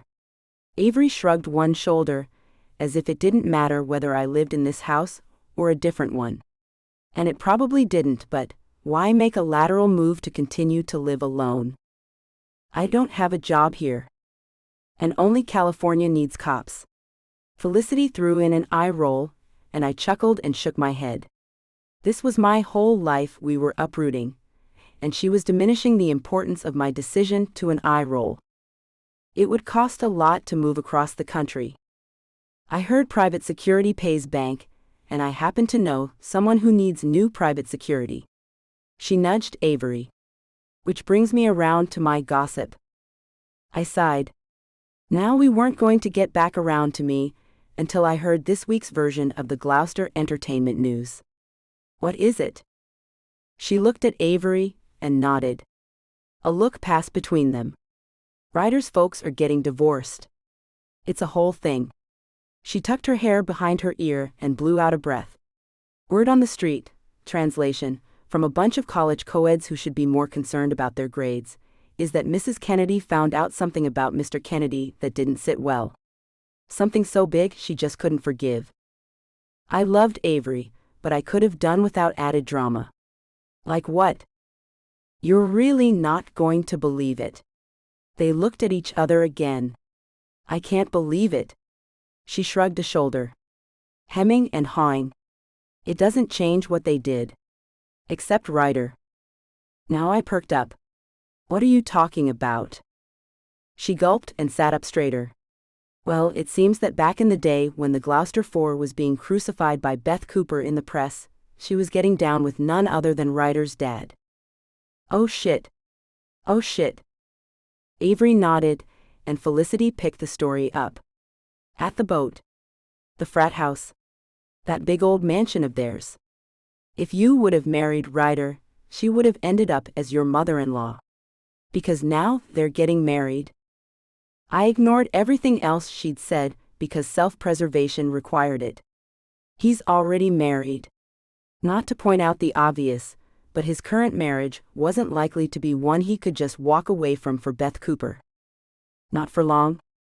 Apparently, and I have no confirmed reports about this part, but apparently he skimmed off of client accounts.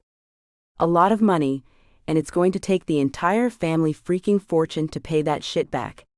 She's broke as a joke, and he's on the run with roving reporter Beth Cooper. She shrugged and smiled. And that's not all. Couldn't have happened to a nicer lady than Mrs. Kennedy. When did all this happen? I thought of Ryder. These were the people who'd abandoned him, who'd left him to live in the best way he could find without any thought that they'd pampered him all his life and left him without too many real-life skills. Still, he'd managed, but that wasn't the point. And their marital issues weren't really a source for celebration, but I was kind of glad that old Bat was getting hers. I guess she found out recently, but it gets better. Avery smiled again. Ryder didn't upload the videos. What? I tilted my head. I couldn't have heard her correctly. He'd admitted it. Taken all the blame for it. Paid the restitution determined by the court. What did you say? Oh yeah. Ryder's dad was at the frat house getting his freak on with Beth Cooper. Wasn't she your roommate in college? Anyway, getting his freak on.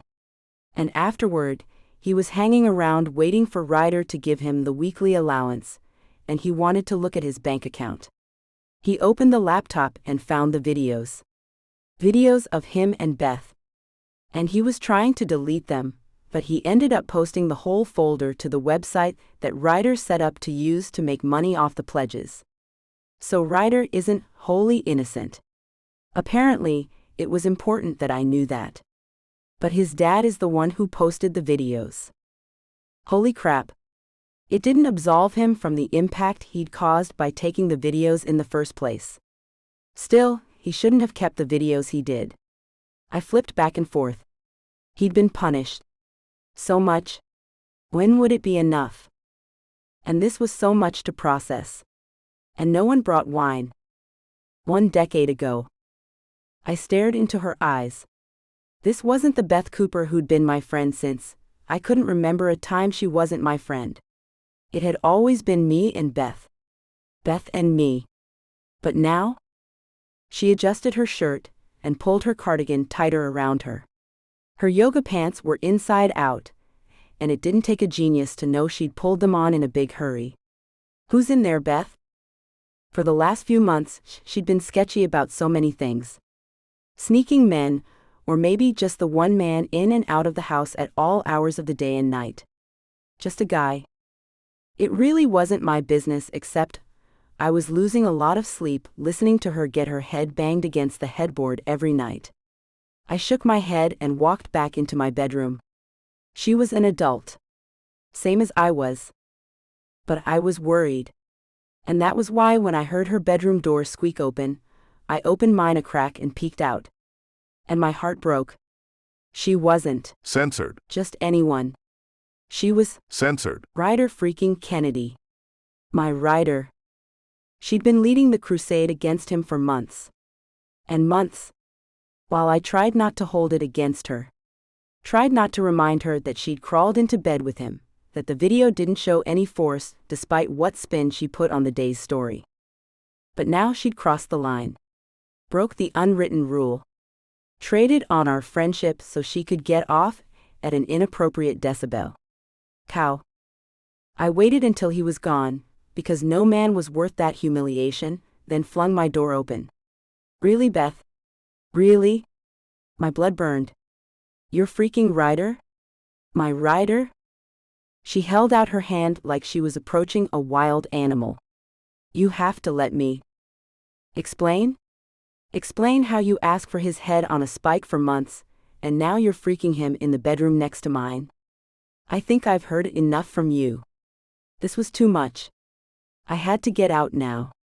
Had to decide how much this bothered me, so I could decide if I hated her forever, or if I just hated her for now. I snatched my coat off the rack beside the door, strode past her as if she wasn't standing there with her mouth hanging open, for once speechless or maybe, and even far less likely, quiet because I'd asked it of her. The apartment wasn't big enough for both of us. Not anymore. Not if she could do this to me. Since I was dressed for it, a tank top sports bra combo and leggings, I went running. Across campus, past the gym, the science building, the law library, the regular library, Chancellor Hall, the food shops and cafeteria, freshman dorms, to Fraternity Road. I was halfway down the street before it occurred to me where I was. All the houses were lit up. Lights burned in every room down the block, until the Alpha House. It was dark. Even though only 4 of the boys had been in trouble, the Greek Council revoked this year's permission for the Alpha House to operate, and put them on probation for next year. All the jocks had been moved to dorms or rented apartments on their own off campus. Next year, they would start again. I leaned against a tree, the same one Jameson had found me hiding behind when I was just trying to get a better look at Ryder. Wow. Things had been so simple back then. Beth had been my best friend. I'd had my one wild night. Gone back for seconds as myself. And still. No point in thinking of that now. I ran some more. Through town. Past the butcher shop, the beauty parlor, the ice cream parlor, coffee shop, insurance agency, latest clothing boutique, straight back to the apartment.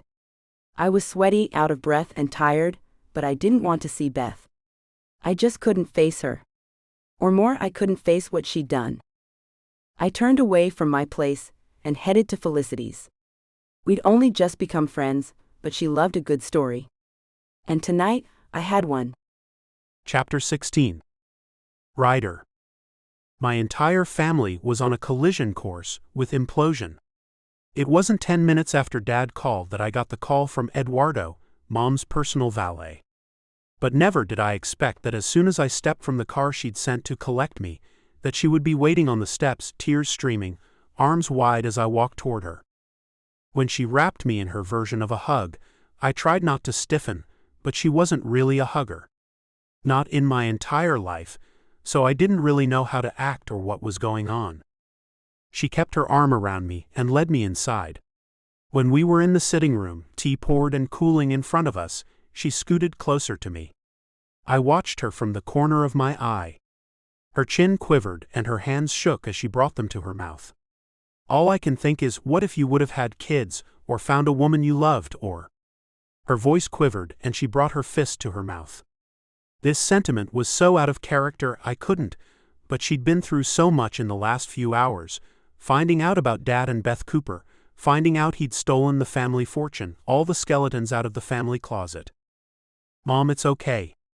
It wasn't. Even on our best day, the relationship between us was strained.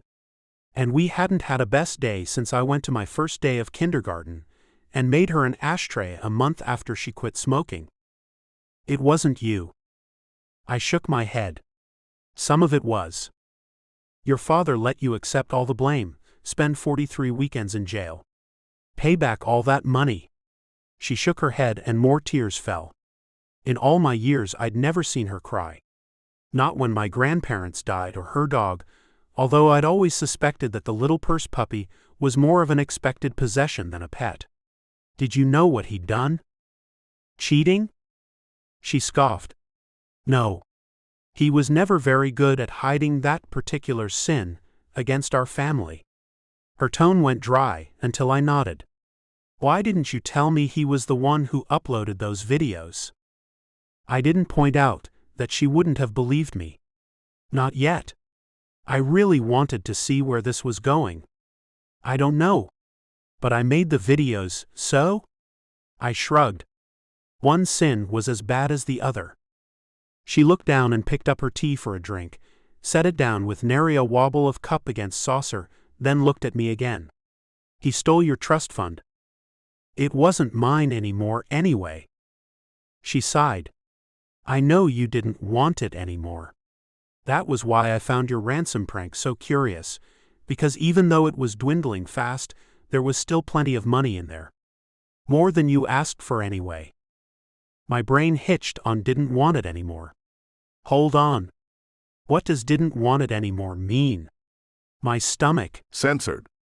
I'd never tried to take money from the account. He'd always done it for me. Paid my cards, my bills, my school tuition. I wasn't even sure how to get money out of the account. She closed her eyes and looked down. I understood when I came back from Madagascar that you'd wanted to move out, to go away and try to start again. And doing it on your own was admirable. She sniffed and I shook my head. This had to be a joke, but my stomach revolted and shot everything I'd eaten in the last month into a dead spin in my gut. I stood and ran for the bathroom. For 10 years I'd covered for him. Lied for him. Taken the blame for what he'd done. I threw up until there was nothing left. And when I was finished, I took the stairs to my old room. It was just as I'd left it. Oh shit. He kicked me out of my life to keep me away from Mom. I walked in and sat on my bed. I'd spent so many nights sleeping on floors and in that freaking gazebo. And my dad had let it happen. I didn't change anything. You didn't kick me out. I already knew, but I needed to hear her say it. She walked in and sat beside me. I was so angry at you. So disappointed, but I wanted to help you. I pulled the firm's best lawyers to help you. She laced her fingers through mine and gave me a squeeze. But I didn't understand why you were so angry at me you would leave. Oh God. If my dad had been standing there, nothing would have stopped me from punching him in the throat. I couldn't stop the tears, some from relief, some from anger, some from pain, or the sobs, or the arms that reached out for my mother. After a while, I lifted my head, dried my eyes, and looked at her. Just to clarify, you never kicked me out? Took my truck? Cut off my money? She shook her head. No. He told me you gave it all back, and you didn't want our help anymore. You wanted to handle your business without us. She sighed. I thought it was quite admirable at the time, but when you stopped taking my calls and sending those horrible texts, I never meant to be a bad mother. I didn't send any texts. And I never called you. Well, all along, I'd hated her. Blamed her. But it was Dad. He'd cut me off from her. Kept us away from each other by telling us each the other one was censored, knowing neither of us would check with the other. Because I knew too much. Ryder, I'm so sorry. So was I. And then she started laughing. Hysterically. Manically. Until even more tears ran down her cheeks. Along with the crying, I couldn't remember ever seeing her laugh either. I liked it. Mom? I touched her shoulder. He stole all my money. She doubled over again. All of it. I watched her. At some point, I was going to have to find a phone to call a therapist or psychiatrist, but right now I wanted to know where she was going with this. Mom? It's the irony. Don't you see? She blew out 3 big breaths, then drew in a deep one before she nodded. Okay, All these years, I've tolerated your father cheating because he always came home to me. But he only came home so he could figure out how to steal my money. I didn't really see the irony or anything funny about any of this. He left me with the only thing that ever mattered to me. After all this time, how are you going to live without money? She censored an eyebrow. Darling, I never put all my eggs in one basket. We're going to be fine. She patted my hand. And I have jewelry properties. Things your father couldn't take. She smiled. And I have you back where you belong. I would happily live in a shack for that. We still had a lot of things to work out, but we were going to be okay. Because as smart as Dad was, I bet Mom's tech team was smarter, and I was also willing to bet that he'd put those accounts in my name. 1 decade ago. I stared at Dad. She's watching me like a hawk, probably discovered a couple 20s missing from the account. He chuckled, but handed over a couple of 20s. Thanks, Dad.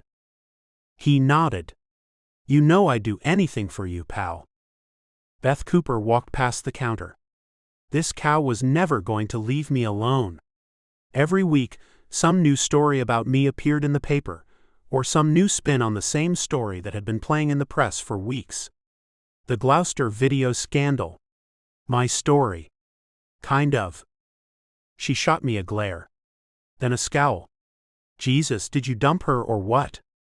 Dad joked his head up. Shit. I hadn't told him I knew about him and Beth. But I'd known as soon as I saw the video, everyone thought was me and Beth. What? He feigned ignorance like a pro. Lied like a god. It's okay, Dad. I know about you and Beth. He shook his head, as if he was about to deny it. Seriously. It's all good. He already knew I'd figured out he'd uploaded the videos. Are you trying to blackmail me? I laughed. Would it work? You don't have two 20s to rub together. His face went ashen, eyes black. Relax. I'm kidding. It's too late for me, but you have the keys to the castle still. Whirled at his feet.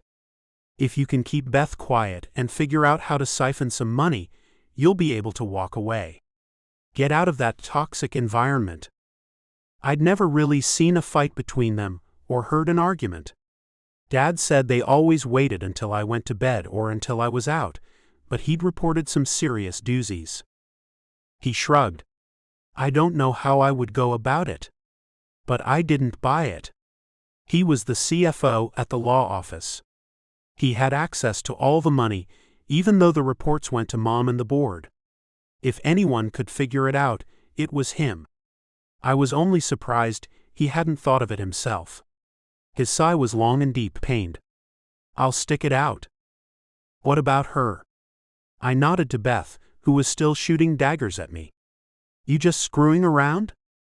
He swallowed hard, and the resulting gulp reminded me of how I'd been with Reese. God, was that only a couple months ago? I think it could be something.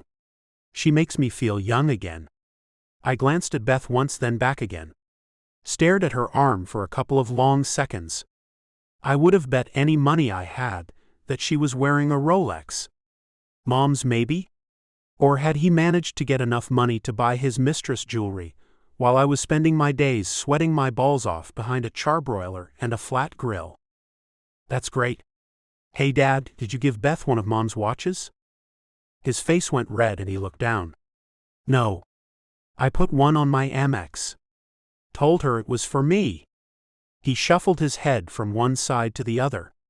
She doesn't mind as much when I buy things for myself. With my new lifestyle, the money he'd spent on that watch would see me through for 6 months. I tried not to be bitter. It was his money. I hadn't earned it. He did. Well, I hope you and Beth are very happy together. I wanted to be the kind of son, the kind of person who was happy for him. Who meant it when I said I wanted him to be happy, but the resentment was hard to swallow. I have to get back to work, Dad. He nodded and smiled. You take care, son. I'll bring you some more money as soon as I can. I didn't want him taking unnecessary chances helping me. I was figuring out how to live on what I made here and at the library. No, Dad, it's all right. I'll be fine. He smiled, and I hoped the light in his eyes was pride. Love you, pal. I nodded and turned to walk into the kitchen. I watched him climb into his Lexus, and a few minutes later, Beth left. It took a week before Dad came back and asked me to sit with him. How you doing, pal? He looked tired, haggard, but smiling. It was nice to see him happy. I'm good. You look good. Something about his smile was deeper than I'd seen before. If that meant he was enjoying life, I was glad for him. Thanks. I've been working out. Taking walks. He pushed an envelope across the table. I need your help with something. He explained the plan. To take some money off the top of each of the accounts on the pages inside the envelope. To send it to 2 offshore accounts, both already set up in my name so Mom wouldn't suspect, and he would have deniability in case it went south, although I didn't realize the reason then. It'll ruin your mother, and we can be on a beach in Belize before she ever realizes how bad it is. He laughed. And since you have to make the transfer to me in person, you'll get some stamps in your passport. I had plenty, but I could see the $100 bills sticking out behind the flap of the envelope. And it was a thick envelope, too. OF. The temptation was real. I can't, Dad. I should have run straight to my mother and told her. It was the right thing to do, just like standing beside me was the right thing for her to do. Another block piled onto my pile of temptation. Sure you can, pal. It's us against her. It always has been. I just want to make sure we get what's ours, right? OF. When he put it like that, but no. I couldn't. I wasn't a thief. This was my new self telling my former self to get back in the box and stay there. I pushed the envelope to his side of the table. I can't do it, Dad. He nodded and slid the envelope inside the pocket of his blazer. That's disappointing. I hated that word. His fingers tapped against the table. I don't understand your loyalty to her. After a few moments of staring at me, he stood. If you change your mind. He dropped a $100 bill on the table. There'll be plenty more where that came from. And he walked out. It was a long time before I saw him again. Chapter 17. Reese. A roller coaster week turned into a roller coaster month. The house deal fell through, which seemed like a sign. I walked into the bank, asked for a loan, and got one. Bought a house. Then, because my life wasn't complicated enough, I quit my job. By email. Then, got another one. Same day. Now, I was sitting in an office filling out paperwork for the new firm of Kennedy & Son, attorneys at law, as an investigator. A job that paid more than I'd ever been paid in my life. Ever. The offices were posh too. Opulent. Extravagant. Even mine, which was on the floor below the one the lawyers worked on, but was bigger than the apartment I shared with Beth in college. It had its own bathroom complete with a shower and exercise bike, the obvious desk, chair, visitors' chairs, and sofa, along with a kitchenette with my own single-cup full-pot coffee maker combo. I hadn't run into Ryder's mom yet, kind of hoped I wouldn't, but I expected she had more important things to do than welcome me to the payroll. Miss Winthrop? I lifted my head from the very enthralling tax form I was filling out. A young woman with a sleek, severe hairstyle and sensible shoes stood in the doorway.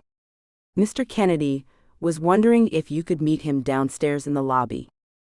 I nodded. Moment of truth. I hadn't seen him, not even sent or received a text since he'd left the house that day I'd called our relationship catching up.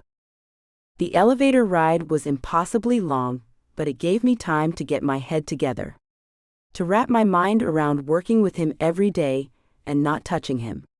To tamp down all my unrequited. Censored. And repeat the mantra that I wouldn't sleep with the boss. When the doors whooshed open, I was mantra. Only thing I wanted to do was throw myself against him, feel his body under my hands. Touch him like I owned him. Pull it together, fool. This job was my saving grace. My escape from loneliness. A gateway to bonding with my friends and establishing relationships that would last. Even if one of them couldn't be with Ryder.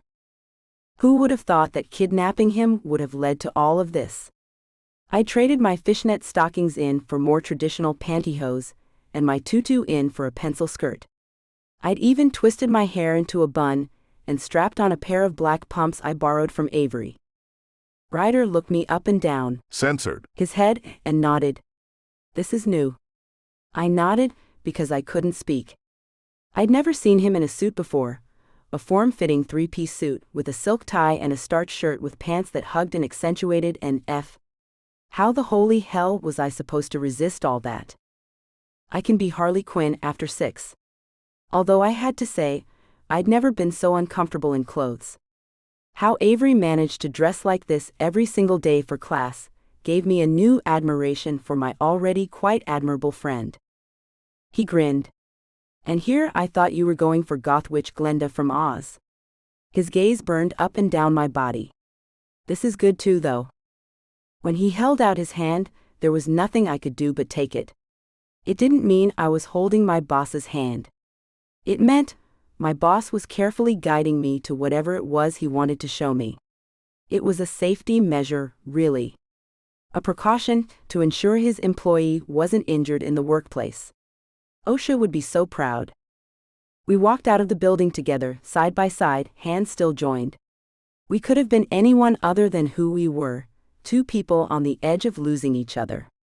Again. Spinning out of relationship control, with only ourselves to stop the forward. Censored. And I was screwed. Waxing poetic was more Felicity's style than mine. On the sidewalk out front of the coffee shop at the lower level of the building, he pulled out a chair for me, then sat across the table, and scraped his nail back and forth in a 1-inch space across the wooden top. Not looking at me. Not touching me anymore.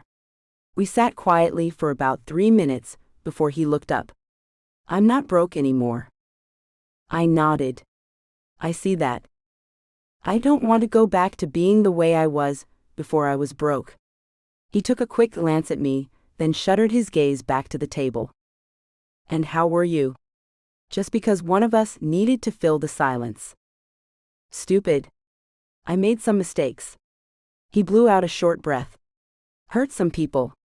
I couldn't have moved if I wanted to. More than moving, I wanted to hear where he took this. I sat back in my chair and waited. He continued scraping the edge of the table. There was a girl. All the best stories have a girl in them. He nodded. Not like this one. My heart had its own new rhythm. Fast. Hard. If I had to choose a description, I would have called it desperate. Like me and every cell in my body. And how was this one different? He shook his head. She was perfect without acting like she was perfect. Oh God. If this was just a line, it was working. Beautiful without knowing it. So freaking sexy I couldn't breathe most of the time. He looked up. Still can't. Now he sighed, and a little corner of my gut churned. And I lost her. There were 100 things I wanted to say, but I couldn't put a single set of thoughts together to make a sentence. Instead, I sat. Quiet. Hands folded in my lap. Prim. Waiting. I didn't mean to hurt her. And now I don't know, I think I've lost her for good this time. He shook his head and looked up at me. Well, you never know. Maybe you're looking at it all wrong. An ounce of weight lifted off my heart. I heard she got a great new job that's going to keep her close. So much for not sleeping with him. If he glanced at me one more time with those big sad eyes, I might have thrown him on top of the table and had my wicked way with him right there on Dunn Avenue. And she bought a house over on Hampstead. The family home, I heard. He didn't smile yet. Pretty great memories in that house. The more recent ones especially. Yeah. Almost a grin. Him. So what I'm saying is that I cleared my throat because even though I was rethinking all my mottos and mantras from the last decade and beyond, I was nervous as hell. I think if you want her, now would be a good time to take your shot, you know? Aim for the fences. Try to put it between the uprights. I made the touchdown signal, then pulled my arms back to my side and refolded my hands in front of me. He stood and walked around the table to pull me to my feet. Did you know that I find sports analogies very arousing? There was nothing in the world I liked more than looking at his smile, except for maybe his eyes when he smiled. They sparkled. And if I would have died right then, it would have been as a very happy woman watching a man smile at her. I couldn't think of a better way to go. Unless it was to keep him smiling at me. We could run a 2-minute drill? He rolled his eyes. Weak? Come on. You can shoot for a hole in one. He shook his head. Come from behind? He was right. These were horrible, but yes. I knew when I talked sports, it flipped his horny switch. So I might have looked some stuff up. 4th and goal. Make a play, Ryder. He shook his head and pulled me close. There is nothing about you I don't like right now. He ran his hand over my spine to my waist and flipped the tab on my exposed zipper. Except this skirt. I think we could find something a little less constrictive. Don't want you passing out during the main event. I grinned. Oh, main event. I snapped my fingers. Damn the missed opportunity. This scene has been censored to provide a safe and enjoyable reading experience for everyone. Finally, I pulled away, shy almost. We should take this somewhere more private. He nodded and smiled, then wiggled his eyebrows. I have an office. Probably one twice as big as mine, and I was sure at some point we'd christen both, but I didn't want it to be today. I have an entire house. And I liked the way that sounded. He Censored. Me again. Quicker this time, then checked his watch. And we have a meeting with my mother in 10 minutes. What? Meeting with his mother? News like that was designed to kill. Censored. To stop it dead. 10 minutes? He nodded. Yeah. This time, he led me into the building, and as we stood at the elevator, he filled me in on what happened between his mom and dad. How he'd helped his mother outsmart his dad and save the family fortune because his father had made one mistake after another. Then come to say goodbye to Ryder, as if he just couldn't resist rubbing it in his face when he, the father, ran off with a woman the same age as the son. If he hadn't asked me to help him cheat mom before, we would have lost everything. But he forgot to adjust the plan and change the name from mine to his. Vindication. Redemption. A total happiness I'd not seen in him before. Ever.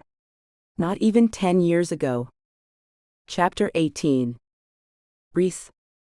Nothing in the world felt more right than being with Ryder. Even lunch with his mom wasn't a problem, although it did feel similar to what I assumed being led to the gallows would feel like. I smiled anyway. Pretended I wasn't scared shitless. Right up to the minute we stepped out of the elevator to find Mom waiting. Ms. Winthrop. She held out her hand. Do you mind if I call you Reese? I shook my head because I had no words. Literally. Because she was smiling. Not threatening me with a prenup with venom in her voice. Now she reminded me of cotton candy. Ice cream. Sunshine. I wanted to thank you for the opportunity here. I waved my arm in a wide arc to indicate the entire office building, like some kind of Vanna White Price is Right merchandise model. She smiled. Smiled. And I wanted to apologize to you for our first meeting. She sighed. As you can imagine, my marriage has long left a lot to be. Censored. I wasn't at my best the day we met. She shot a wink over my head at Ryder, who had his hand on my shoulder. I would like for us to start over. To be friends. Of course. I nodded, managed a smile, and tried not to pass out from the heart palpitations induced by my stone-cold shock. Surreal. Crazy. Something right out of Walt Disney World, with flying genies and magic carpet rides. Ryder moved around me and censored his mother's cheek. Shall we? I nodded. Lunch with my boss boyfriend and his mother, my other boss. A decade ago, we'd been in a very different place. Now we were chatting over a mixed green salad lightly drizzled with a vinaigrette dressing, crispy panini sandwiches with grilled chicken and avocado, and a fresh fruit sorbet that I could have died for. Not that the menu was important, but there wasn't a detail about this day I planned to forget. I etched every individual second into my memory. From the blue tie he wore to the red-soled pumps his mother slipped off under our table. She was all elegance and smooth talk. And it was easy to see exactly from where Ryder got his people skills. Anytime the conversation lagged, she swung it around to me. Extracted details I didn't realize I was giving out. Like a dance. A well-choreographed dance, and Ryder and I followed her lead. By the time we finished lunch and the plates were cleared away, we talked business for the rest of the afternoon. My first order of business was to hunt down her husband and his mistress, my former best friend. Someone had to answer for the money missing from the accounts, and that someone had to be Mr. Kennedy. And it was time to clear Ryder's name.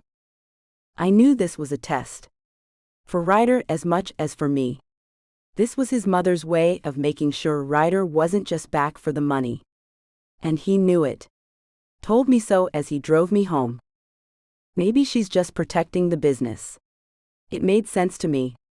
Unchecked, Ryder's dad would have ruined the business, Mrs. Kennedy, and her reputation. Now she was working with the cops, as much as a woman with her kind of power ever worked with the cops, to track down the man who tried to cheat all her clients while also working with the FTC to determine how this kind of thing managed to happen in their firm. Ryder smiled and shook his head. Just sit back and wait. Mom has magic. She's going to take every sin ever perpetrated in their marriage and spin it so it rests solely on his shoulders. He glanced at me from the side. You okay with all of that? I didn't want to fail at my first assignment, but I also didn't want to do anything that would make this suck anymore for Ryder. He didn't answer for a few seconds. I don't know. Twice in my life, he was going to let me hang for what he did. He sighed. But he's also the guy who taught me how to throw a football and how to make a paper airplane. I hated to hear him so melancholy. The ever underestimated art of folding paper to make flying machines. It could have gone either way.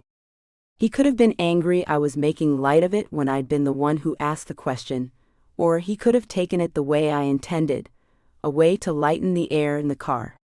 He squeezed my hand. Don't make fun. It's a whole skill set. Every fold is essential to the amount of flight time, airspeed, wind resistance. It's basic engineering and physics. And somehow, he'd made that whole explanation sound like dirty talk and foreplay. You make it sound so naughty. He shot me a side eye and a grin, then focused on the road again. It gave me a minute to think. To try to fix the things I'd done wrong. When I said we were just catching up. You don't have to, Reese. I know. We were back together. There was no reason to bring it all back up, but I needed him to know, needed him to understand some things about me too. When I said we were just catching up, I was scared. I didn't know if I could get past what happened before. He nodded. And I don't want you to think it's about the money you have or the job or anything else. I'm in this car right now because of the man you are, not because of the car you drive. Oh God. I needed him to believe me. He didn't speak until he pulled into the driveway at my house. I'd had my furniture from California shipped, painted some walls, and made some changes since he'd been here last, and I wanted to show him, but he seemed to only want to sit in the car. Reese? Hearing him say my name would never get old. Especially when he said it through a smile. It added something indescribable to the sound. I dated a lot before I met you. I could have done without the a lot, but I let him hold my hand between his. I know. He shook his head. But at the same time, I feel like there's never been anyone else but you. His gaze held mine. His fingers touched me. His breath warmed me when he leaned in. You've always been more than I deserve.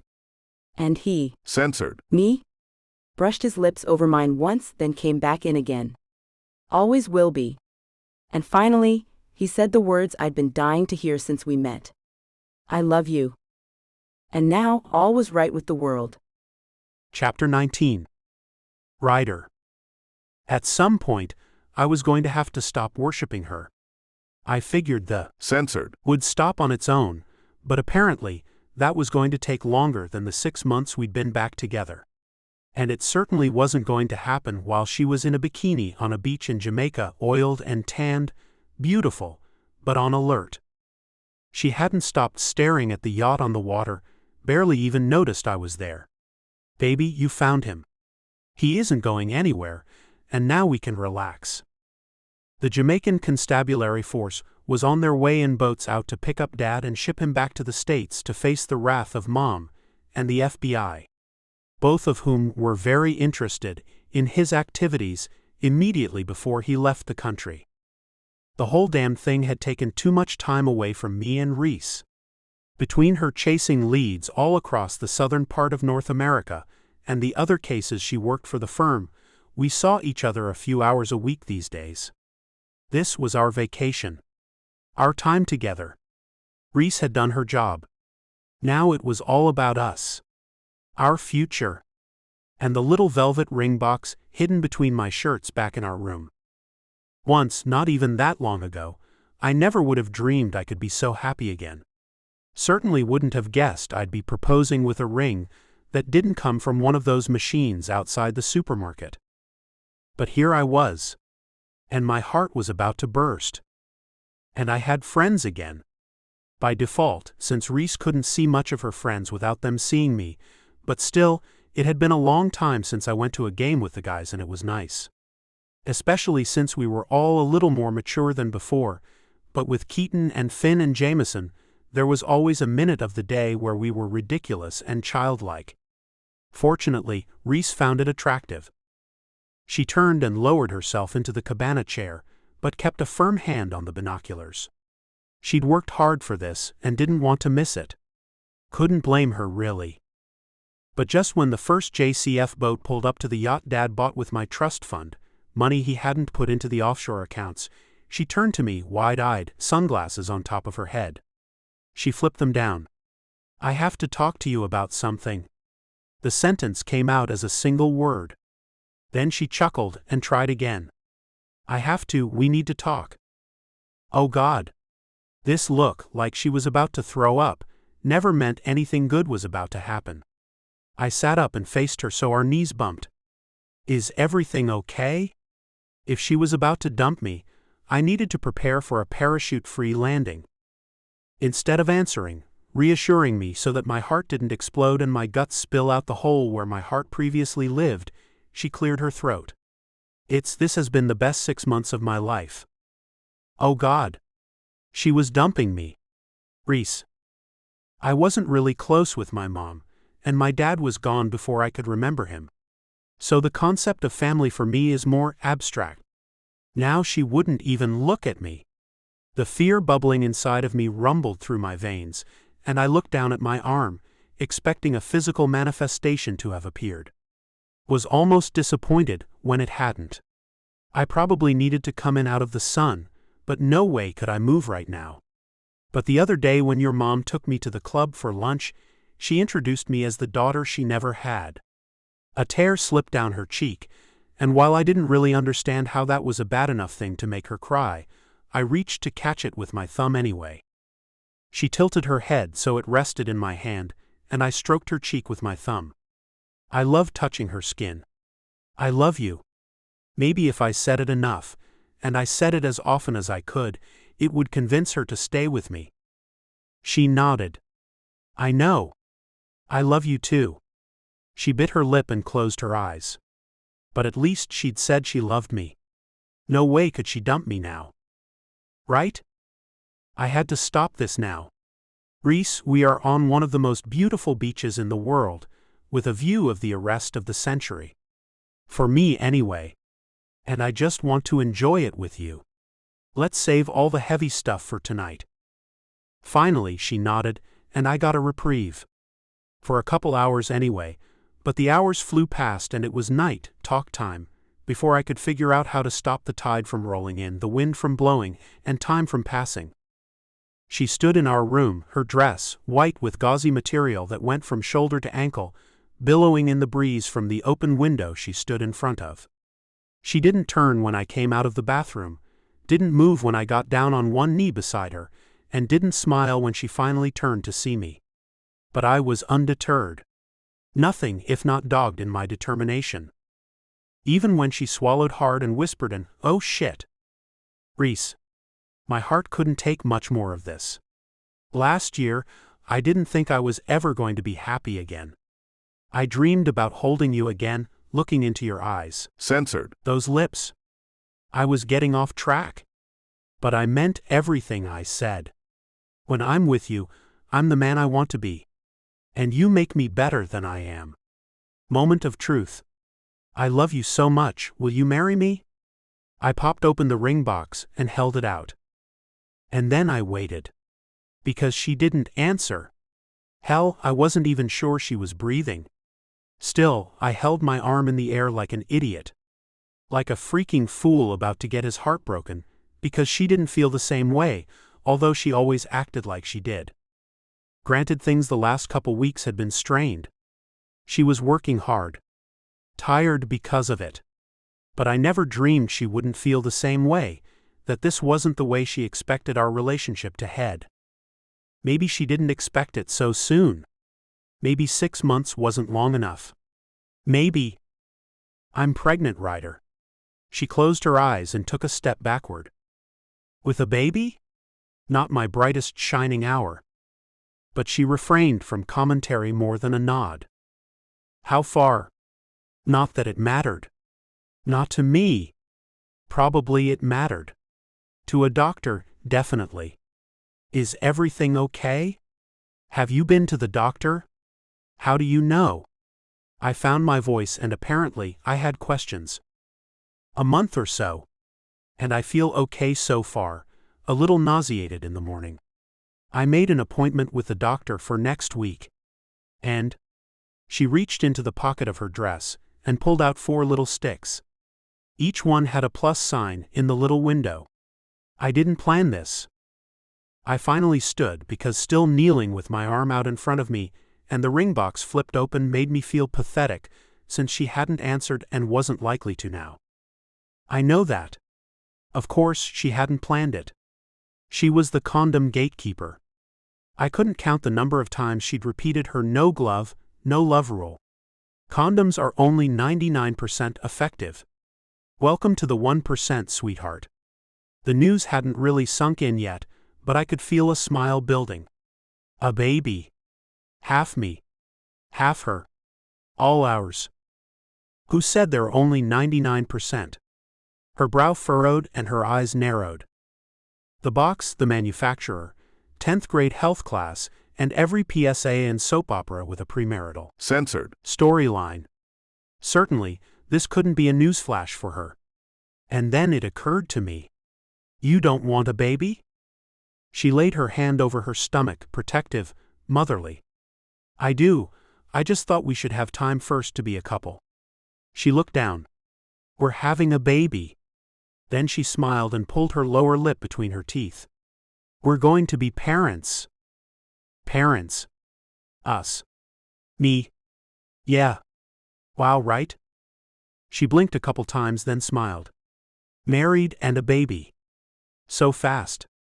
She wrinkled her nose. But so perfect. She flipped faster than a fish on the deck. Do you want to get married? Because you never really answered. I would know because the waiting almost killed me. I was just now starting to breathe normally again from that first shock. The second one still hadn't hit yet. Or maybe it wouldn't, because making a family with her was the right thing. The perfect thing. Of course, I want to get married. I just didn't think you were ever going to get around to asking. That's why I was going to do it on the beach today. Relief swirled through me. Holy F. It made smiling, pulling her close. Censored. Her softly, before I spoke easier. That's what that was? Yeah. She rested her hands on my shoulders and looked up at me as I pulled her closer. I love you, Ryder. I love you. And I loved our future and our family, and for as long as I lived, there would never be another woman for me but this one. My one true love. Get your free copy of Twisted Beauty now. About Summer Cooper. Thank you so much for reading. Without you, it wouldn't be possible for me to be a full-time author. I hope you enjoy reading my books as much as I do writing them. Besides, obviously, reading and writing, I also love cuddling my dogs, shouting at Alexa being upside down, aka yoga, and driving my family cray-cray. Follow me on Facebook, Instagram, Goodreads, BookBub. Get in touch at hello@summercooper.com. www.summercooper.com. Closing credits. This has been One Mistake. Written by Summer Cooper. Auto-narrated using Google technology. Copyright 2024 by Lovie Books Limited. Production copyright 2024 by Lovie Books Limited.